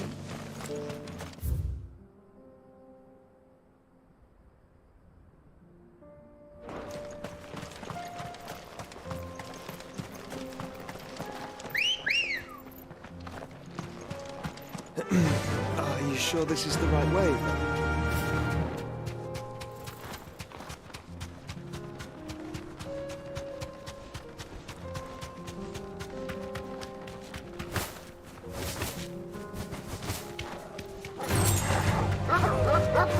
Be safe.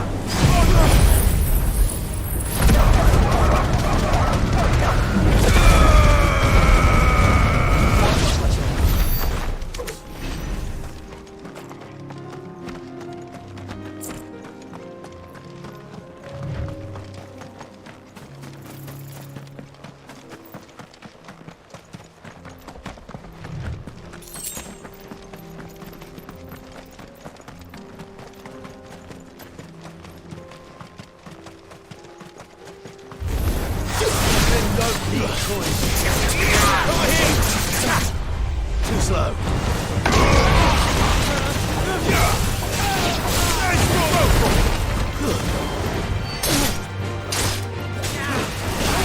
Get him!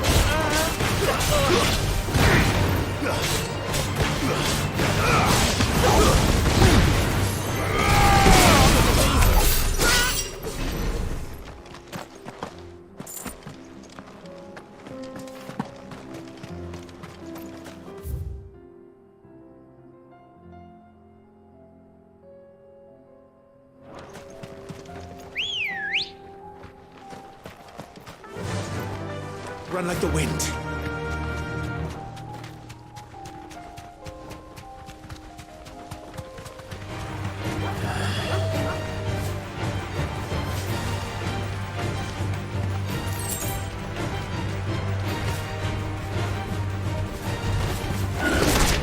You deserve a rest. Go, Torgo!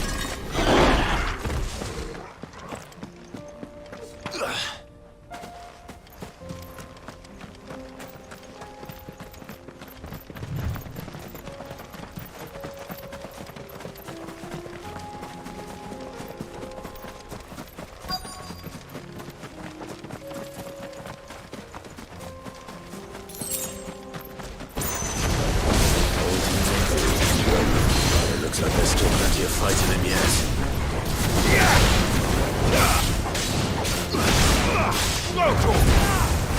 This one.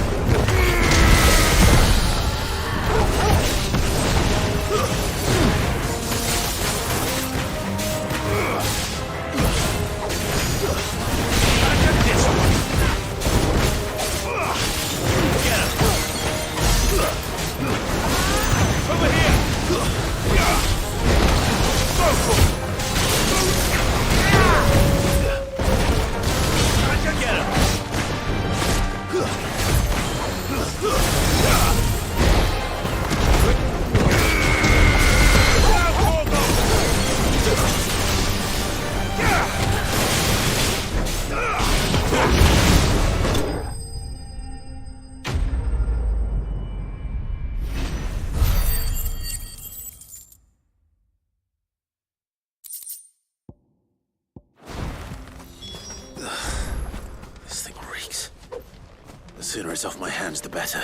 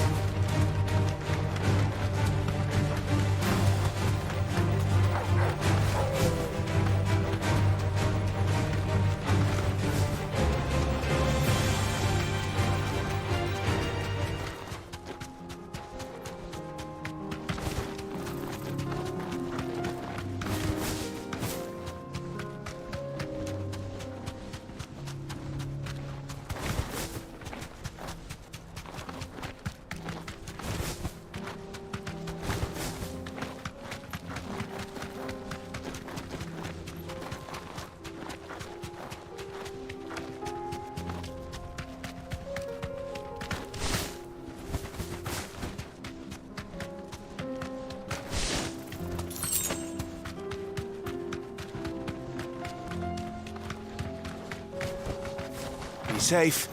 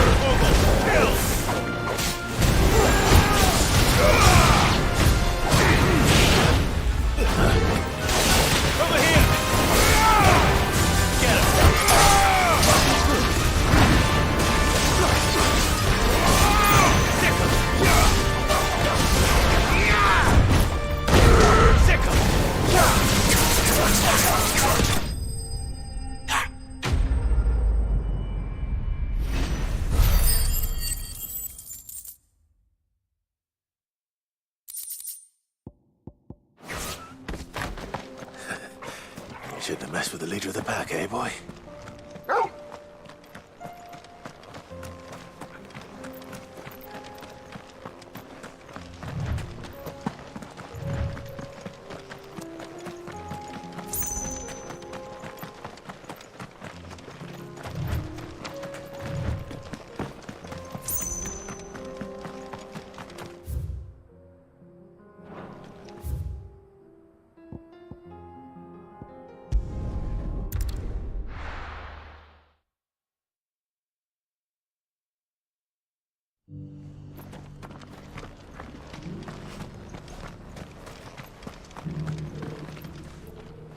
Here's your hide, as requested.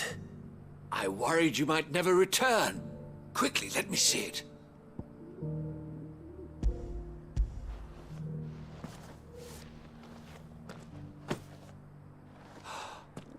Oh, as supple as a maiden's cheek, yet as adamant as her virtue.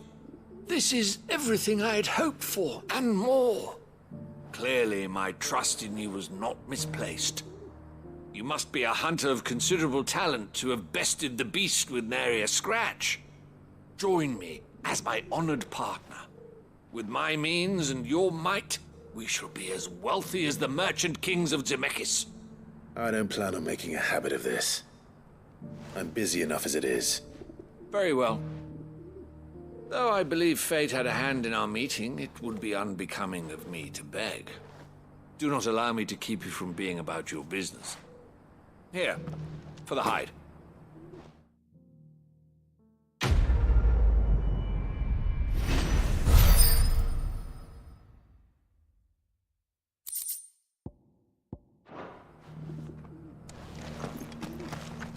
Ambrosia won't help me here.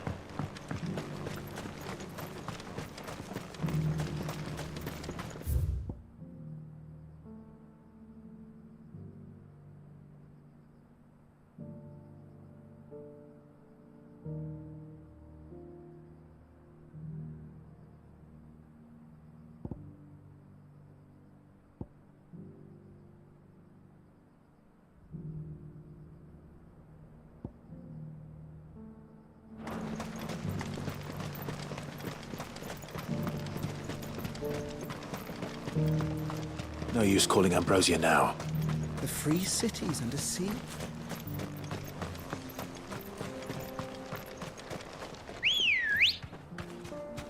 Ready, go? Faster!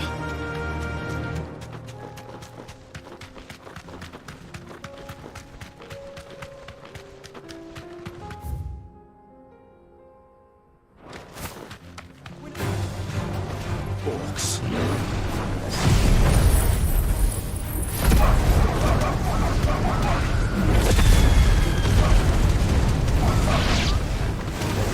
Rid of them.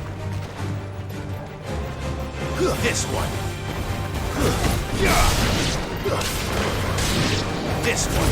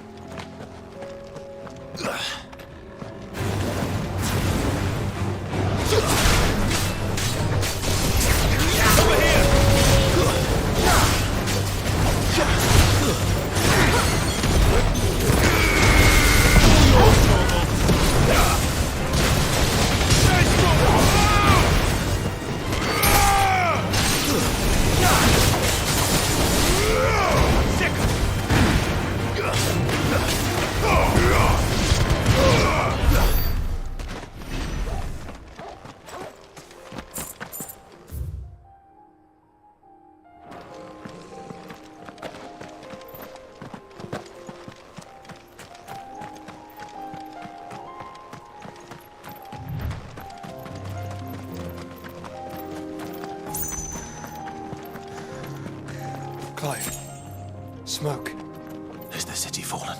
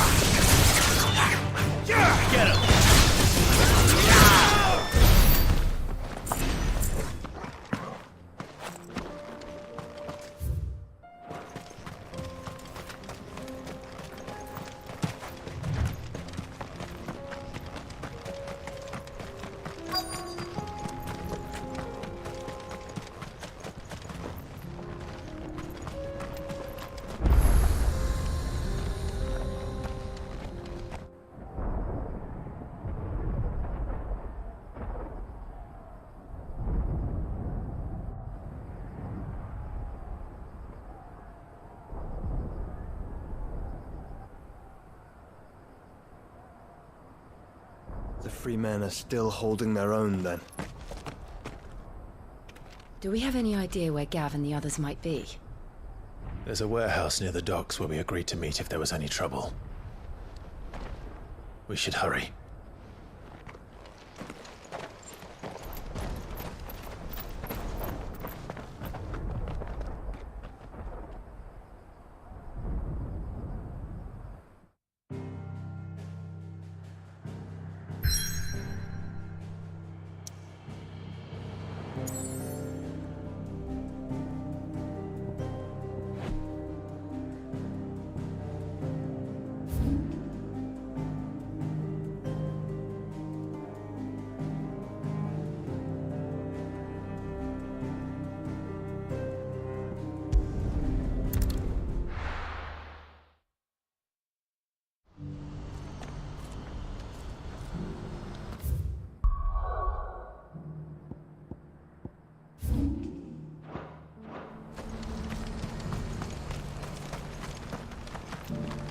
If we're going to do this, we'll need... Clive, your timing is impeccable. It just so happens that right at this very moment, we're in need of someone with your talents. And what talents would those be? Why, your fearlessness, and your skill with a blade. I'm listening. Well, as I'm sure you're aware, when these dark skies swept over the Republic, so too did a wave of chaos and confusion. Randalar has been particularly badly affected.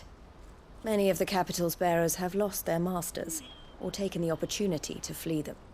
None remain free for long, of course. Most find themselves under the protection of the Fist before they get far. But the army too is in disarray, and finds itself unable to provide for its new charges. Which means it has been looking to sell. And you've been looking to buy, to make sure these masterless bearers remain that way. Precisely. It's the perfect opportunity to free dozens more. And for an attractive price, no less. So where does my skill with a blade come in? Though we may have the funds to buy these bearers, we have nowhere to house them. So we've been searching for a place where they can be resettled. Somewhere far from the prying eyes of those who would see them enslaved once more. And we believe we have found one. Cashlock. A small hamlet hidden in a canyon. The place was abandoned a long time ago, but when the men moved out, the beasts moved in. And so we seek the aid of a fearless swordsman to encourage them to look elsewhere. You'll help, won't you? How could I refuse? Excellent. Theo, if you wouldn't mind making arrangements for the transportation of our guests, as we discussed. Of course. Leave everything with me. Sounds like you'll have your work cut out for you. I will. We have an entire village to stock and furnish. Residents and all. Even if I begin right now, I'll be working day and night. So I'd better get started. Try to clear the place out before the wagons roll in, won't you? I'll do my best. You will find a village in Chaidra's Thread, past Lateney's Cleft. My man there will open the gate for you. All right. Wish me luck. I'm sure you won't need it.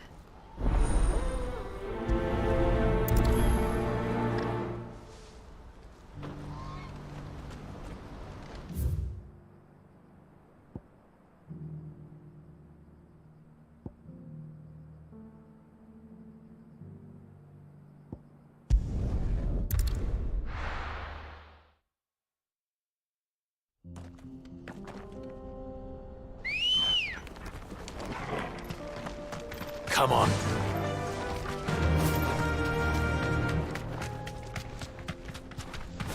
That's it!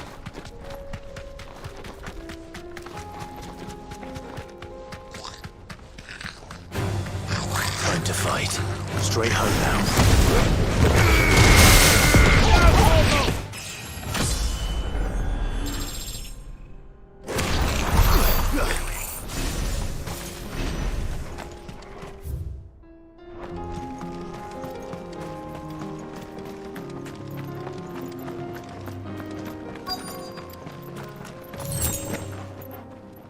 Must have been a nice place once.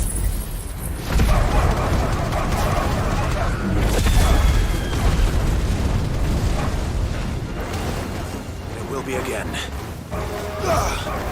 Get him! Sick him!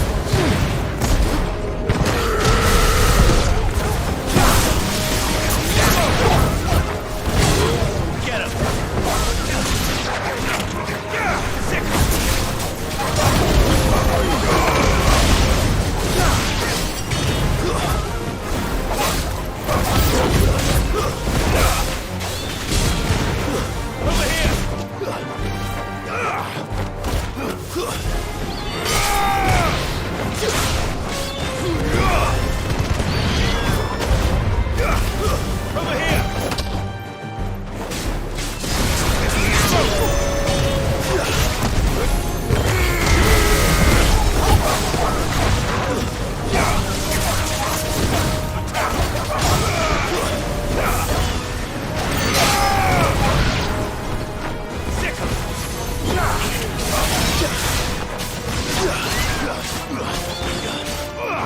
This one.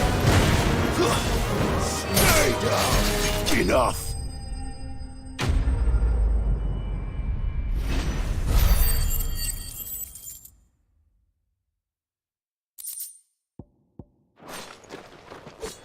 I think that's the last of them. I think you're right. Let's head back to Boklad.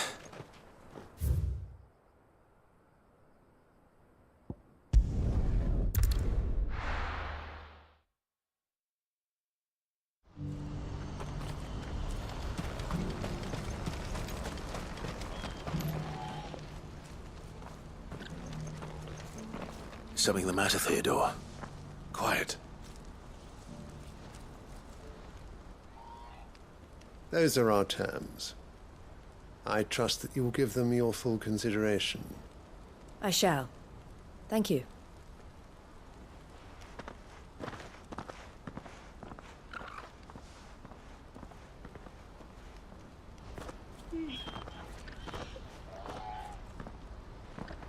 Him again. Someone you know? Yes. And, no. But enough about him. How did you fare down in Cashlog? It's done. The village is safe now. You made quick work of it, as always. I should go and let Eloise know. Don't let me keep you. But Clive, don't tell her I was watching her, will you? She'll only get upset. I'll explain everything once you've finished with your report. All right. We'll speak then.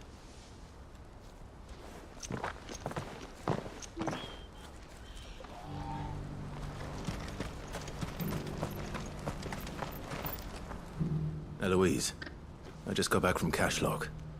The village should be safe now. Thank you, Clive. Here, something for your trouble. Well then, now that you have laid the groundwork for our little project, I suppose we'd better finish the job.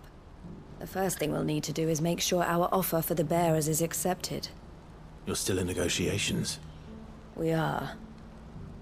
A trusted colleague has been dealing with the Fist on our behalf, but things have been trickier than we anticipated. I suppose it's to be expected. This is the army we're dealing with. Fighting's what they do. But we shall emerge victorious in the end. Well, if you need any help, you know where to find me. I'm not sure I do, but thank you all the same.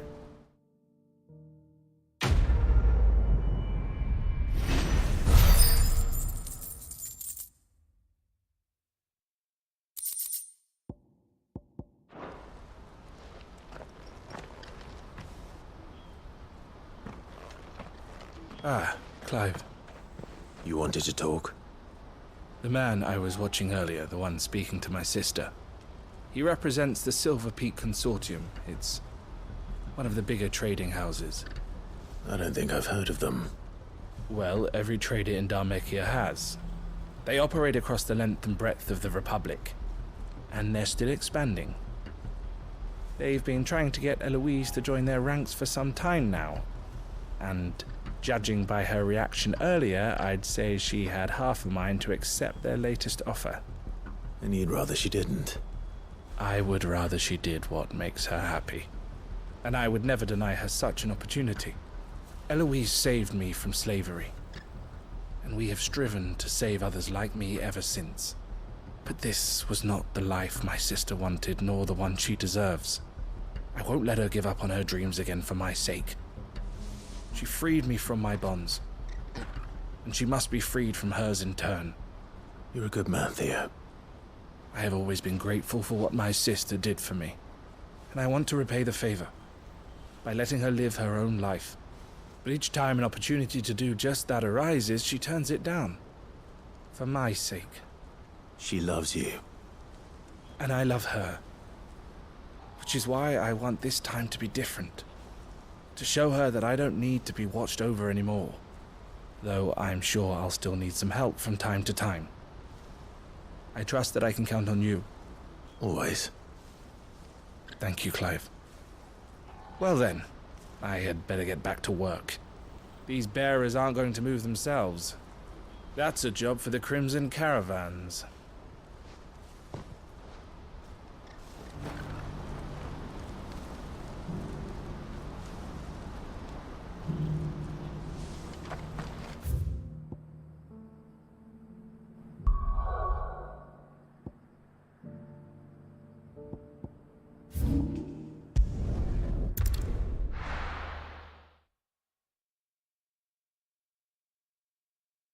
I'll be taking you all to a storehouse in the Bales. Leave anything you don't need.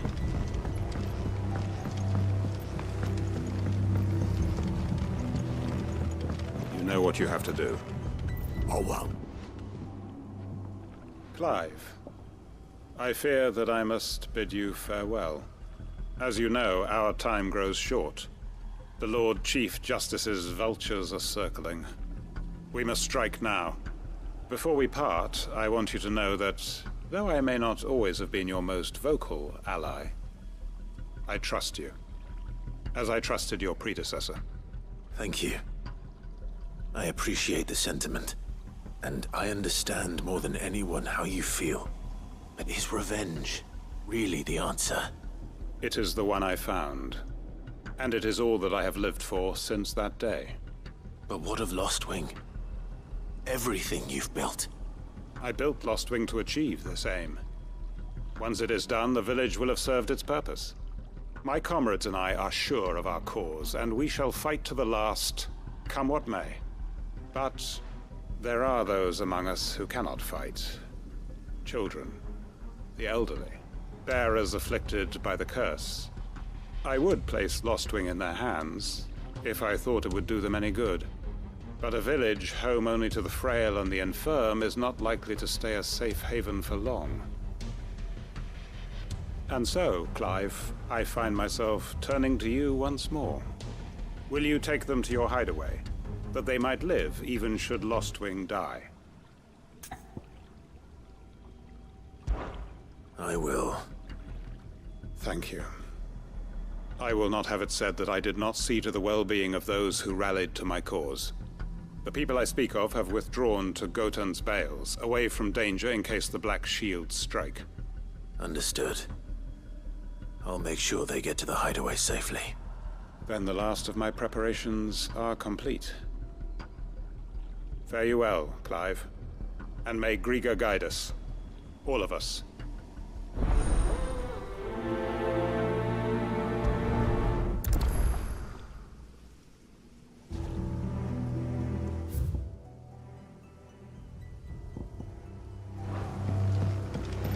Come then, brother. We are awaited in Gotan's Bales.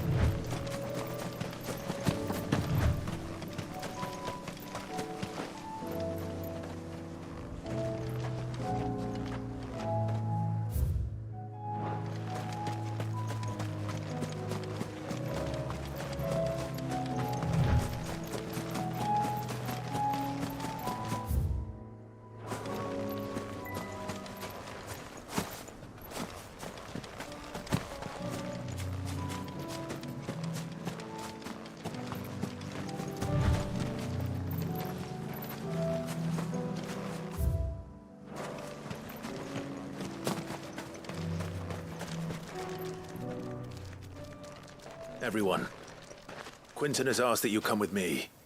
He can no longer guarantee your protection, but I can. There's a safe place I can take you to. Well, if that's what the Master thinks best. Sid, none of us would be standing here today if it weren't for Master Quinton. We owe him our lives. So we ain't about to start telling him what he should do with his. If he's saying we ain't safe in Lostwing no more, it's 'cause he ain't coming back. And if that's what has to happen, then so be it. I only hope he can see this through to the end. That we get to see justice done.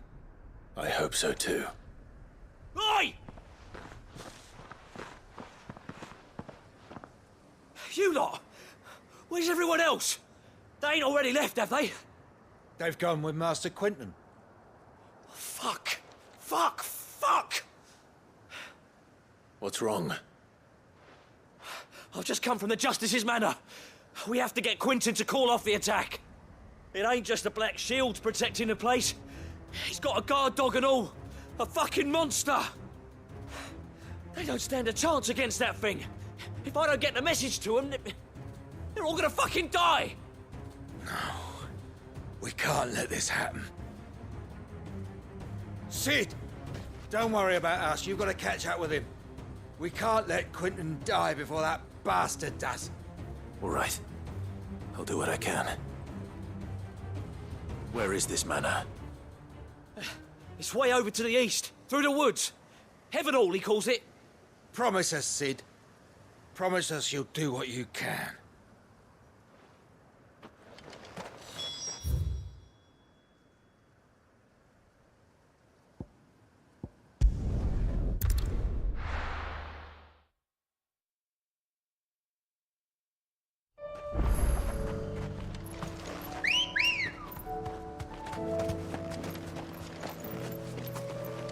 Good girl. Fly, Ambrosia.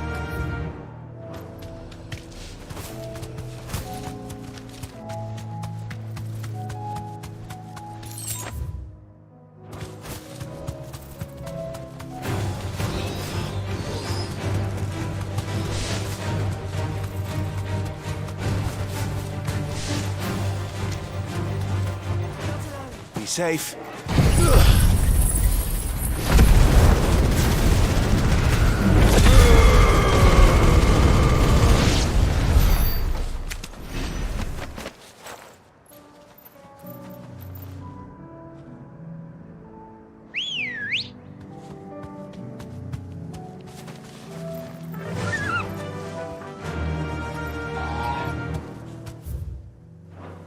Yeah!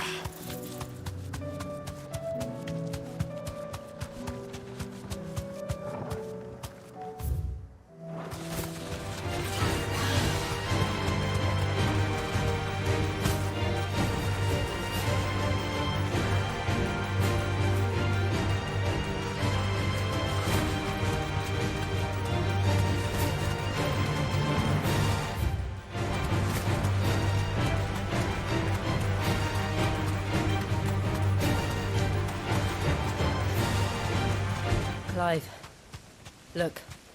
No. Don't tell me we're too late.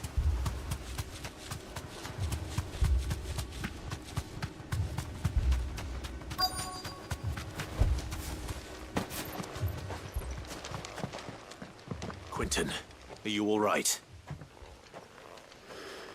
No. But I am alive. Which is more than I can say for my comrades. They followed me without question all the way here. And they died. For nothing.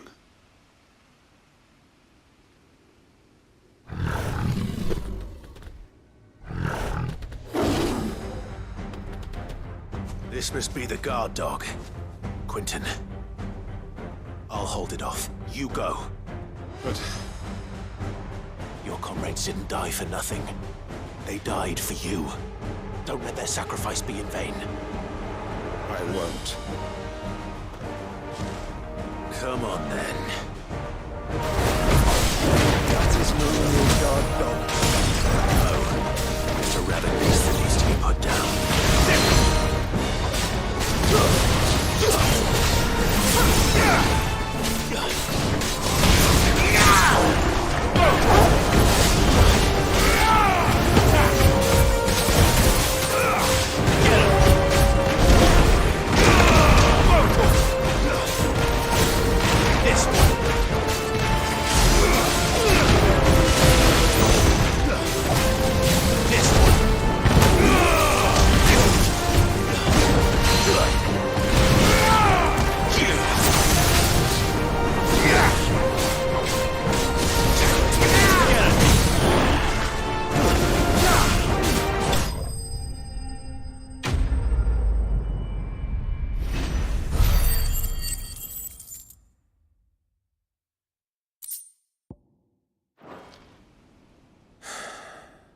If only we'd arrived earlier.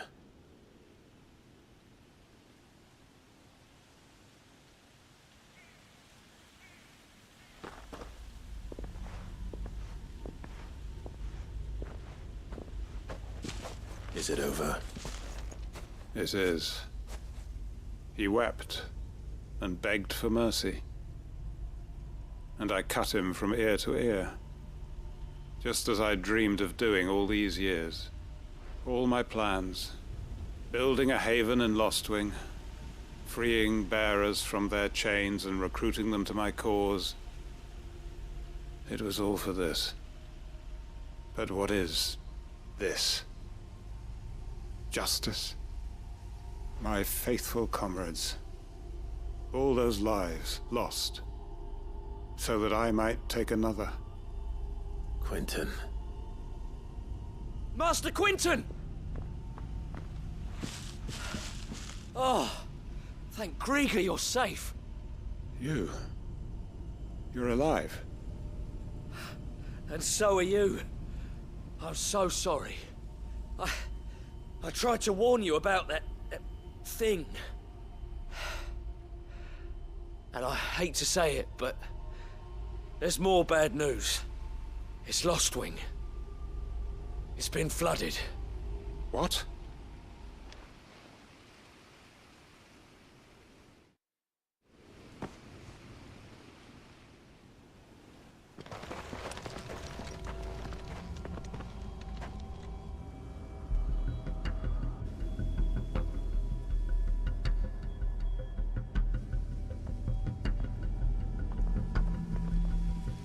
Lostwing. My Lostwing. And look who's here. They must have stolen in after we left, just before the flood struck. What if there are still people in there? Don't be a fool!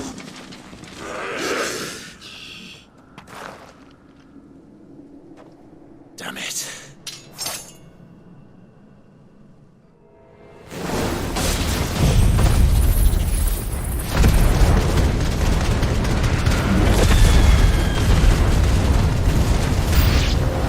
Quentin's not going to last long in there.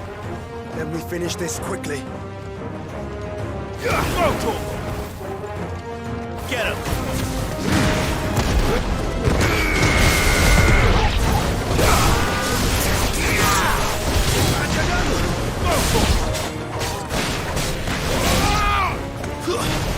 Over here!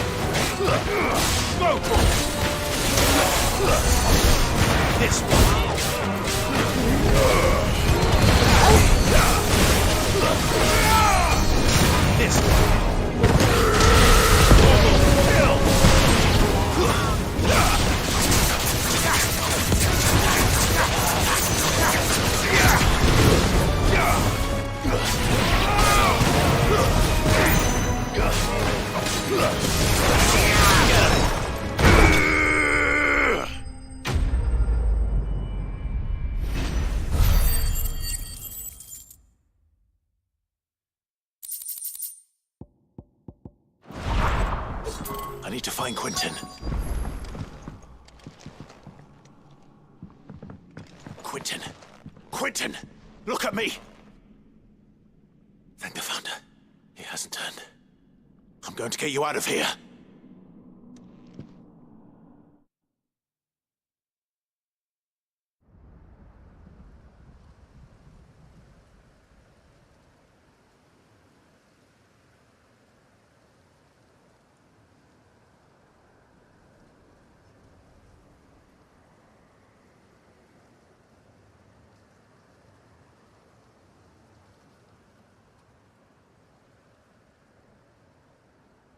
Welcome back to the land of the living. Is Lostwing? The flood has filled the valley. I see. Then all is at an end. A strange way to achieve one's life's ambition. No, Master Quentin. Save your strength. Why?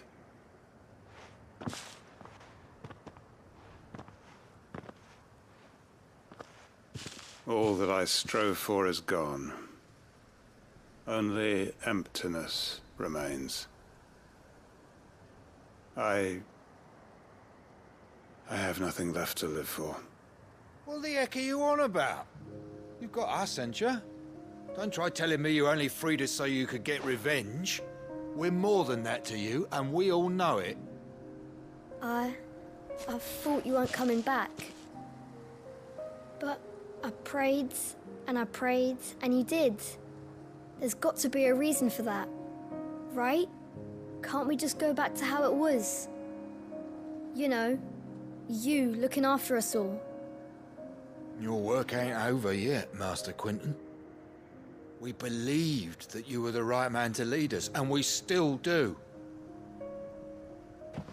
Your village may be lost, but it seems your people aren't, so long as you remain to guide them. But why? After what why would anyone follow me? 'Cause we're family, aren't we? Family? Yeah, and all our comrades who went with you, they felt the same. Lostwing weren't just a village. It was all of us. It was. And as long as we're still here, it is too. We can start again.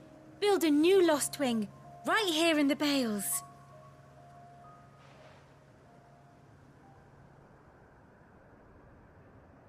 A fresh start. One life ends, and another begins. Why just a village? We could build towns. A nation, even. What's to stop us? That's the Master Quinton we know. Please. I am nobody's master. Quinton will suffice. After all, we are family.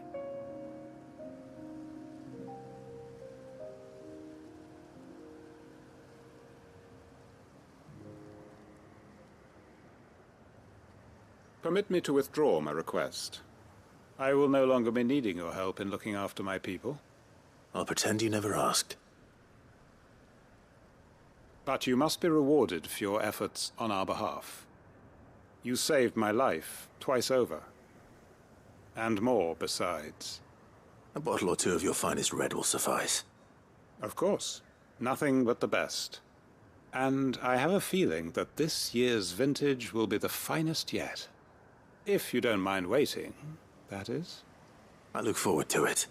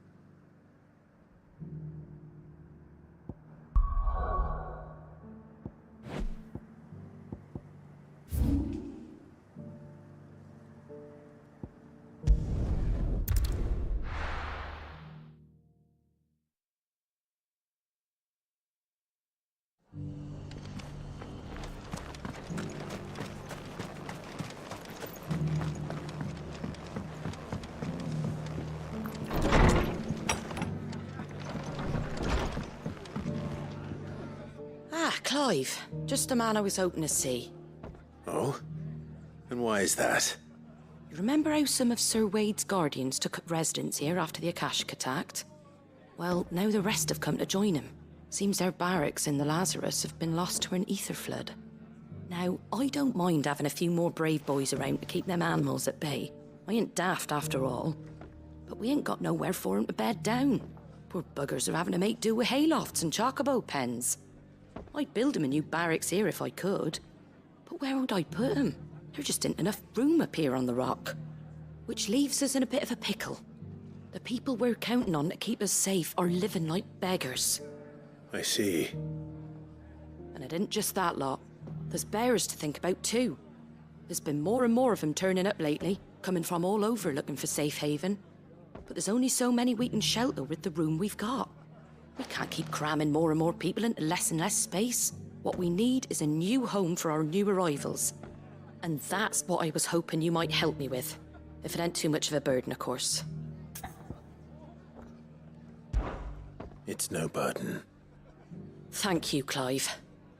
So, where were you thinking of making this new home?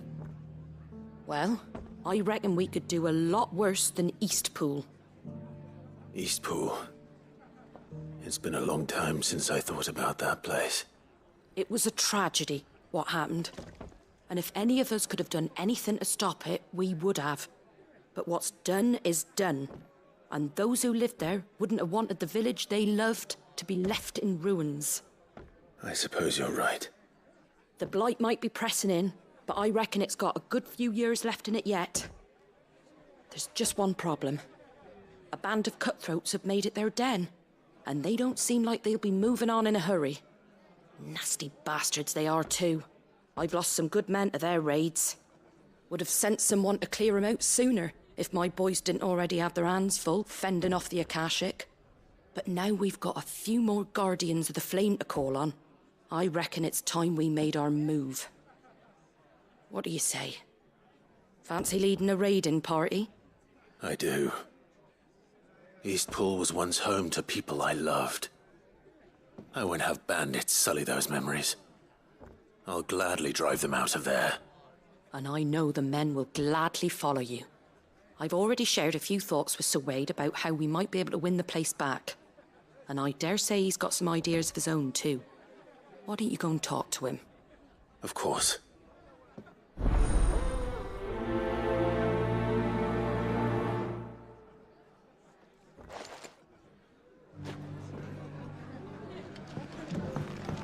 Back to Eastpool, then. Not just yet. Let's hear Wade's plan first. I'm all for making this town a welcoming place. So, Wade, it's good to see you well. And you, Lord Rosfield. And you. I spoke with Martha. She tells me you have plans to free Eastpool and make it your own.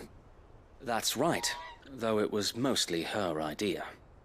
I rather fear my men have been treading on her toes somewhat since joining us, not to mention each other's.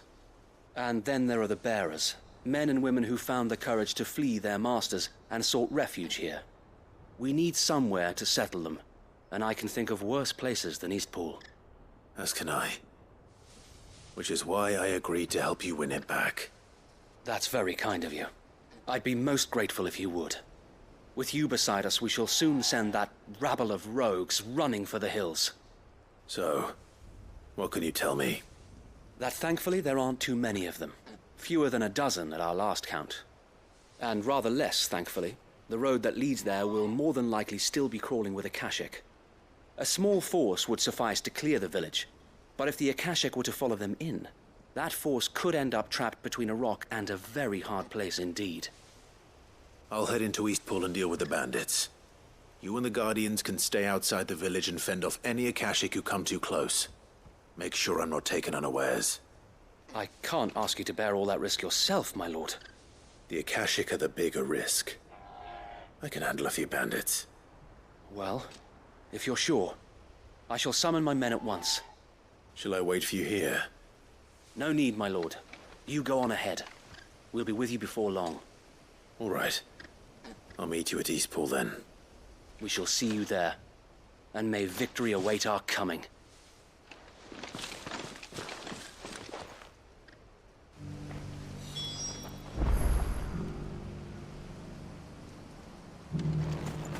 Inn's full.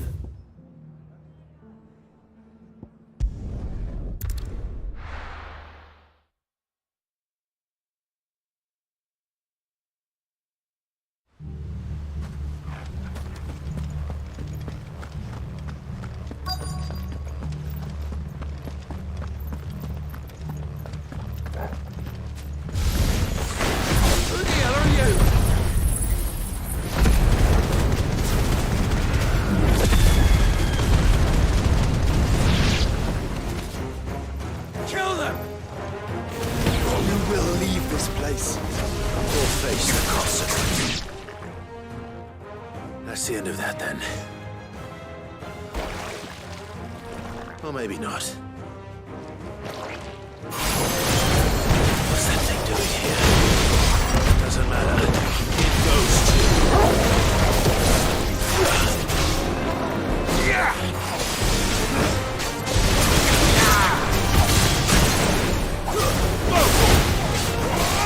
Get him!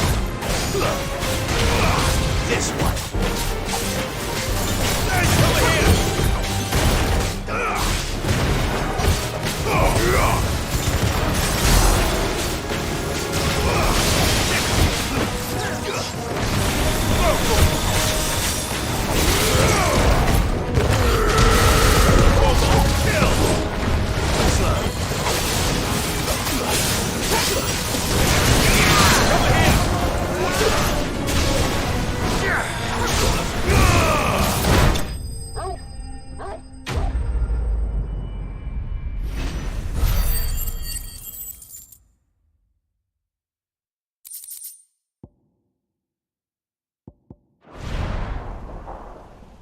Any more surprises? I'll take that as a no. Bravo. A magnificent display, my lord. You were watching? I thought you were keeping an eye out for a Kashik. We were. Put down more than a few on the road, then arrived just in time to see you slay that... whatever it was. Let's hope it was the last of its kind. Though I expect you and the Guardians will be up to the challenge should another appear. I would hope so, my lord. Your men will be bringing the bearers who'll be living here, I assume. It might be best to send word for them to come right away, before any other unsavory characters move in. Of course. I'll send orders for them to depart immediately. Leave it with me, my lord.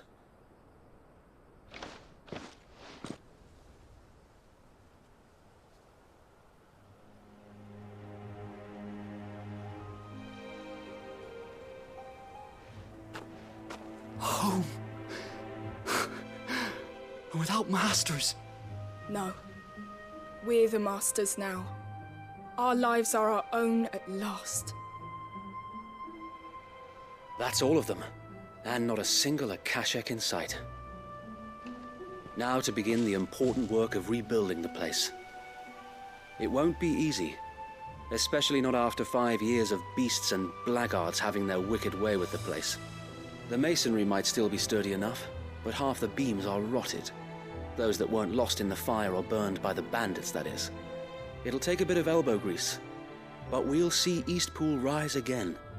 Just you wait. So wait. Lady Hannah is buried here. If you don't mind, I'd like Oscar to join the rebuilding efforts. He should be a part of this. Of course. I couldn't agree more. I'll let Martha know that everyone arrived safely. If you need anything more, you have only to send a Stolas. And we will, my lord. Safe travels. Eastpool lives again. Let's go and tell Martha the good news.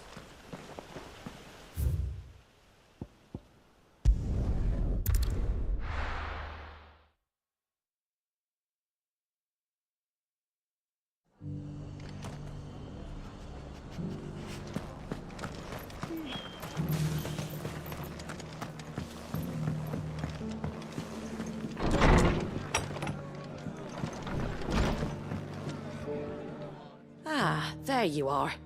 All went well then. Sir Wade told me you got rid of the bandits while his lot kept an eye out. Nicely done. And what's all this about some shape-shifting nightmare showing up? On second thoughts, don't tell me. It'll only give me nightmares of me own. What matters is you did it, and now we can build our new village. I suppose it will be. What will you call it? What else? Eastpool. Sir Wade said it best. There's plenty bad happened to that place, but that don't undo the good that happened there. No need to throw the baby out with the bathwater. Did Wade say that? Well, something along those lines. Anyway, the poor souls might have made it to Eastpool, but their work ain't done yet. So the way I see it, neither is mine. If it's food or lumber or strong backs they need, the rest is ready to provide it. Thank you, Martha. No, thank you. You didn't have to help us. I wanted to.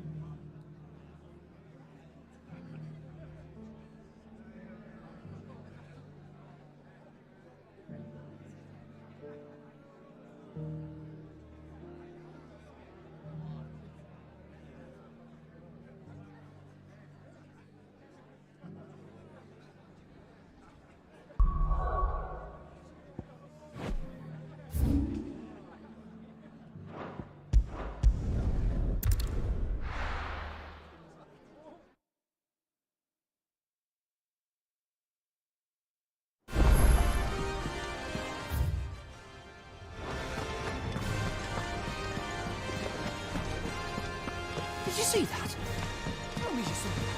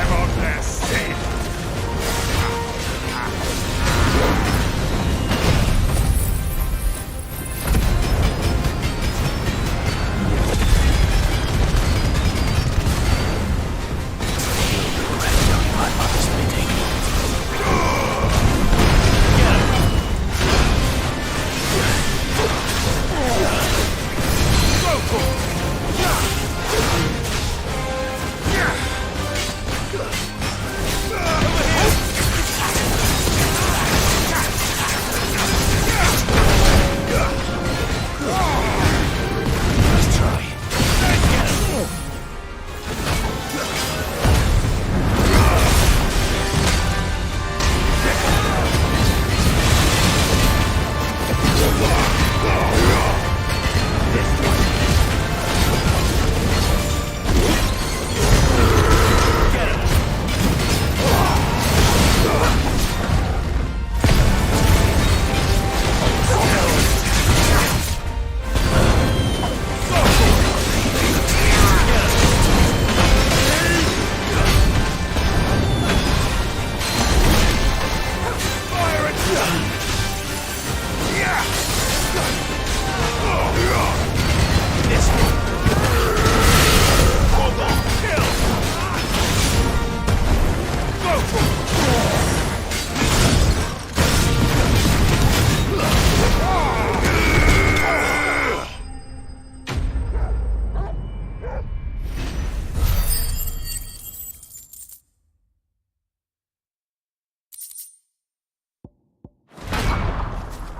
Your work here is done.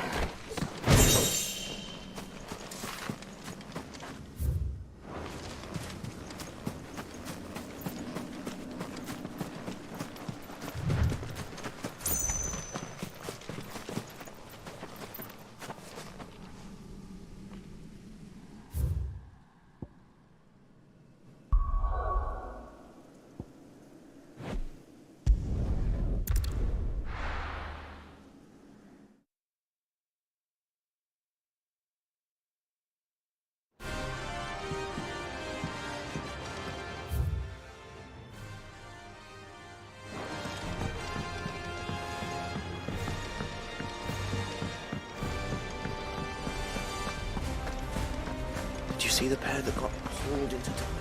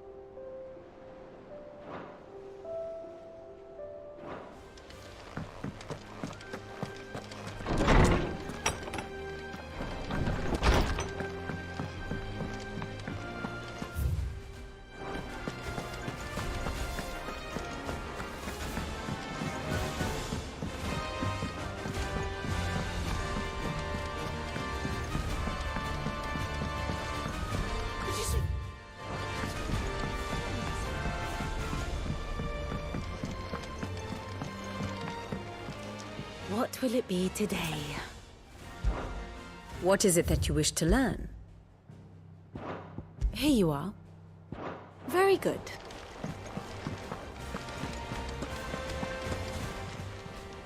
Oh, I wasn't expecting you back. All yours. Best of luck out there, Sid.